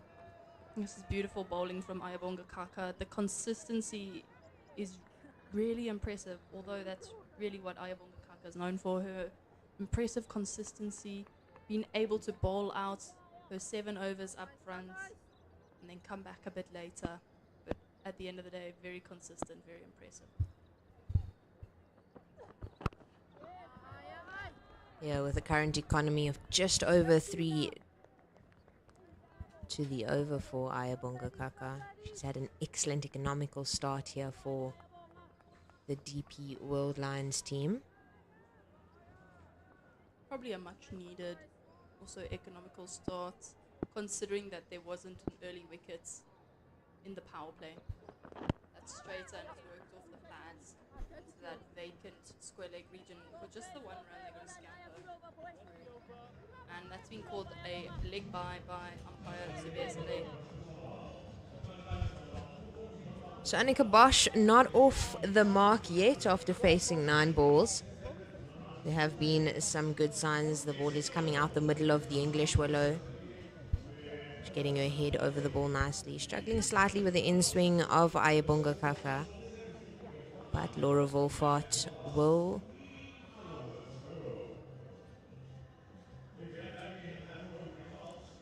be encouraging her from the other end. 41 with the loss of 1 after 12.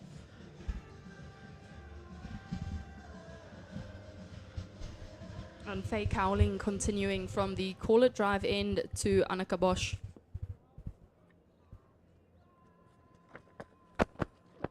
That's nice and full and straight, and it's worked to the mid-on region, where Shabnam Ismail stands, and that won't go through her, and that's a dot ball to start the over for Faye Cowling.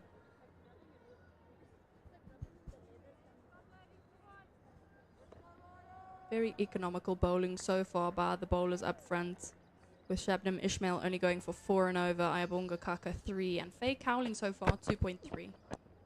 That's a bit straight and a bit too straight. Square leg picks that up, and it looks like there could have been a run out, but unfortunately Karabo Miso drops that one. And it's not out. I think that's very lucky there. If we see the replay, I think it would have been incredibly close. I don't think that was a bad throw at all from Sunette Viljoen-Louw. It was in the keeper's box, nice and full. There you go, there's the replay. Picked up really well, thrown in, and I think maybe just on the move a little bit and lost track of it. A little bit towards you. That's middle. Yeah, definitely a clean pickup there from Karabo Miso would have meant that a 50-50 decision would have been made by the square leg umpire. Definitely, and I think it would have been big trouble running out Laura Wolfart. Very straight and worked on the leg side beautifully through the gap, and that's going to run away for 4 runs. And that's a beautiful shot for 4. Yeah, it seems like the almost run out there from the Proteas captain didn't seem to faze her at all. Very calm, got on top of that straighter delivery and just played it expertly through the mid-wicket region. Exceptionally calm and composed shot she played there after the happenings of the previous ball. Oh, definitely. I think maybe just a tad too full, a bit too easy to work it into the gaps you want when it's that full. That's a better line and length from Faye Cowling. Just outside off, nipping in a little bit. And a beautiful length too. That's sort of what you're looking for. You don't want to be giving away those full short balls, especially to the class players that we currently have in for the Fidelity Titans, and Laura Wolfart, the South African captain, and a brilliant batter. And Annika Bosch, a very experienced and brilliant batter herself. And that's a beautiful line and length again from Faye Cowling. She's sort of really found it this over.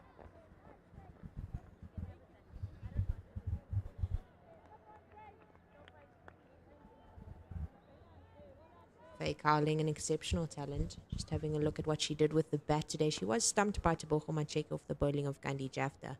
But before that, she had a really eventful 23 of 18. That was really well played. Just punched straight to the extra cover fielder there, Tasman Brits. Or should I? Yeah. Anyway, very well played. That was a brilliant line, but still managed to get a really good sound off of the English willow there. That was a brilliant shot.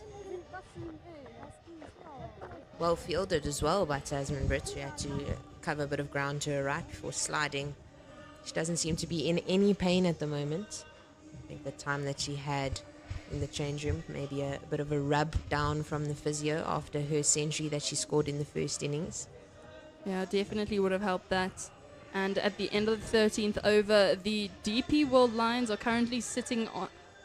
the Fidelity Titans are currently sitting on 46 for the loss of 1 wicket after 13 overs. And it looks like we have a bowling change from the golf course end with Raisibe Ntozake coming into bowl 2 weekends ago, having taken 5 wickets against the Hollywoodbets Dolphins and only going for 11 runs in her spell. Been very good near the back end of this Hollywoodbets Pro50 series. And with her coming into bowl to Annika Bosch, it's very straight and on the back foot punch to the extra cover fielder for no run. The field setting at the moment for Raisibe Ntozake to Annika Bosch is square leg out, cow corner out, probably a bit squarer, and Shabnam Ismail down at long on. That's a great ball defended for no run. And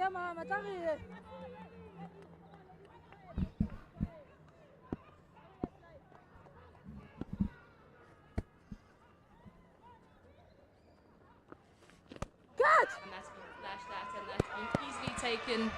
A bit of a balloon shot there. There was a lot of time in there. It looked like Khomotso Rapo to take that one. She switched between hands, reverse cup and normal cup, and that has been taken. And Annika Bosch departs after only scoring 1 run. Annika Bosch has been struggling all season to get runs on the scoreboard. And unfortunately, that will be the end of her. But to the crease comes the experienced and the very much informed Sune Lis, scoring 153 of 126 balls against the Free State 2 weekends ago. She'll be looking to replicate that to get her team over the line. I think definitely her and Laura Wolfart will be looking to rebuild, as you mentioned earlier. They've now lost 2 very important wickets, I'd say, quite early on. Considering the conditions, it looks like physio Julia de Kock is coming back on the field. I'm not sure if Karabo Miso is okay. She was lying down. There you go. Looks like everyone's running off. All is good. Just a bit of a back stretch in there. She did bat for quite a while. She scored her 76 off 107 balls, so she was out in the sun for a decent amount of time in the first innings.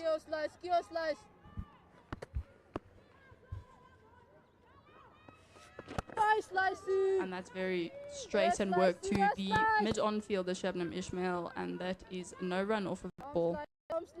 I say it was very interesting to see the way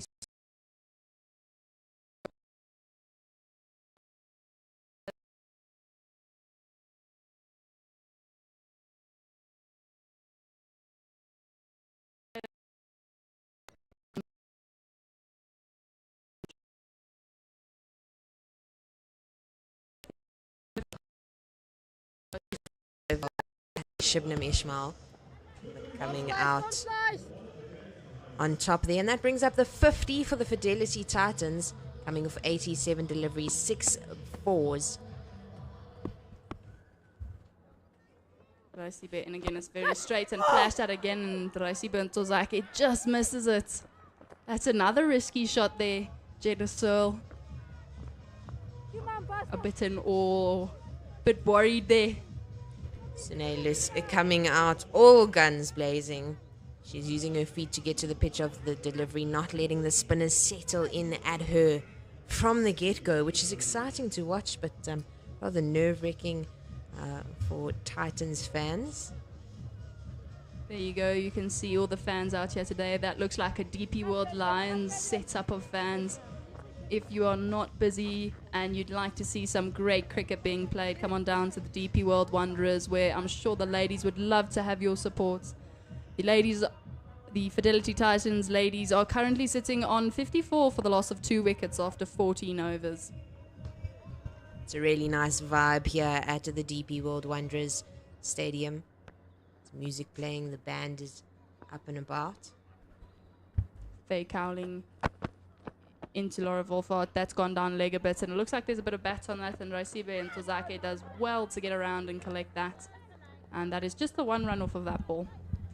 And Tozake really quick across the ground to collect that one in. Laura Wolfart was looking for the second, expecting it to happen. And Tozake too quick for her. Looks like there's been a bit of a loss of a spike there out in the middle. Not sure whose, but That's middle. Bowlers right arm over. as you can hear on the stump, Sunailu's taking middle as her guard. This one's a bit straight, and it's being called wide by umpire.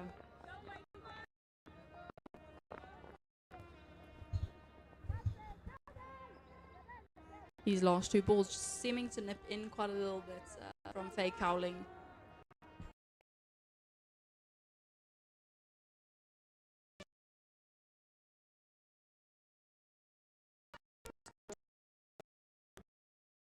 And Sunay sort of cross and work that to the mid-on fielder. Just for the dot ball there.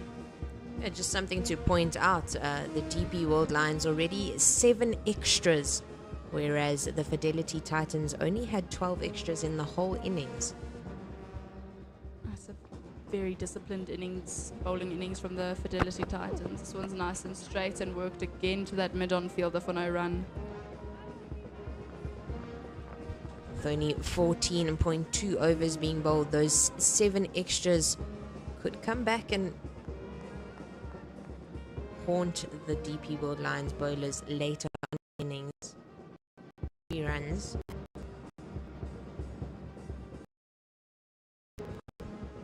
Fake Cowling again. But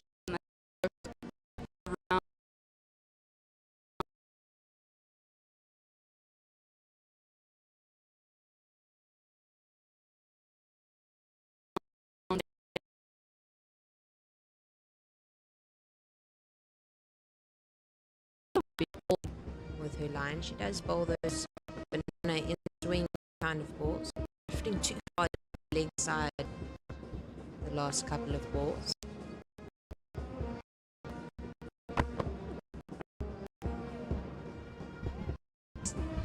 really good there. It's great all round so far. I think Sunailu's coming in and getting those back-to-back risky fours has really set them a bit of, I wouldn't say apart, but it's really put them in a great position with a little less pressure. Just got that run rate ticking a little more.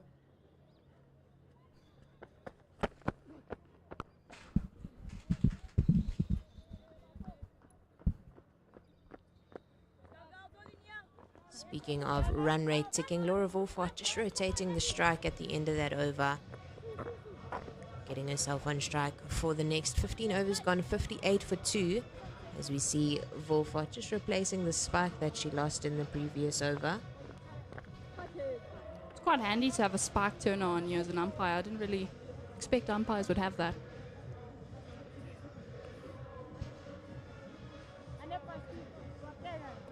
A really handy tool to have in your pocket.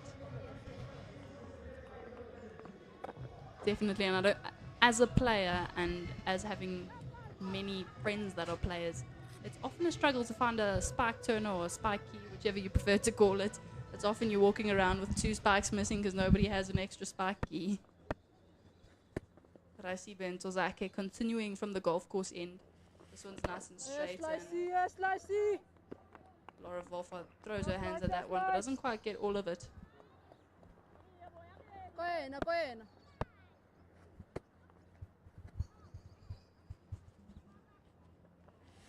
Now it's outside off, and that's been worked to the field there. And Sunette Low does really well to pick that up. I mean, it was a bit unorthodox the way she slid, but it was effective nonetheless.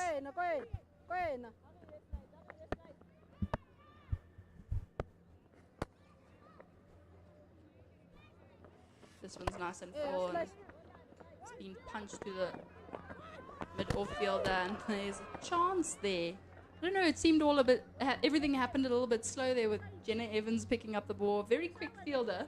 She did really well to get there, but the running in between the wickets seemed a bit slower than I expected. Perhaps Sunaylis expecting the throw to go to the non-striker's end. Jenna Evans, excellent awareness from her to throw to the keeper's end. She was almost in trouble there.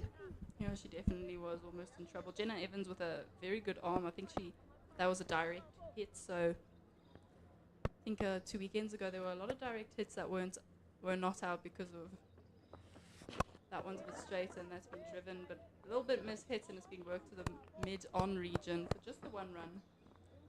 2 weekends ago, Jenna Evans was throwing the ball in and hitting the wickets by mistake, not looking for the run out, just trying to get it in. So a lot of aiming practice, a really good aim.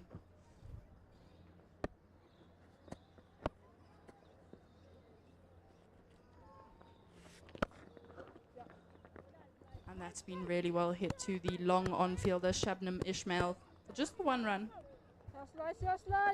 Pretty nifty deal to have to hit your target even when you're not aiming for it. Yeah, definitely very nifty. And Jenna Evans being a brilliant fielder. That's outside off, and that's being punched in the back. So straight to the extra cover sweeper, Tasman Brits. Not sweeper, on the inner ring. And that is the end of a brilliant over there from Raisibe Ntozake, just going for ones. And the Fidelity Titans ladies are currently sitting on 61 for the loss of 2 wickets after 16 overs. Just to comment slightly on Raisibe Ntozake's action at the moment. A few years ago when she was playing international cricket, she played a few tours for the Proteas and she was cited for chucking. She used to bowl quite high up over the shoulder. She's got quite a round action, and I haven't seen her play cricket in a long time, so seeing the change of action is nice. There looks to be no bend in the arm at all. She didn't bowl for a long time after that. Yeah, I think there was quite a period where Raisibe Ntozake had to sit out and correct, the slight bend in the arm that was flagged. But now, as you say, very round arm action seems to come around quite a lot. But it's still really effective and she's taking wickets, so really works for her. And it looks like we have a change in bowling from the call it drive end with the skipper, Khomotso Rapo, coming in. And that's a big shot, and that's the wicket of Laura Wolfart apart. That is a big shock. That is a big match player there. Khomotso Rapo, known for being a big match player in this team. As soon as she comes on, she strikes the highest wicket taker of the tournament. Takes out the South African captain, Laura Wolfart. And as you see there, that was a beautiful ball. Oh my word. Pitching on middle, slightly moves away and takes out that off stump. That is a beautiful ball from the leg spinner and captain of the DP World Lions team, Khomotso Rapo. Not forgetting the highest wicket taker in the tournament. So she's done well consistently throughout this season. That takes her to 18 season wickets. Khomotso Rapo with the big breakthrough of Laura Wolfart. Wolfart perhaps not expecting the turn or the ball staying lower than she thought, but completely missing it, crashing into the off stump. Big loss for the Fidelity Titans. But to the crease comes Gandhi Jafta. Now, we saw the two of these batters, Gandhi Jafta and Sunaylis, take complete charge of the game against the Knights 2 weekends ago. And they had a more than 100-run partnership between the two of them. Gandhi Jafta managing to score 54 for 87. She had a big day with the ball as well this morning, so she is in form at the moment. The two of them understand each other and bat really nicely together. Definitely. And I think that's something that the Fidelity Titans, as you mentioned, will look to capitalize on if they have this great chemistry, like they've proven they have this great chemistry and they can play both really well. I think it will be integral for the Fidelity Titans to capitalize on chasing down that total, but it's looking a bit grim at the moment, I'd say, with some of the big guns going out, but there's no hope lost because this batting order goes incredibly deep. It looks like Robin Searle will be coming in out of the top 6, which is surprising considering that Robin Searle is usually an opener, so maybe playing a bit of a different role here today. Masabata Klaas has been known to hold the bat really well previously. Eliz Marie Marks also able to hold the bat, is able to play really well. And then there's the few bowlers down there at the bottom, but the Fidelity Titans definitely do have the depth. Yeah, someone else to note, Rasika Maharaj, perfectly capable of hanging around and scoring a few runs. We saw that earlier on in the season in the game against the Dolphins at Groenkloof, where she managed to hang around and get the Titans as close as possible. Unfortunately, not coming right in that game. But as you said, Sarah, this lineup is long, with Liz Marie Marks coming in at 8 and then Maharaj at 9. I must say, very different, but I suppose when you have such depth in a squad, you have to be able to play around with where you put players, and some of your gun players who've contributed all season will have to back down there. And on the screen we see the points there with the DP World Lions being top of the table, having played 9 games, winning 7, losing 2, currently sitting on 34 points with a net run rate of 0.96. And in second, there's the Hollywoodbets Dolphins, who are supposed to be playing today, but so far the game has been not abandoned but delayed due to rain. So they would have needed the DP World Lions here to lose today, and they'd have to win with the bonus points and maybe up the net run rate. But I don't think quite the math would add up. But the DP World Lions looking like the possible champions of the Pro50 series for this season. Yeah, they are looking the most likely to take the trophy home. It was revealed in the lunch break. It was quite an exciting reveal that they did. Could just rewind and go back and have a look at that. The trophy is quite a spectacle. Definitely quite a spectacle. Very exciting to see having those reveals for these brilliant tournaments. And Khomotso Rapport will continue. It looks like there's a bit of commotion going on. It looks like the 12th player or 12th person didn't come on. I think Tasman Brits may have gone off again, if I'm not mistaken, and I'm seeing all the players. No, Tasman Brits is on. I wonder who's gone off. Oh, no, there she comes. It was Ayabonga Kaka who was off for a bit. It looked like a bit of confusion there. I was a bit distracted. They only had 10 players on the field, and then I think skipper Khomotso Rapport realized and called the 12th person on. And then as the 12th person came on, Ayabonga Kaka came out. That's a bit far down leg, and that's been slashed to the square leg fielder. But just misses out, just tickles the fingers, it looked like, just missed out on it. And that is Kirsty Thompson, which is not something you see very often from Kirsty Thompson, missing out on a catch. But there you go, there's the replay. It's a bit short and different line. And that's swatted across the line, and it looks like Kirsty Thompson puts in a little bit of a jump, but just tickles her fingers or hits the fingers and doesn't get hold of it. That's a better line and just misses the outside edge of the bat. Maybe a taller player than Kirsty Thompson might have had something behind it. Possibly, very possibly. I'd say Kirsty Thompson is one of the vertically smaller persons on the field.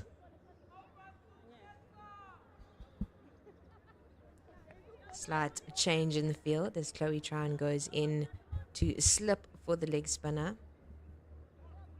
Short third. Tozake goes to mid-wicket. That's a beautiful length, but I'd say maybe a tad too short, and Shibnam Ishmael does really well to run left and stop that from trickling away to the boundary. That was just the one.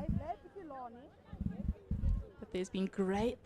That was amazing drift 2 balls ago from Khomotso Rapport. Maybe a little bit of purchase. Is there something we're missing here? We thought it was going to be the N1 in the second innings. That's a bit straighter and being played on the back foot, surprisingly, considering how full that was. Just for no run.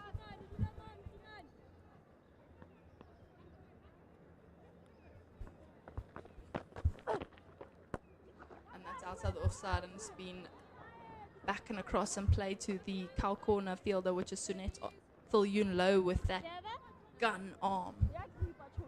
So that will just be the one run there. It's the end of the 17th over, 67 for 3. Gandhi Jafta coming to the crease after the wicket of Proteas captain Laura Wolfart. She managed to get a boundary off her first ball and then rotated the strike nicely. She's on 5 with her partner Sune Lis on 11. 201 runs needed to win with 198 balls, so that required run rate just slightly over a runner ball. Slightly over a runner ball, and definitely possible for the pair currently in. As you mentioned earlier, Sunelus and Gandhi Jafta doing really well together. And that was played on the back foot and punched the mid-wicket fielder, who misses that. And that goes for just the one run. Yeah, I think just Ayabonga Kaka not being able to get down quick enough and just trickling through her hands. It is a long way to go down for the tall fast bowler.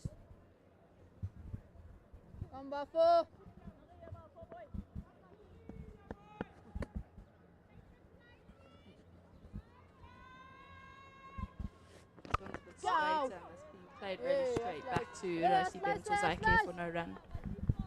Come slice! Or as you can hear on the stump mic, affectionately known as Slice. Straight worked around the corner, wanted to get that run, but moving around quick to pick it up. I'm not sure why Slice is called Slice. I know there's a story, but I don't know if Jenna knows and I don't know at the moment. This one's a bit wider and it's being flashed out wide. Sunette Fullion-Low picks it up in the covers for no run. I think the viewers will have to wait for next season. So we'll take the off season to try and find out the story of why Slice is Slice.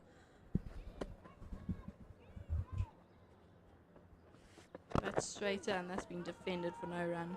Just sort of in the block hole there. Can't really do much with that, to be very honest.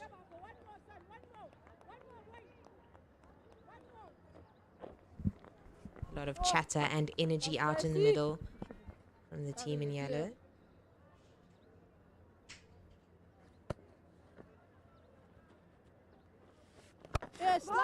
That one's a bit straighter and being driven to the long on fielder, and I think that was done probably on purpose to get Jafta on strike for the next over, try and starve Sunelis of the strike.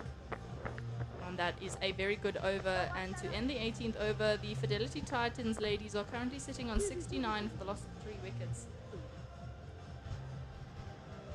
Leading wicket taker Khomotso Rapo, captain of this team, was very confident at the toss interview with stadium announcer Pendulo. She said whatever they were set to do after losing the toss, she backed her team fully and trusted them to take home the win. She's proven just that. She trusts herself, she trusts her team. So far it has worked out for her. And there you go, on the screen we can see the top run scorers so far. Laura Wolfart opening the batting there with 28 runs, which is the biggest contribution so far. Khomoto in again, and that's a bit straighter, and no run off of that one. It's a bit fuller, and Gandhi Jafta went on the back foot and just, I suppose you wouldn't really say missed out on that one, because I don't think it was really there to go on the back foot. That's been tossed up a bit and very straight and driven to Jenna Evans with a gun arm, and she throws it in and double bounces, which is rather surprising for Jenna Evans. And they get the one run off of that. That was very good running in between the wickets, I must say. Yeah, Gandhi Jafta knew that she needed to get off strike. Confident calling between the wickets between her and her partner Liz.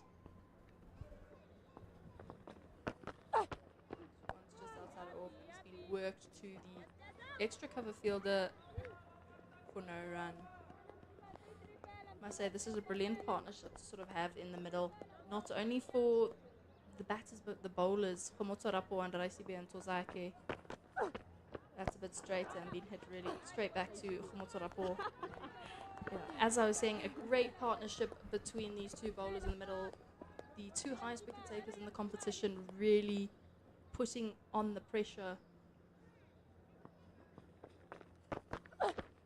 Bits outside off, and that's been flashed at, where the extra cover fielder picks that up for no run. Not only are they excellent wicket takers, but they're both really good economies as well. Rapo at 4.3 to the over and Tozake at 3.4. Definitely very valuable to have those economical wicket takers in these big matches. It's a bit full, and that's been worked to the cover fielder, and that's been thrown back in very quickly, and they scamper through. Well, that single, that was really well, a run really well made through. That field change off the last ball of the over was interesting, as we did note the previous over that they wanted Gandhi Jafta on strike for the new over. They allowed Sune Lis to get that single by pushing the fielder from cover to a cover sweeper. So that puts Lis on strike for the next over. That's a very keen observation there. It's, like you say, very odd that they would push it out and give Sune Lis the strike, considering we assume the plan would be to starve Sune Lis of the strike. Perhaps it was more about protecting the over, protecting the boundary, than it was about allowing them the strike. Perhaps. That's straight down being worked to the mid-wicket fielder, who misses out in Tasman Britain. It looks like it may have been a stretch a little bit too far, but she seems to be walking fine. So hopefully not too bad for her. That single taking the Fidelity Titans ladies to 72 for the loss of 3 after 19.1.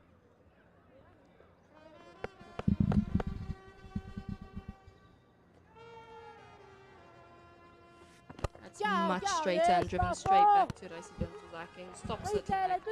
Is a dot ball.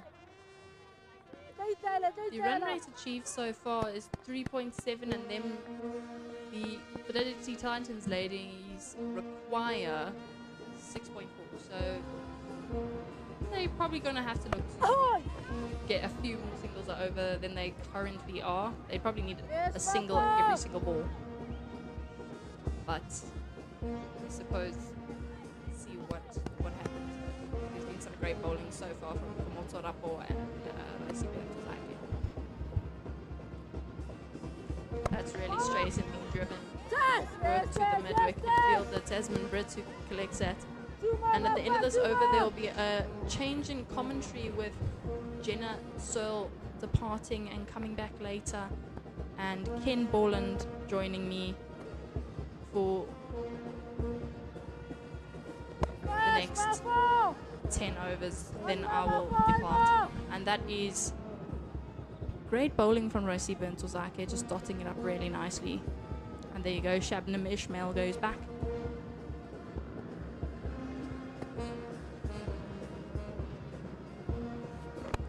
That's very straight and driven to the middle fielder, Jenna Evans. And that is the end of the 20th over, and the Fidelity Titans ladies are currently sitting on 72 for the loss of 3 wickets after 20. With the current bowlers, Raisibe Ntozake and Khomotsorapo, bowling in great partnerships, dotting it up and making it look a little bit uncomfortable for the Titans to sort of press on and try and score.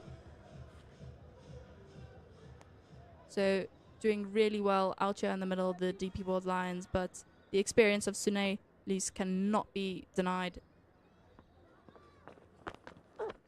And that is very straight and worked a little bit to this left, right of Khomotsorapo. I'm joined here by Ken Borland.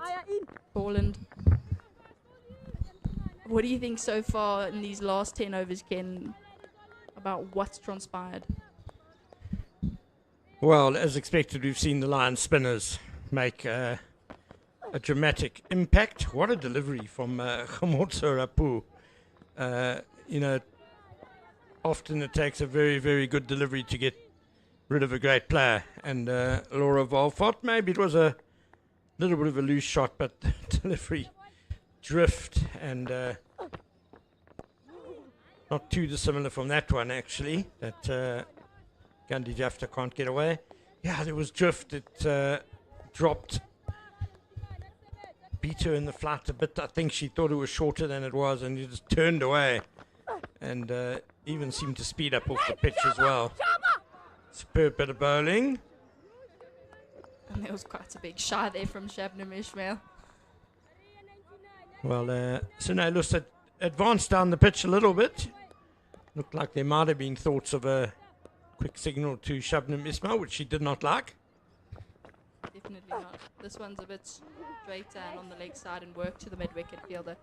Yeah, definitely, as you were saying, that was a very good ball for Laura Volfart to depart on. Well bowled from Khomotso Rapu and really making an impact as soon as she reaches the crease and starts bowling. Quite a few Titans batters are playing Rapu off the back foot. It's going to be a run that time to Jafta. 21 overs gone, 74 for 3. And that rate required is now up to 6.7, nudging 7 to the over. As some rather strange music comes over the stadium headphones. It's not us, Sarah, don't worry. I was a bit worried there was something going on with my headset. Voices in your head again, don't worry. Rasibi Tozake will continue. It's hard by Gandhi Jafta, and she'll get the one. I heard you and Jenna talking about Slice, and I can reveal the origin of the nickname. Oh, that's great. From the horse's mouth herself.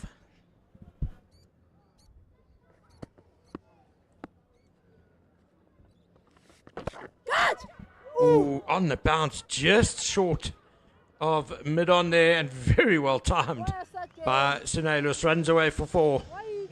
I must say, I'm really intrigued. I've heard this story before, but for some reason it just didn't stick in my brain. So I'm very intrigued to hear. I don't know if it's shareable. You don't want to talk about Sine Lus's boundary. On to Slice we go. Okay. After this delivery, I promise. Okay. Unless something exciting happens.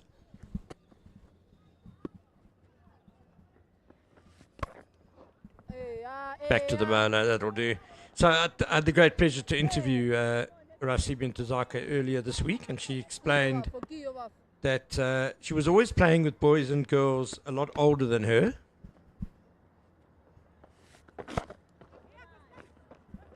Just a single too long on. And she was very small when she was growing up, obviously smaller than the older kids she was playing with. Very small now. Yes. And they said she was just like a little slice of bread. That's very cute. Yeah, sometimes players' nicknames you don't want to know the origin. No, quite often you don't want to know the origin of most players' nicknames. I thought that was sweet as well. I thought it was a nice story. Slice in Tozake.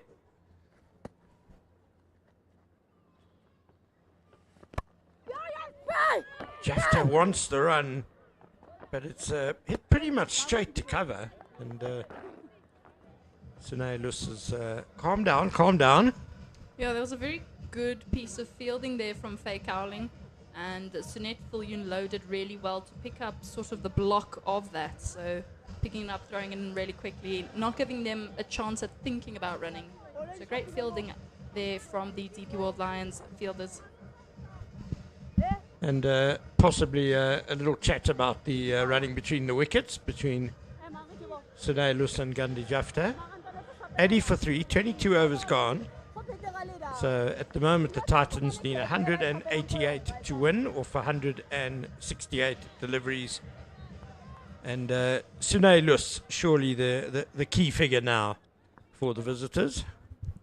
Definitely, and I mean, she's going at a healthy strike rate, currently sitting on 100 strike rate, 20 of 20. So, very healthy position to be in. Pulls it past square leg. This is going to run away to the boundary. Is it? Yes, it is. Just a little short from Orapu. Yeah, that was brilliantly. She sort of set herself very early, which was very impressive. Not too early that Khamotso Rapo could see where she was going and change her line, but she set herself very well and got across it and just pulled it past the fielder. Very good placement, great position. Very strong position to be in to play that ball. Again, quite short, and Lussa's flat batted this down to long on for one. We do know that Sine Luss is a very good player of spin, and it was interesting. She came out and was on the attack straight away against the slow bowlers, determined not to let them settle. Definitely. I think that's also a very good attitude to sort of have when another team seems to be on top. That nearly snuck under the bat, beautifully flighted by Orapu.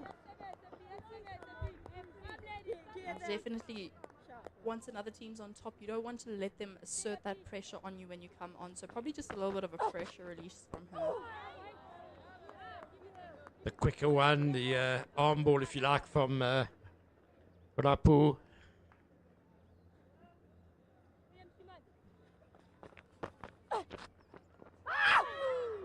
Just past the stumps there.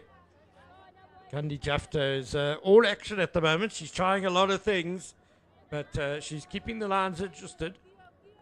Oh, definitely. I mean, Khamotso Rapo, over the time I've known her, has really brought on her game. There's a lot of variations she's brought in.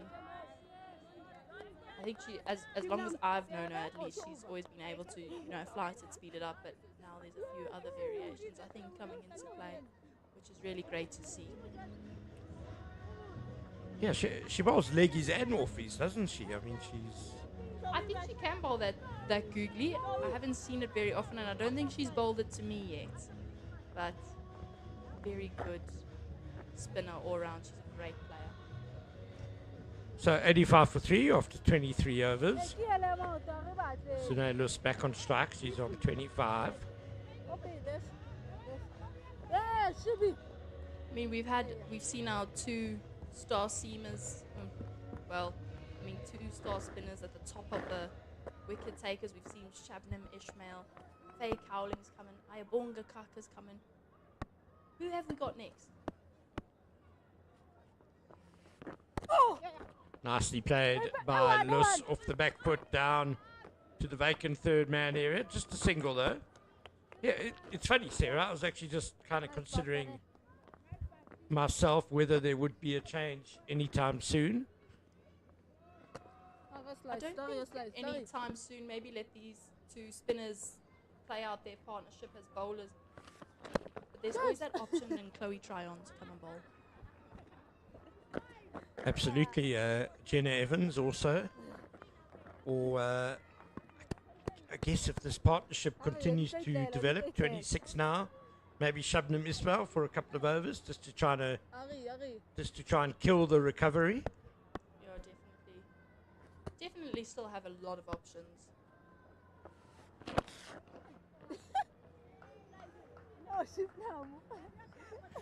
Just the one. And the rate required is just inching its way up, 6.8 now, and I think the Lions will be pretty content with how things are going at the moment.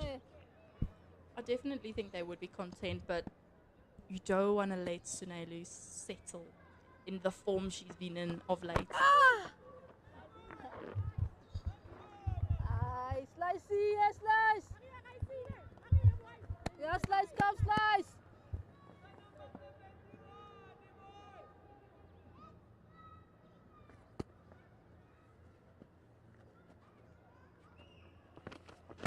Down the wicket and hit hard and hold out to deep mid on.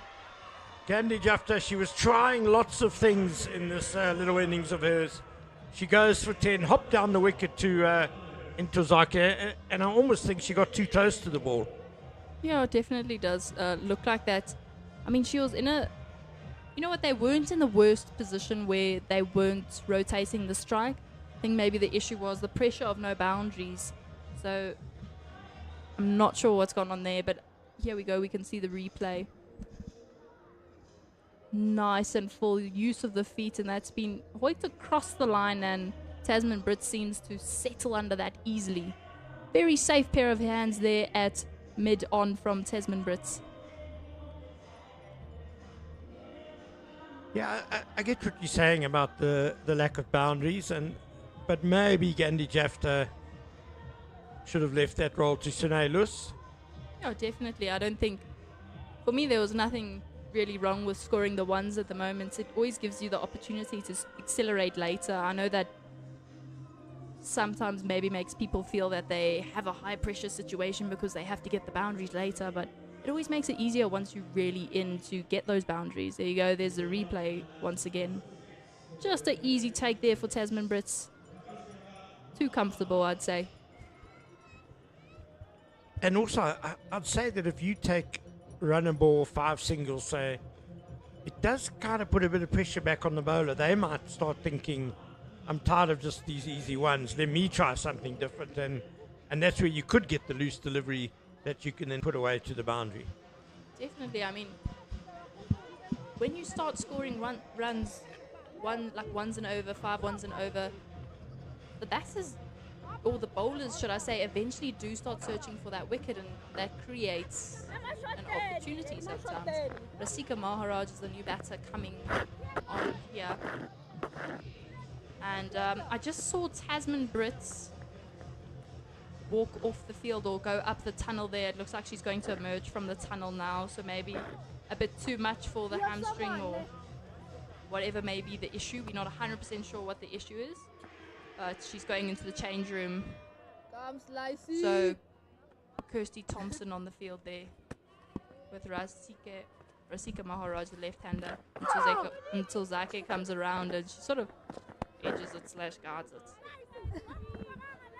Not too many left-handers in the women's game in South Africa. We saw Shabnam Ismail face just one delivery in the Lions innings, the only left-hander that came to the crease, and now Maharaj, interesting cricketer, left-handed batter, bowls right arm leg spin.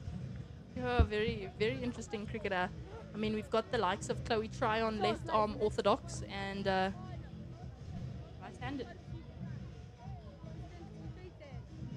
Looks like there was some sort of discussion going on in the middle there.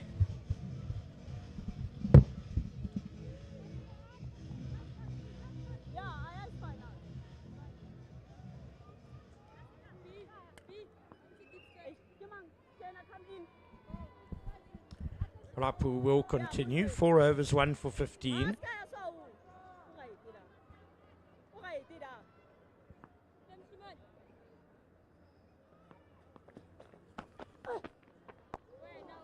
And a slip in place for Sine Lus. I quite like it. The Lions recognising the value of Sine Lus's wicket if they can nip her out. Well, it definitely would be a huge wicket. Full toss, and Sine Lus just very gently works it through mid-wicket for 1. It sounds like there was a bit of a chuckle there from Khomotso Rapo, unless I was hearing things.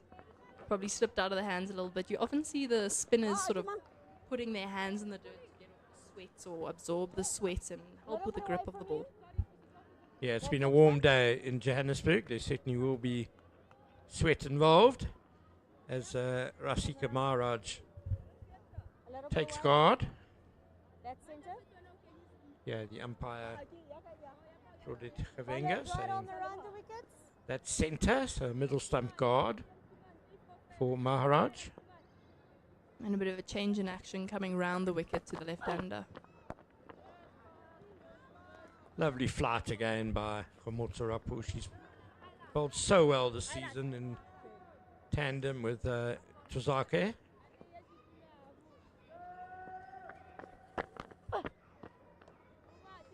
Just shoveled around the corner by Maharaj. It'll get her off the mark.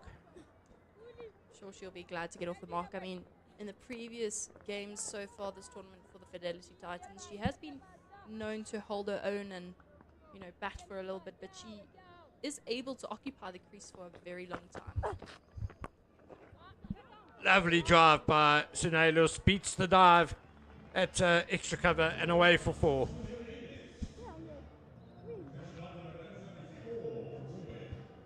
Yeah, that was a brilliant shot from Sunelus.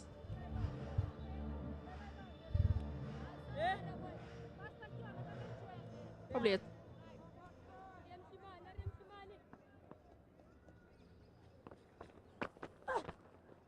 that's better. Cut! Oh, just past slip. It would have been a brilliant catch if it had been taken, because that came quickly. Can't blame the fielder for missing that one at such close quarters. Another boundary for Sunelus. Back-to-back boundaries. And suddenly it's a big over. 10 runs off the over, 25 gone. We're at the halfway stage, 98 for 4. And very interesting to see that the Titans are actually ahead of where the Lions were at the same stage. Lions were 89 for 1, so they had 3 wickets in hand over the Titans at the same stage. Very interesting to see indeed. But I suppose at the end of the day, the extras have really been a whole thing for the DP World Lions, having bowled significantly more extras by this stage. And maybe the big difference, the Fidelity Titans losing those 3 wickets having the 3 wicket difference as you mentioned.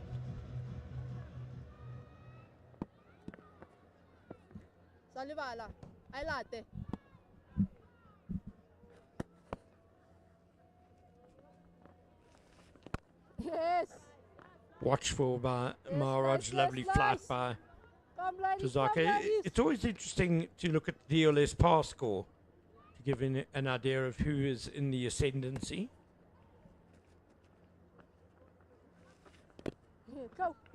Steered to slip, Chloe Tryon. So DLS par at the moment is 141. So the Titans are quite a way behind on 98 for 4. 4 wickets down, of course, doesn't help them. No, it definitely doesn't help them. It is always interesting how the DLS par works. I mean, as South Africans, we know it hasn't often gone in our favour.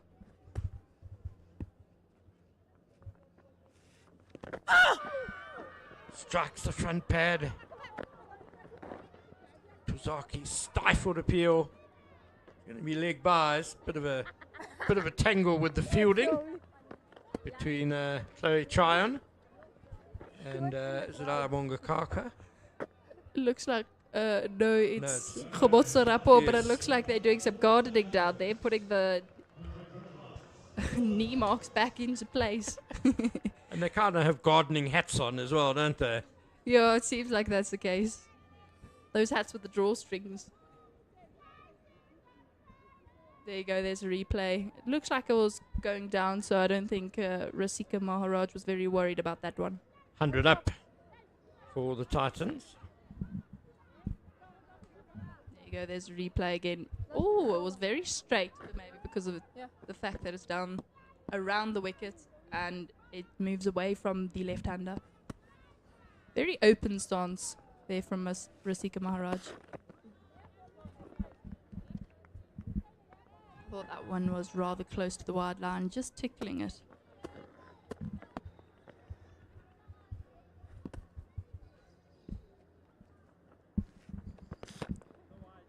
And umpire Zubair Salah's not going to let the next one go by as well. Wide called. It's rather interesting seeing the release of the ball from a round arm bowler. Yes. Cut the slip. Chloe Tryon. Busy in the field the last few overs. Yeah, it looks like she's collected quite a bit of mud on her trousers. 101 for 4, 26 overs gone.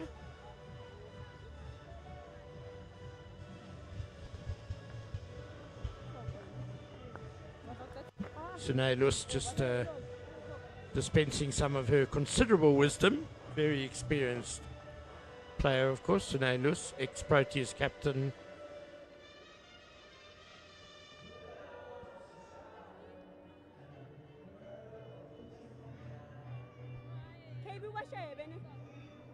And the rate required is now 7 to the over. It's creeping up ever so slightly. Sweetly struck. But good fielding, Kirsty Thompson. Getting down quickly. Very good fielding. Lofted over the infield, straight down the ground. Long on comes across. It must be rather difficult to be coming on and off the field and trying to pick up where you left off. Just speaking on that ball that Kirsty Thompson stopped quite well.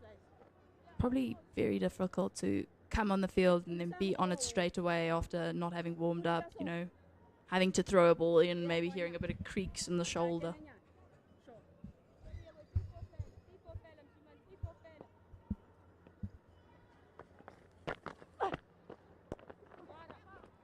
Nicely bowled again.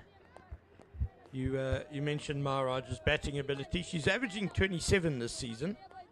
A few not outs have helped that, but clearly very capable with the bat.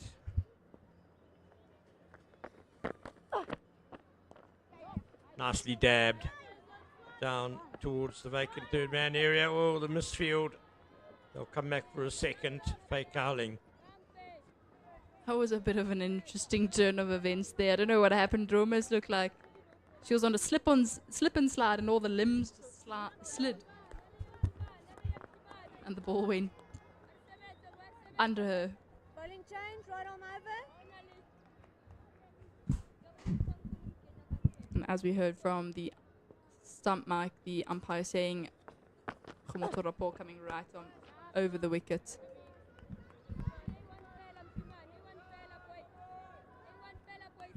I'm a little bit interested that Robin Searle still hasn't come to the wicket.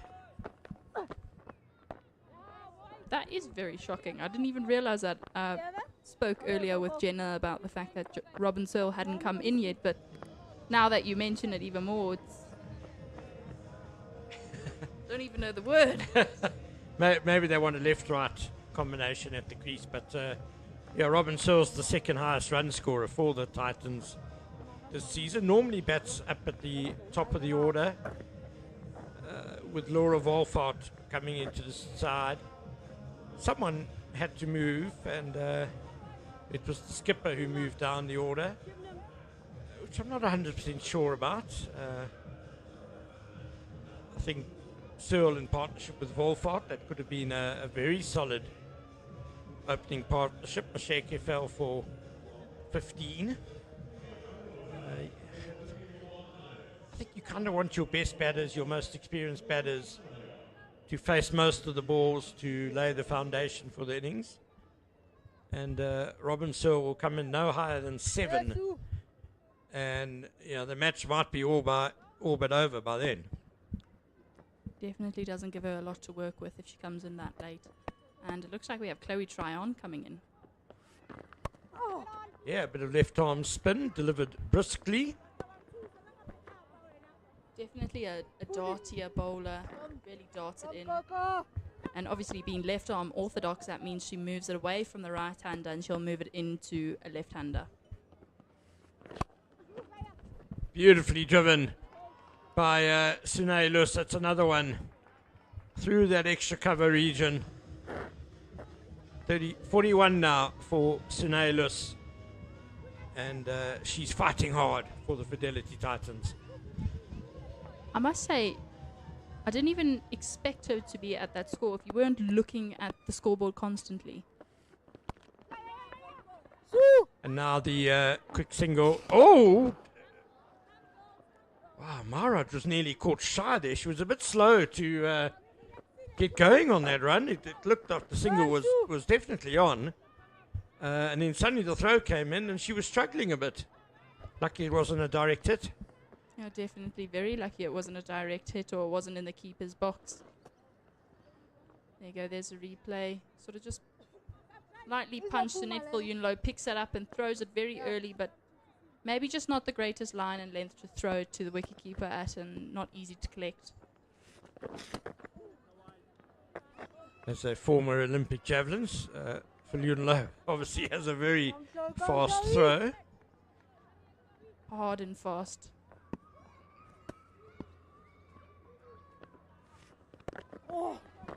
Bit of drift for Chloe Tryon. To go back to your point about Sunayla, she's on 42. It's come off just 33 balls.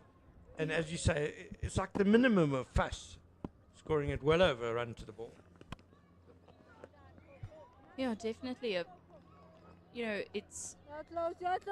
You can't say it's not explosive, but we haven't really seen explosiveness from her. It's just been, working the field really well, being a really clever cricketer, and I suppose that's what comes with that great international experience. Quite right, as Chloe Tryon's first over comes to an end. 110 for 4, 28 gone. 158 runs needed off 132 balls, 7.2 to the over, but not a lost cause while Sunayla is at the crease, and the Titans do have some firepower still to come. Robin Searle, we mentioned. Elise Marie Marks is a powerful striker of the ball. Masabada Klaas can certainly bat as well. Definitely all capable batters.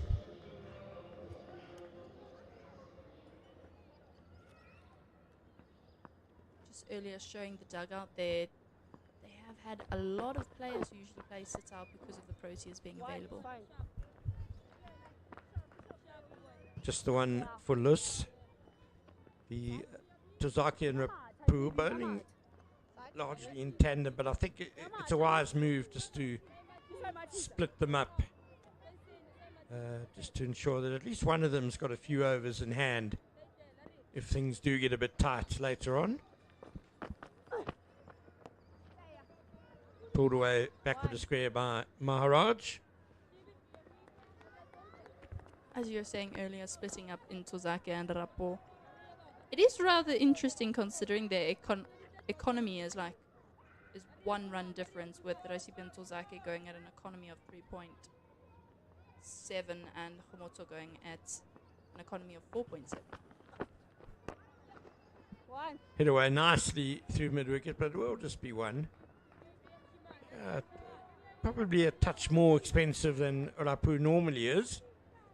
But Sunayla took a couple of boundaries off her previous over.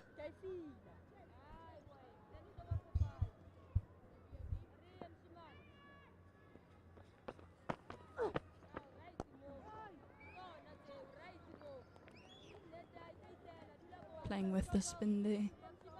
Straight to the mid-wicket fielder, which is Chloe Tryon. She's quite straight at mid-wicket, isn't she? Yeah, very straight indeed.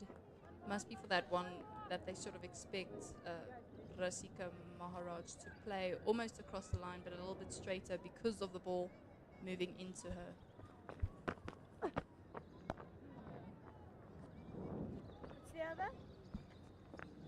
Over bowled.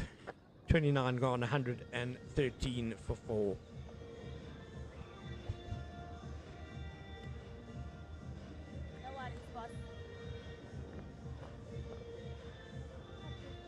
Rasika Maharaj currently going at the rate of 30. And there we see on the screen the bowlers for the DP World Lions. Shabnam Ismail bowling 4 overs, going for 16 runs, no wicket. Ayabonga Kaka, 6 overs, 18 runs, no wicket.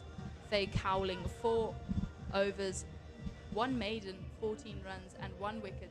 Raisibe Ntozake having bowled 7 overs so far, going for 26 runs and taking 2 wickets. Homoto Rapo bowling 7 overs, going for 31 runs and taking 1 wicket. And Chloe Tryon, who is only bowling her 2nd over now, having bowled 1 over and gone for 6 in her 1st over.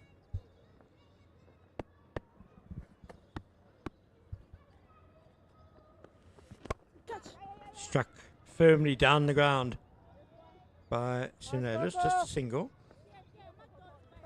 There are 21 overs remaining in the game, and the Lions have 16 overs of pace still available to them. Ismail, Kaka and Carling still a lot of overs in hand for them.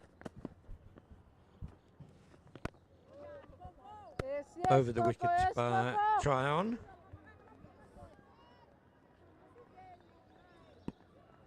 And if they need Jenna Evans to bowl. Yeah, she hasn't even bowled yet. Nicely just dabbed down the third man area for one.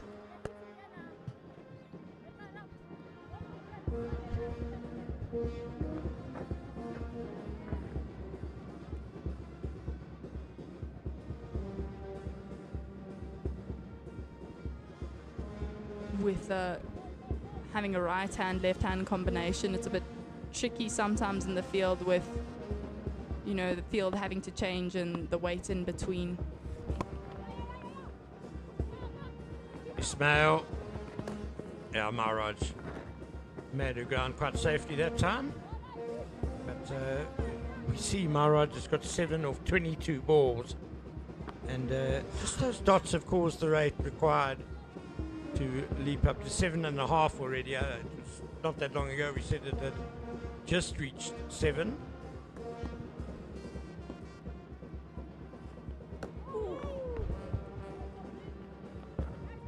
And the other thing with all the spin is that the overs get rushed through. As a batter, you're out there, and you know, before you know it, 5 overs have gone in the blink of an eye. Definitely, and Rasika Maharaj has occupied the crease for quite a while now and not scoring much off of the balls she's faced. Very low strike rate. 30 overs gone. It's 116 for 4. And I'm going to be joined by Jenna Searle.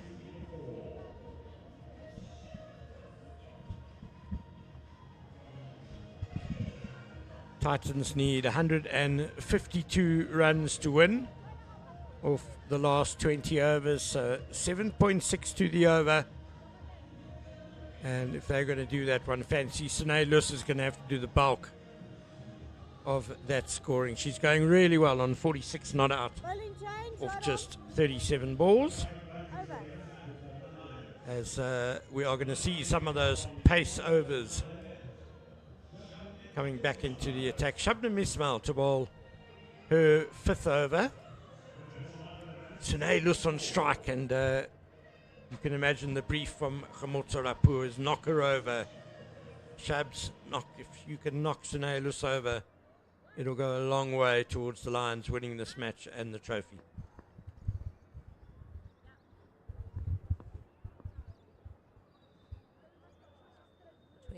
Overs to go. Ishmael to Liz. And she finds the outside edge. Third man is up in the ring, and that'll add a 4 more. The boundary breaks the pressure build up.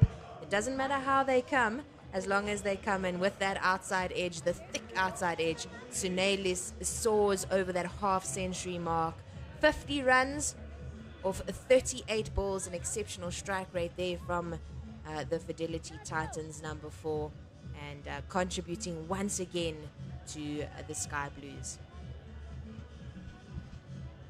Yeah, just showing why she's been such a great batter for South Africa today. Minimum fuss, really, a fantastic strike rate, but she's got room to accelerate. Yeah, just defended nicely by her to the mid-on region. That previous delivery, I think it was a very educated edge by Sine Lus. I think she was pretty much in control of that delivery. Soft hands from her, just keeping it nice down, making sure that it fell safely.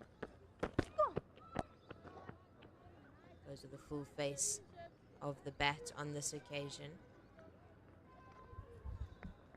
Shabnam Ismail's been playing in the Women's Premier League in India, so she'll be used to bowling on pretty flat decks.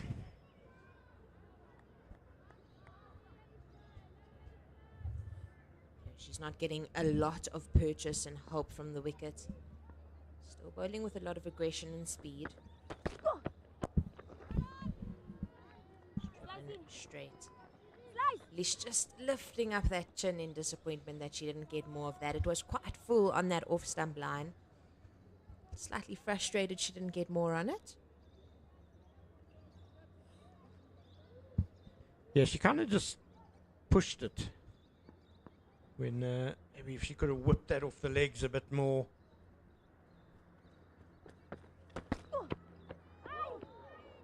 Straight through the gate there. That missed everything. Shabnam Ismail now the one frustrated. Yeah, you could see her reaction there. How did that miss? That was a beautiful delivery from Shabnam Ismail.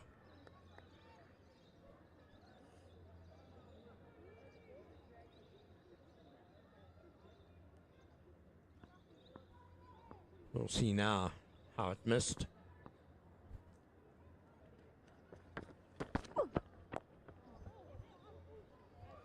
This time she pulls the length back slightly. It's dotted down to end the over. 31 overs done, 120 for 4. The major thing from that over, the 50 up for Sunelis, who was then unable to score anything else off the next 5 balls. Rasika Maharaj will now be on strike for the 32nd. 148 runs needed to win with a run rate required of 7.8 to the over. Yeah, once it starts getting beyond 8 to the over with just 6 wickets in hand, very, very difficult task. But Titans not out of it yet, I think, with the bats, the batters to come, hard hitting. Elise Marie Marks, Robin Searle, a very good batter, must about a class, very capable too. If they can all just bat around Sunelis. Maharaj looking for that guide into that third man backward point region that's been successful for her so far. Chloe Trine, aware of that, has plugged that short third man region.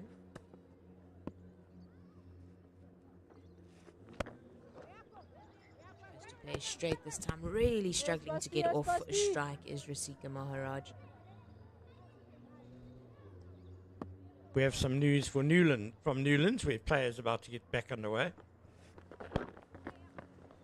Maharaj managing to get off strike and get her slightly more experienced batting partner on strike. So the Dolphins innings has been called at 73 for 5 after 23 overs. The match reduced to 20 overs aside now.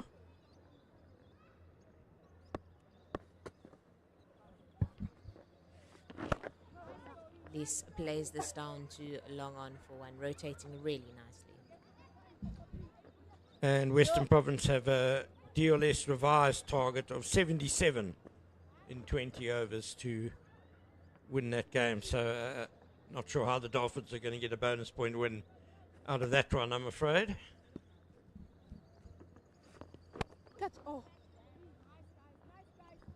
Maharaj battling still. One more. Even numbers is what she'll be looking for in the last ball of the over.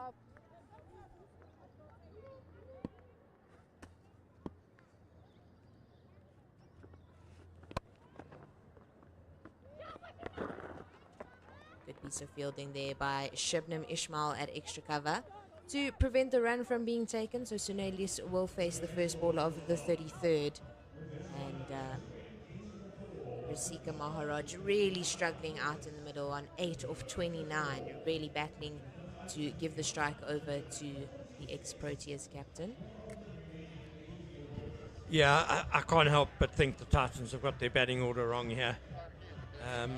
Yeah, all very well having a right-left combination at the wicket together, but it's got to be able to get the scoreboard ticking over, rotate the strike, and you've got a very accomplished, experienced batter in Robin Searle, who I would say that's her game pretty much as well. You know, she's very good at manipulating the ball around, taking the ones. She is good at rotating the strike, as Sunelis does just that. However, from my understanding is that the quota rules in this format of the game is that 3 players of color need to bat in the top 6, of which 2 must be black African players. So there was no space for Robin Searle in the top 6 with Annika Bosch, Laura Wolfart and Sunelis. Very interesting.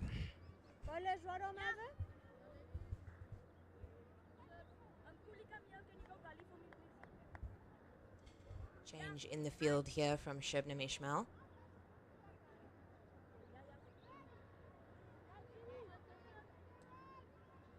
Khomotso Rapo goes into gully. You've got a third man and fine leg out on the boundary. Everybody else up in the ring, no square leg in play.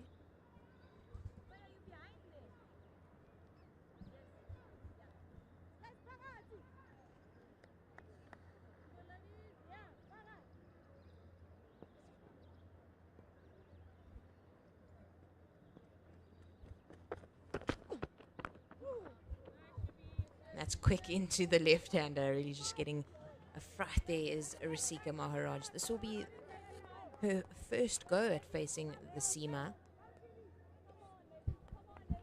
Not sure she would have faced this sort of pace very often, if at all. 1, 2, 3, 4 is the score, Robert, Jenna.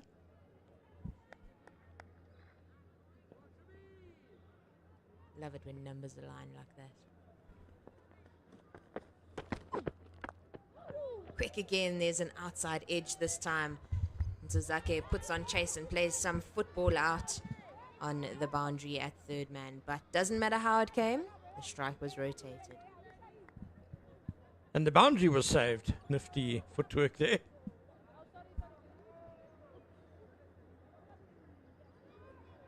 They probably could have come back for 2, but you can sense that Sine Lus is wanting to get the strike back and make the most of it with 3 balls left in the over.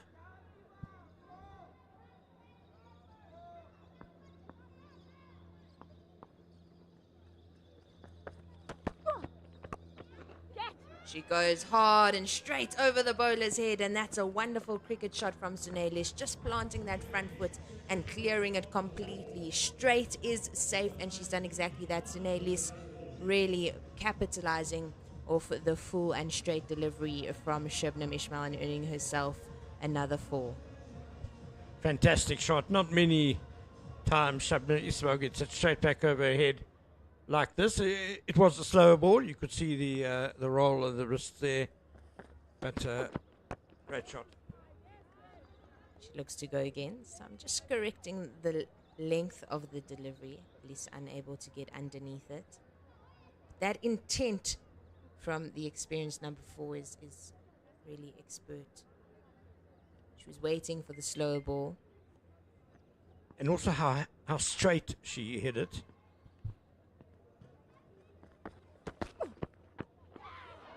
And that's through the gate. Sunelis completely toppled. And that is exactly what Khomotso Rapo would have wanted from her strike bowler, Shebnem Ishmael. That is why she is playing in this 50-over team today, to dismiss the big guns of the Fidelity Titans. She wasn't able to up until now, but she was yet to strike. And so that is the end of Sunelis. 56 of 47 balls. She was holding the innings together completely. Unfortunate to see the end of her, but the batting lineup is not finished yet, as Robin Searle, the captain of the Sky Blues, walks out to join her spin bowler companion Rasika Maharaj, and she's got a big task ahead of her. Well, I think the ink might not have yet dried on the report of this game, but I think it makes the outcome very much in favour of the DP World Lions now, removing Sine Lus for 56. 140 still needed off 102 balls. But if ever a captain's innings was required, it probably is now. Robin Searle belatedly will come to the crease. And she's going to have to get going very quickly because Rasika Maharaj is struggling. But all of that will come after the drinks break. Do join us in a couple of minutes.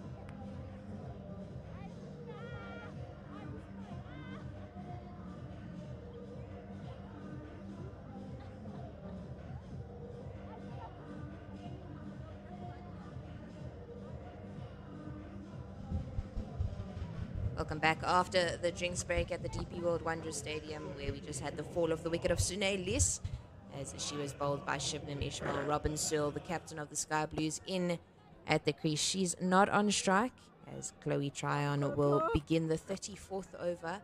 The score is 128 for 5, as the team in yellow sort out their fielding positions, their angles around the wicket. Maharaj uses her feet, looking to access a boundary option through the offside.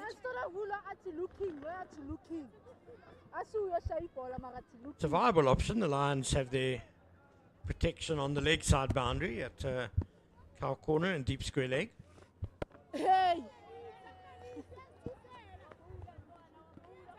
Considering the strength of Rasika Maharaj, the left-hander, if she were able to get a boundary, she's not the strongest batter in the league, so if it was to happen, it would be on the leg side. Yes. Little change of intent that we're seeing here from her. She's using her feet nicely to get to the pitch of the left arm spinner, Chloe Tryon. Tryon is very crafty though. She's changing her pace. And Maharaj gets across nicely and sweeps that around the corner. She accesses a fine leg boundary there, and that adds a 4 more to the total. 128, 132, excuse me, as her total goes up to 13. She moved early, got into position early for the shot, and I think Chloe Tryon bowled it where she wanted it to be bowled. Very well played though. Quicker delivery, as you said, Ken. She's changing up her pace, not allowing Maharaj to settle, really. Hey. Slower delivery there. Come, go, go, come, go, go. One more, one more, one more.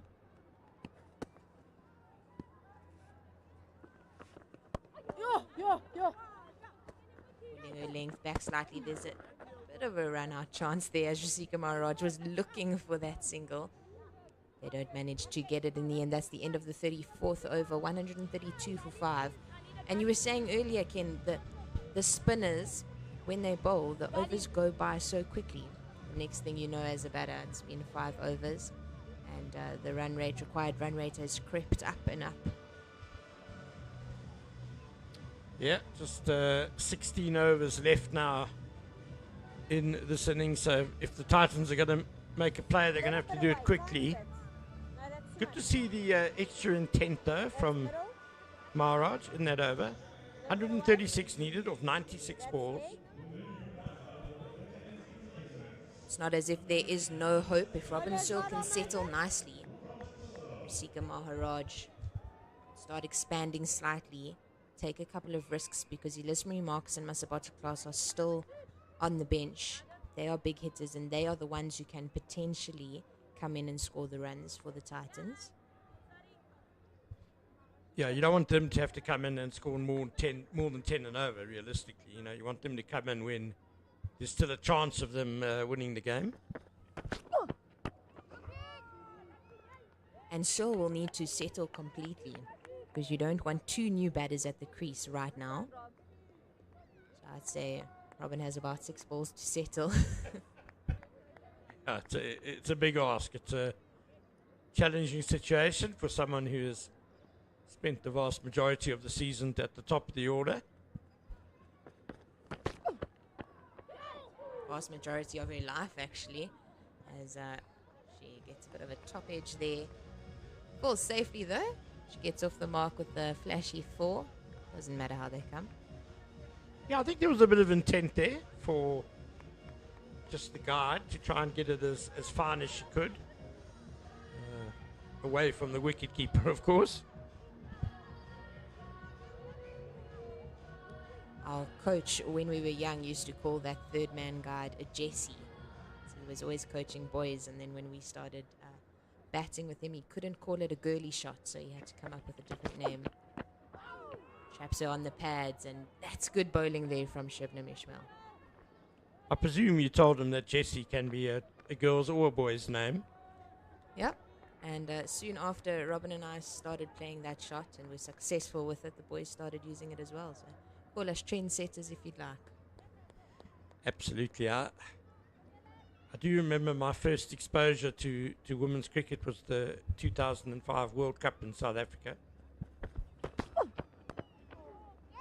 There's a bit of an inside edge, and that gets out to rotate the strike. Rasika Maharaj will be on strike for 2 balls in this over, 137 for 5. And what immediately struck me about the women's game was that in many ways it was more skillful than the men's, because they couldn't just rely on power. They couldn't just rely on brute strength. So they had to be really skillful in finding gaps and manipulating the ball. Bowlers, of course, you know, Shubnam Ismail is very much the exception in women's cricket, that she is such a fast bowler. Yeah, I think people who compare men's cricket to women's cricket are completely out of their mind. I think they should call them completely different sports. That's how different they are from each other.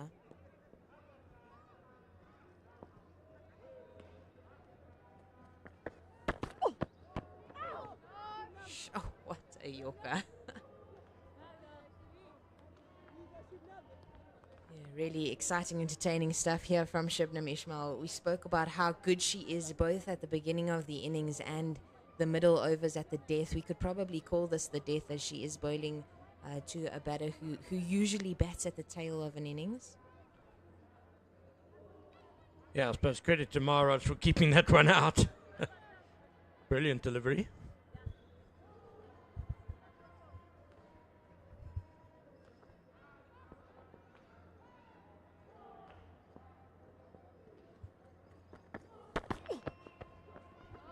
Goes on the Yorker. Rasika Maharaj seemed quite calm underneath that one. She was probably expecting it after the Yorker, but Robin still retains the strike, as that is the end of the 35th. 15 overs to go, 131 runs required. A bit of a mammoth task. Yeah, 8.7 to the over required. might not see Shabnam Ismail bowl another over in the short term. She's got 3 left. Bongo Kaka 4 left, Faye Cowling 6 left. Spinners, Tozaka and Rapua both got 3 overs left. Chloe Chan could just keep bowling. She's only bowled 4. So plenty of options for the Lions. Can I have leg as well, please? Ships this side or Doc that side? Thank you. Doc!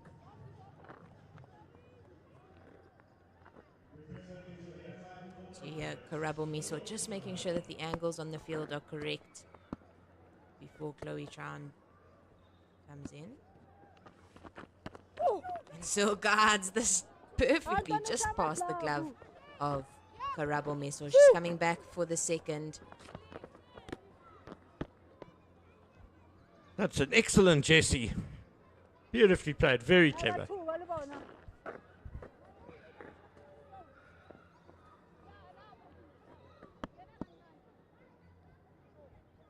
Short third man is in play. She goes again. But Nkululeko Tabete is behind the ball immediately. Yeah, Karabo Miso chuckling behind the stumps at that one.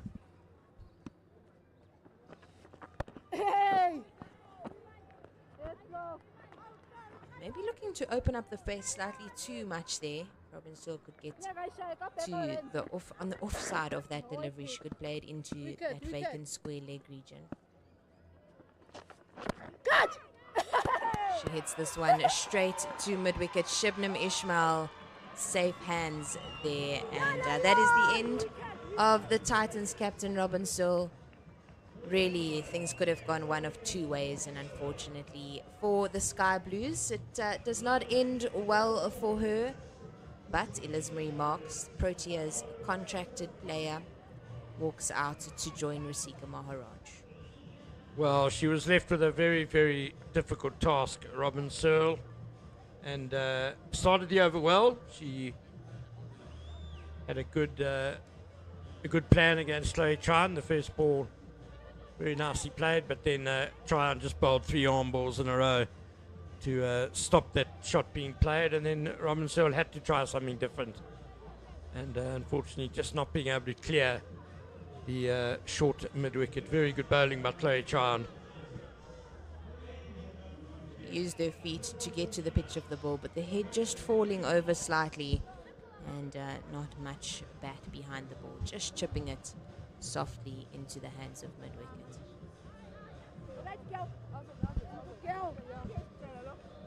Elizmarie Marks, she can be a ferocious striker of the ball, and well, that's pretty much what the Titans need now. 129 to win off just 86 balls.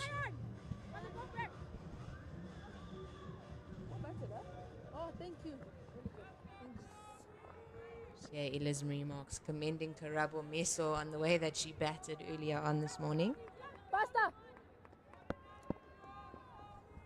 Nice to hear that. I think that's another difference from the women's game to the men's, is how nice everyone is to each other. Most of the time.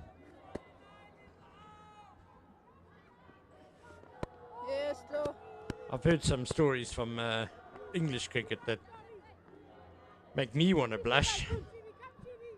I suppose it differs person to person and region to region.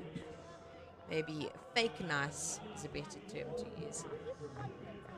That's the end of the 36th over, 139 for 6. Rasika Maharaj has been in the middle for a long time, 13 of 39, really batting herself into a rather large hole. Elizmarie Marks just joined her. She's new at the crease, having only faced 2 balls. Not getting off the mark just yet. As Shibnam Ismail hands over the ball to Faye Cowling, a young 17-year-old from Jeppe High School for Girls. She carries that quite proudly. See the match situation at the moment on the board there, and DP World Lions well in control of this fixture. It's Faye Cowling will return to the attack.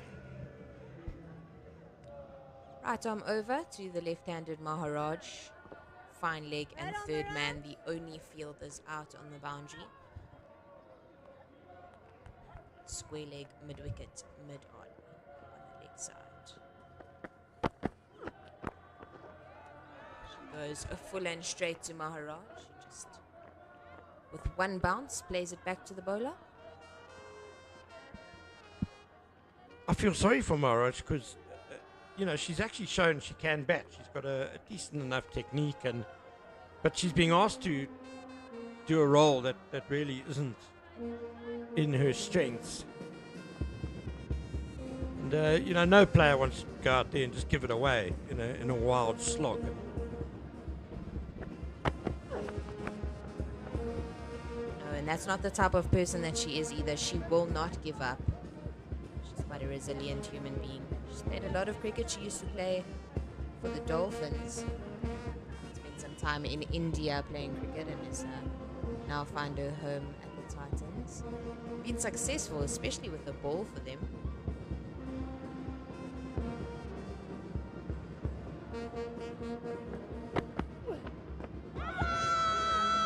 Crashes into the pads and it's given out by umpire Claudette Havenga. And that is the end of Rasika Maharaj. Ken, I fully agree with you that she was put into a role that she did not feel comfortable in. And that is the end of her. She really struggled, only scoring 13 off 41 balls. Batted herself into a bit of a hole, but not to her own fault. So Elizabeth Marks will be joined by Masabata Class, who will need to score 129 runs in the next 13.3 overs. You can see from the replay there that Maharaj and the way she stood after she was given out, I think she thinks that was sliding down leg and she was playing it to leg, but I think Cowling just got it straightened a bit in the last little bit of the ball's flight and hit Maharaj pretty much stone dead in front. It was very full as well. So Faye Cowling strikes immediately, almost immediately, after coming back into the attack. I think another thing to note here at the DP World Wanderers Stadium is complete and total home ground advantage. The band is out here and the crowd is out here in full support of the DP World Lions women's team. Support that they have out here today has been really good. There are lots of families playing cricket out on the grass embankments. It's also a venue which is quite peculiar. Playing at the Wanderers is pretty much different to anywhere else in the country. So obviously the Lions playing here, they know what works. There's a little slope on the ground. There's all sorts of subtleties which the Lions will know very well, and it's tough for the opposition sometimes.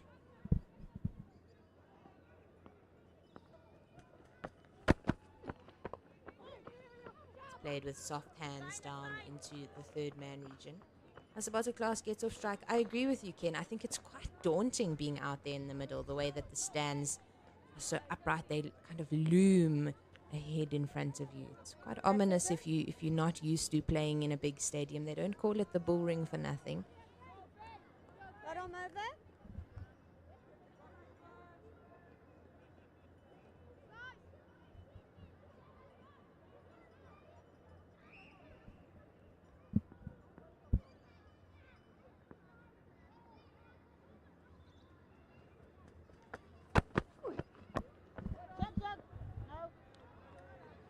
Leslie Marks just defending the young seam bowler Faye Cowling, who's really stepped up to the task today. She batted beautifully and has been very successful with the ball as well.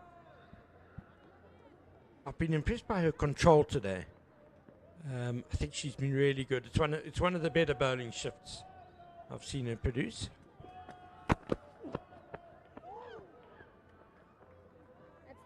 Yeah, just a couple of wides early on in her spell as she strayed a bit too far down the leg side, but her figures don't show that at all. 5 overs for 15 runs, 2 wickets, and those being really vital wickets. And that's the end of the 37th over, 140 for 7 in at the crease. The two national contracted players, Masabata Class and Elizabeth Marks. We just saw that last delivery from Cowling. It just tailed back a bit quite late into Marks, and that's what was the undoing of Maharaj as well. Maharaj, a left hand, of course, she thought the ball was sliding down the leg side. It just tailed back into her a bit and trapped her LBW.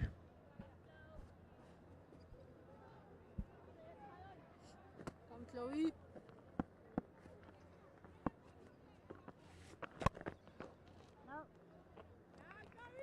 Just a couple of moments ago, looking at the dugouts of the two teams, everyone out there, especially in the Lions dugout, seeming quite calm.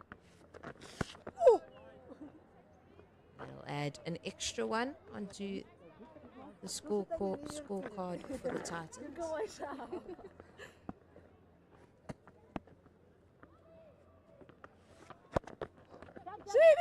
Just played nicely out to long on for 1. The rotation of strike is really important here for Masabata Class and Elizabeth Marks while they get themselves in. They don't have a lot of time to do that if they want to be successful in this run chase. As a long off goes out to the boundary.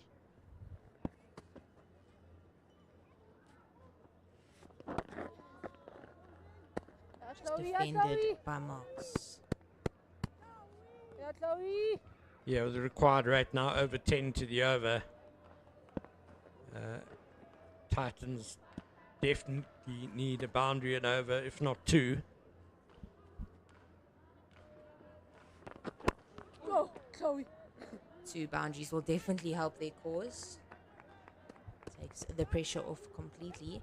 But in order to score a boundary, that intent to hit the ball hard needs to be there.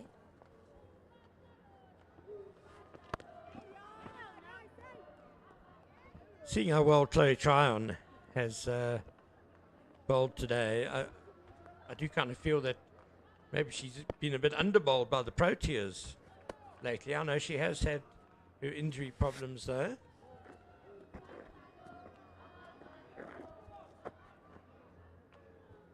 Yeah, they use her more as a part-time bowler than they do a full-time. Yo. Marks managing to squeeze one through to long off for 1. That'll be the end of the 38th over. The Lions completely zooming through their overs of spin. 143 for 7. 125 runs needed to win of 12 overs.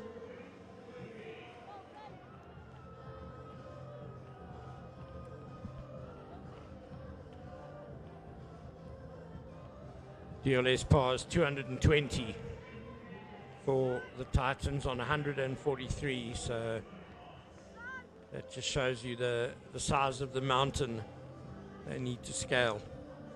Never say never though in this wonderful game. It's not over until the last ball is bowled. That is often true in cricket, Ken.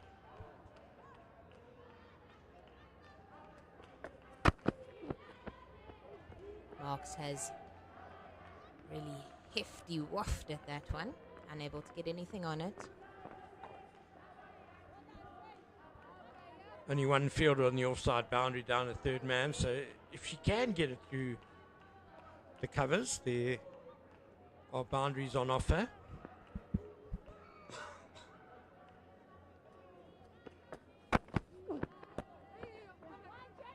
It's a bit too straight to be looking into that offside field.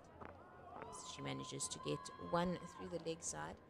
But I do think the Fidelity Titans batters need to be waiting for that one that's full outside the off stump. And that one has to go for a boundary. Long on comes up to mid on. So boundary option straight over the bowler's head is there.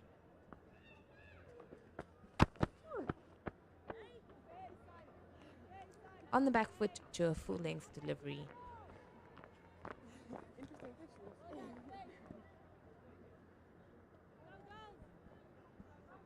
Marks has attempted a few cut shots in her 9-ball innings thus far. She hasn't connected with any of them.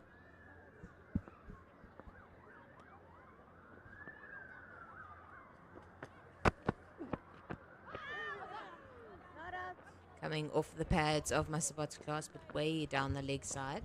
Come through for a leg by.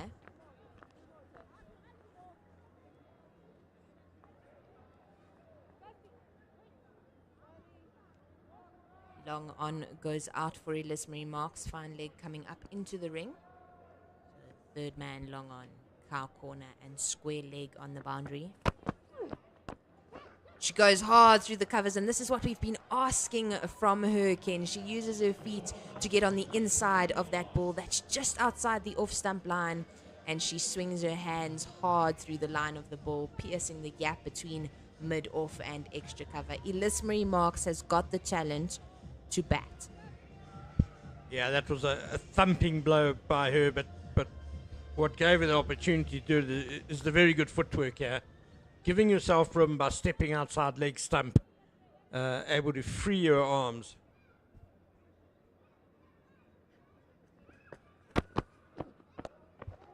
This time Cowling goes short and the pull shot is on play. There's a bit of a dive from Evans on the boundary, but she's unable to get there.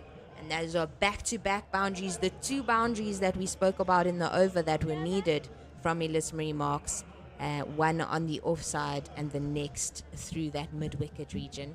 That's the end of the 39th over. 11 overs left, 153 for 7.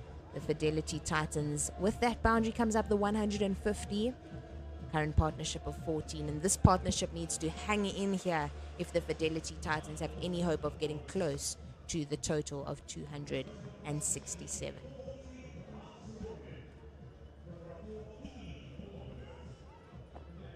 Lions got to their 150 in the 36th over. Titans after 39, so they're 3 or 4 overs behind. Class looking for the single to the leg side. Unable to find it.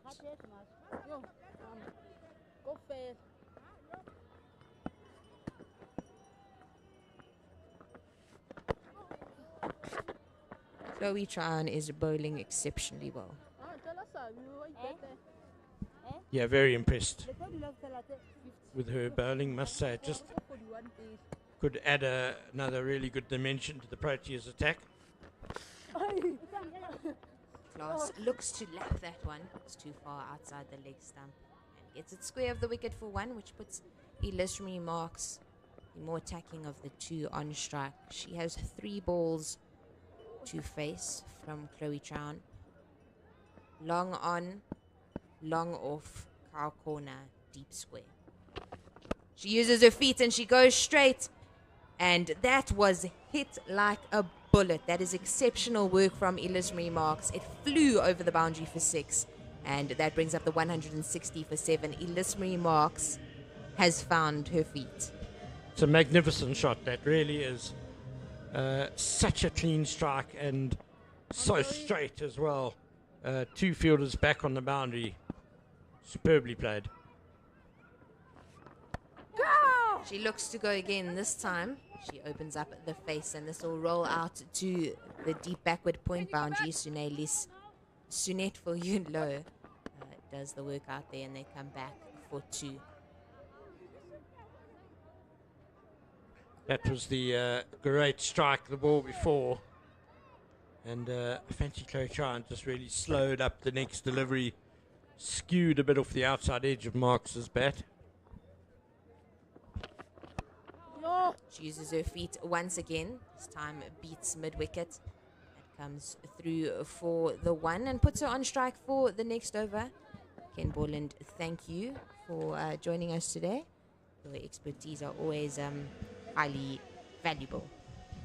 Well, thank you, Jenna, and to Sarah Barber for your wonderful commentary. And yeah, we're going into the last 10 overs of this, the last Pro50 game of the series. And fancy the Lions and Sarah Barber will be celebrating not too long from now. Thank you, Ken. It is not over until it's over, as Elise Marie Marks is showing us that she is capable of clearing the boundary. 3 big boundaries in the last 12 balls. It's added 14 runs onto the board. 163 for 7, 10 overs to go. 105 runs needed to win. Ayabonga Kaka is the bowler that Khomotso Rapo has turned to. She was highly successful at the beginning of the innings, going at just 3 runs and over. In her 6 overs, she went for 16 runs. She changes ends now, bowling from the call-it drive end to Elise Marie Marks. Long off, long on, cow corner, and square leg.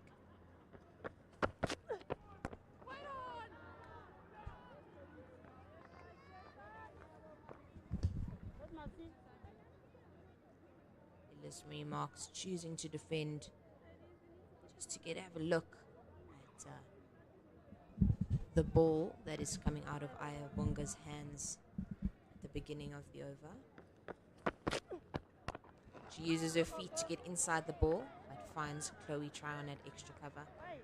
Yeah, definitely being very capable so far with the bat, Elise Marie Marks. Definitely something I expected, but there's been some beautiful shots played by her.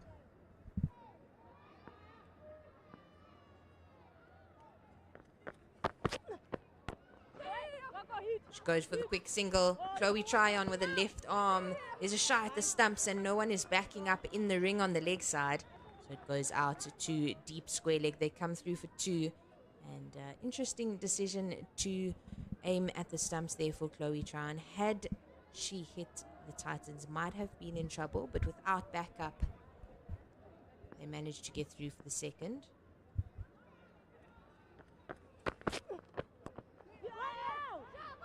Straight to short fine leg and deciding against the quick single. Yeah, definitely. It seemed like a cut-in very late there for Elise Marie Marks, and she had already used her feet, so sort of cramped herself up but managed to get around the corner.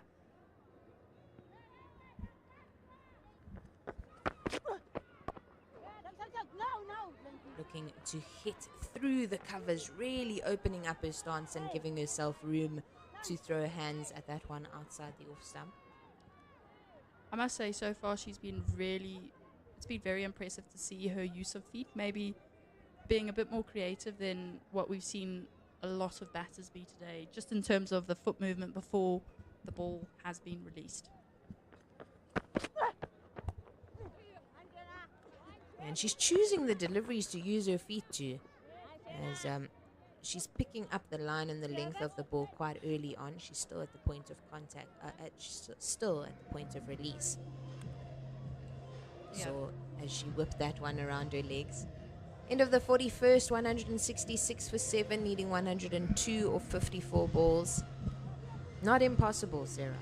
No, nothing's impossible in cricket. We've seen some very bizarre things happen, so you know what, 2 capable batters at the crease, both known to hold the bat. We've seen a beautifully humongous shots from Elise Marie Marks.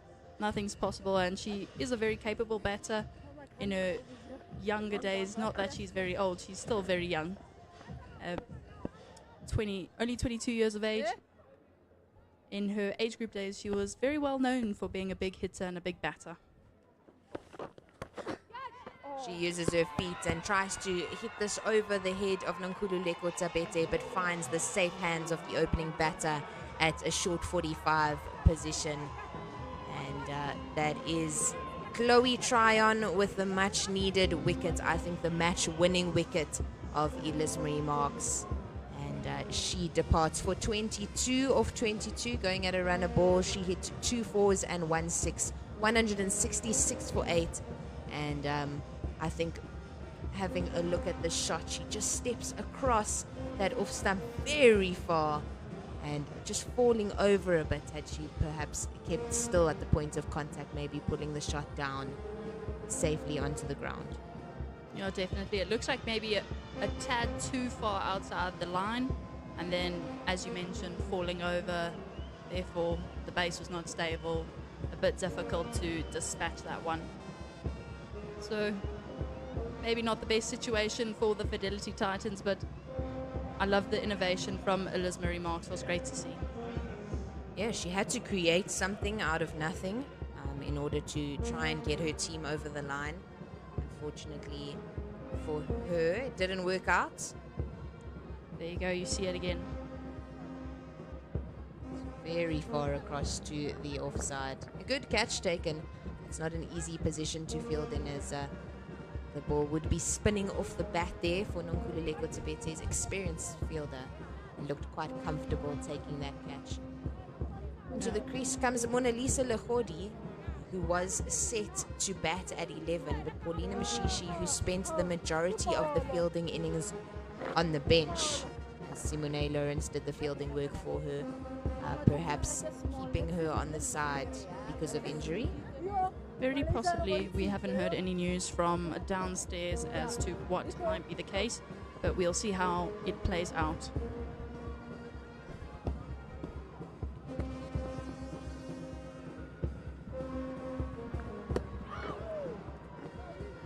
Cody going on the back foot there, missing completely. It'll be very interesting to see what Chloe Tryon does to the tail enders here.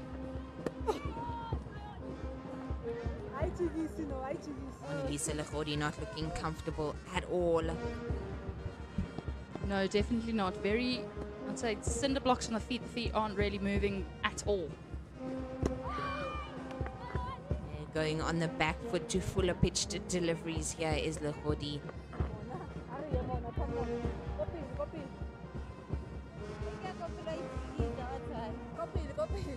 Sounds like there's a bit of encouragement there from Karabo Miso.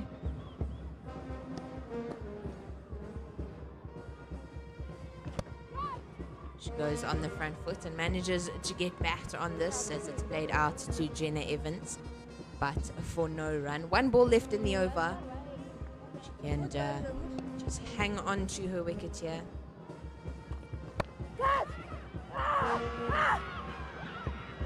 And a bit of confusion, as it looks like there was an unbelievable catch taken from Chloe Tryon. Managed to get fingers underneath that, a big dive forward. The ball looked as though it was floating towards the left arm spinner, but that's 2 wickets in the overs for her, as it's given out by the umpires out in the middle.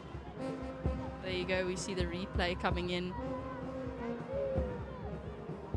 It moved away nicely. It looked like it might have been a bump ball, or just bounced right before Chloe, I'm not sure. I don't know what you think here, Genesil. I think just getting the fingers underneath that one, and 9 wickets down, and that will be the end. It does not look like Paulina Mashishi is going to come out to bat, and so we see the winners of the Hollywoodbets Pro50 series, the DP World Lions, taking victory over the Fidelity Titans, as they also take a successful trophy home as they end at the top of the log of the Hollywoodbets Pro50 series. Definitely a bit of a different competition we expected today. We expected a very close match, but unfortunately for the Fidelity Titans, it wasn't as close as we thought it would be.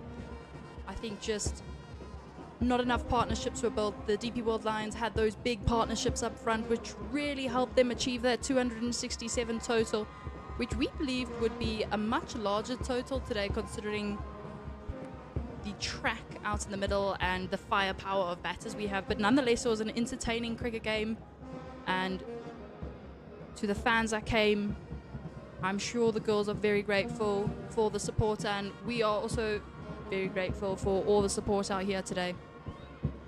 I think a big mention needs to go to Tasman Brits, who scored 118 in that first innings, setting her team up for victory. She put the runs on the board for the Fidelity Titans to chase. It was not easy. She did not look comfortable until, I would say, the last 10 overs, but she stuck it out, hung on, and in the end was able to get her team over the line. She didn't return for the second innings, or she did for a couple of overs, but then left the field because of that hamstring cramp that she had. And I think that match-winning century for her. It was not easy to bat in the beginning, and both her and Karabo Miso deserve credit for that. Definitely great credit due there.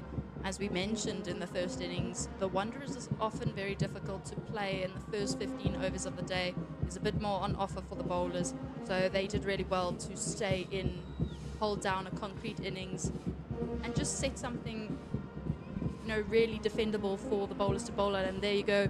You see the wicket of Mona Lisa Lachodi. It's outside off, and Chloe Tryon just gets her fingers there. Previously, I thought it might have bounced, but now watching that very clearly, watching her hands, I can see that she got her fingers. So that's that here at the DP World Wanderers Stadium, where the DP World Lions won against the Fidelity Titans by 101 runs. The Fidelity Titans managing to avoid relegation as it looked possible in the first half of the season, but they lose their first game of the year. They've had quite a successful second half of the season. And that'll be the end from us. Thank you, Sarah Baba, to Ken Borland as well. Successful day of commentary. Do stay on, because there will be a post-match presentation where the player of the match will be handed over, as well as the trophy of the Hollywoodbets Pro50 series.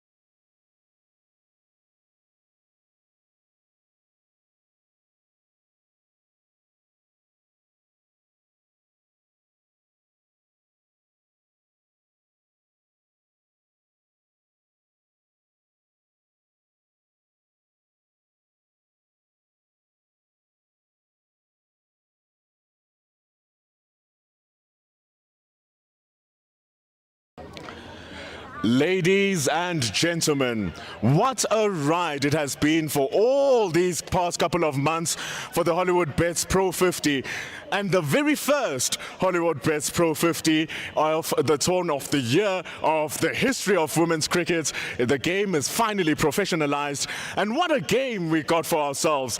Don't you agree, Joburg? Let's give our players a massive round of applause for all of their hard work.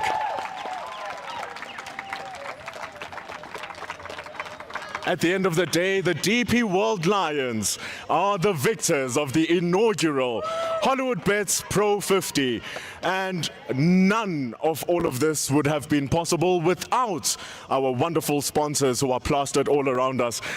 Hollywoodbets, making it a possibility for the game to grow in outstanding numbers. And right next to me is the dignitary of Cricket South Africa, the executive of domestic cricket, Mr. Eddie Khoza, who's part of this whole initiative. And let's give CSA a huge round of applause for their fantastic work in making all of this grow as well. Unfortunately, though, in all tournaments, when we come back to the right end of it, there will always be just one team that wins. And for one team that wins, another one just falls on by. And Fidelity Titans put on a great show here today, and we'd like to call upon the captain of the Titans, Ms. Robin Searle.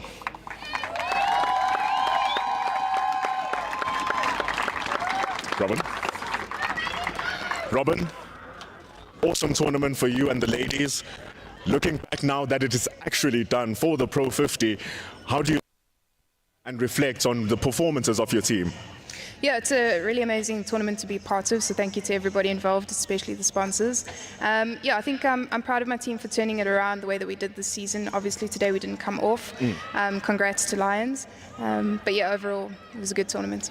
And just from the overall perspective, stacked teams that we saw here today. Our Proteas players are back. You have the services of the best batter in the world, amongst the best bowlers in the world as well.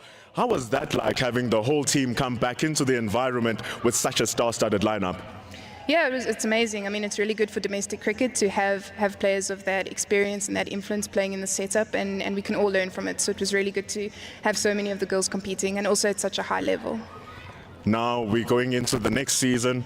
The Pro 50 will be back. What are we expecting from the Fidelity Titans? I think we're going to go rest and recharge now, and then we're going to look to come back stronger. Robin, congratulations on making it. Thank you so much. Robin Searle and the Fidelity Titans. And now, the captain of the winning team, Khomotso Rapo.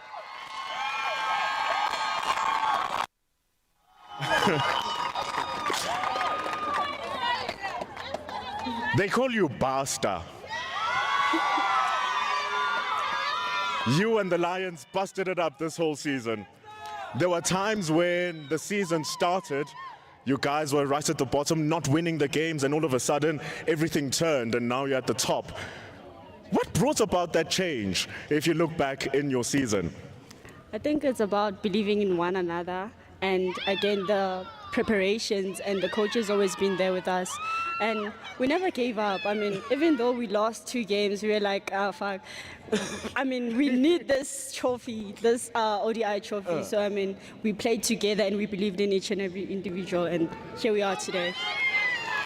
A finals performance. Tasman Brits clicking right at the end. Karabo Meso on the back of a superb Schools SA 20. She scores 76. Awesome bowling performances from yourself. The experience of Ayabong and Shabnem coming back into the side. As a whole team in this particular game, what was the game plan versus the execution you guys got in? I mean, follow the KPI. We have to pass every phase. We focus on one phase, step by step. So if we're batting first, we're going to focus on batting. If we're bowling first, and then the rest will follow. That's how it works. Whole fans here. Your family as well.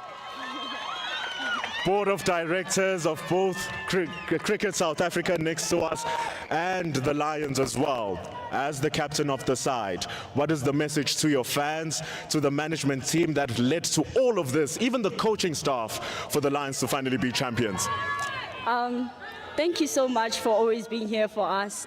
We really appreciate your support. We wouldn't have done it without you guys. And yeah, continue being here for us. Thank you. I'm going to ask you to stay here, Khomoto. Let's make some noise for Khomoto Rapo. Now we're going to call upon the entirety of the Lions team. So that Bra Eddie Koza, our CSA rep, will introduce to us the banner and winning check. Lions, whole team, management and all, come join us please for the presentation of your check and your trophy.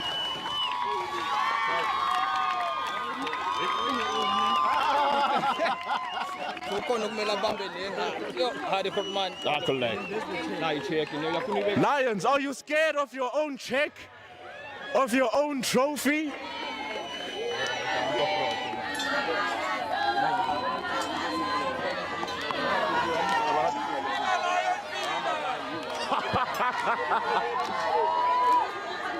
We are also going to ask Bra Eddie to present the captain with the winning trophy.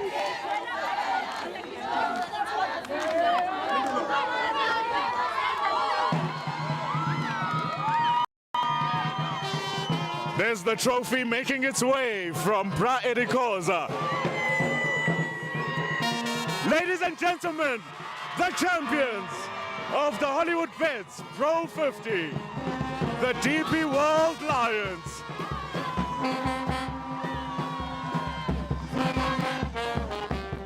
Mr. Poland? Awesome.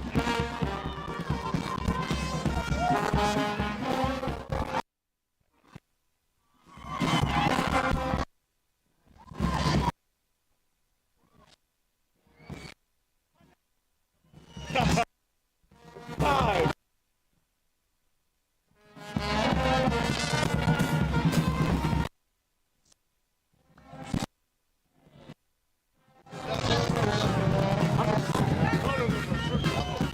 From that, bro. Oh, that was like that. Out. Four.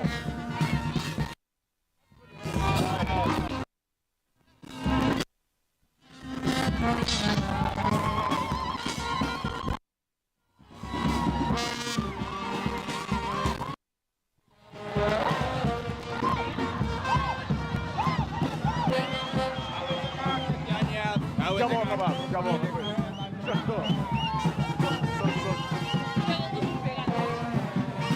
Come on, my daughter.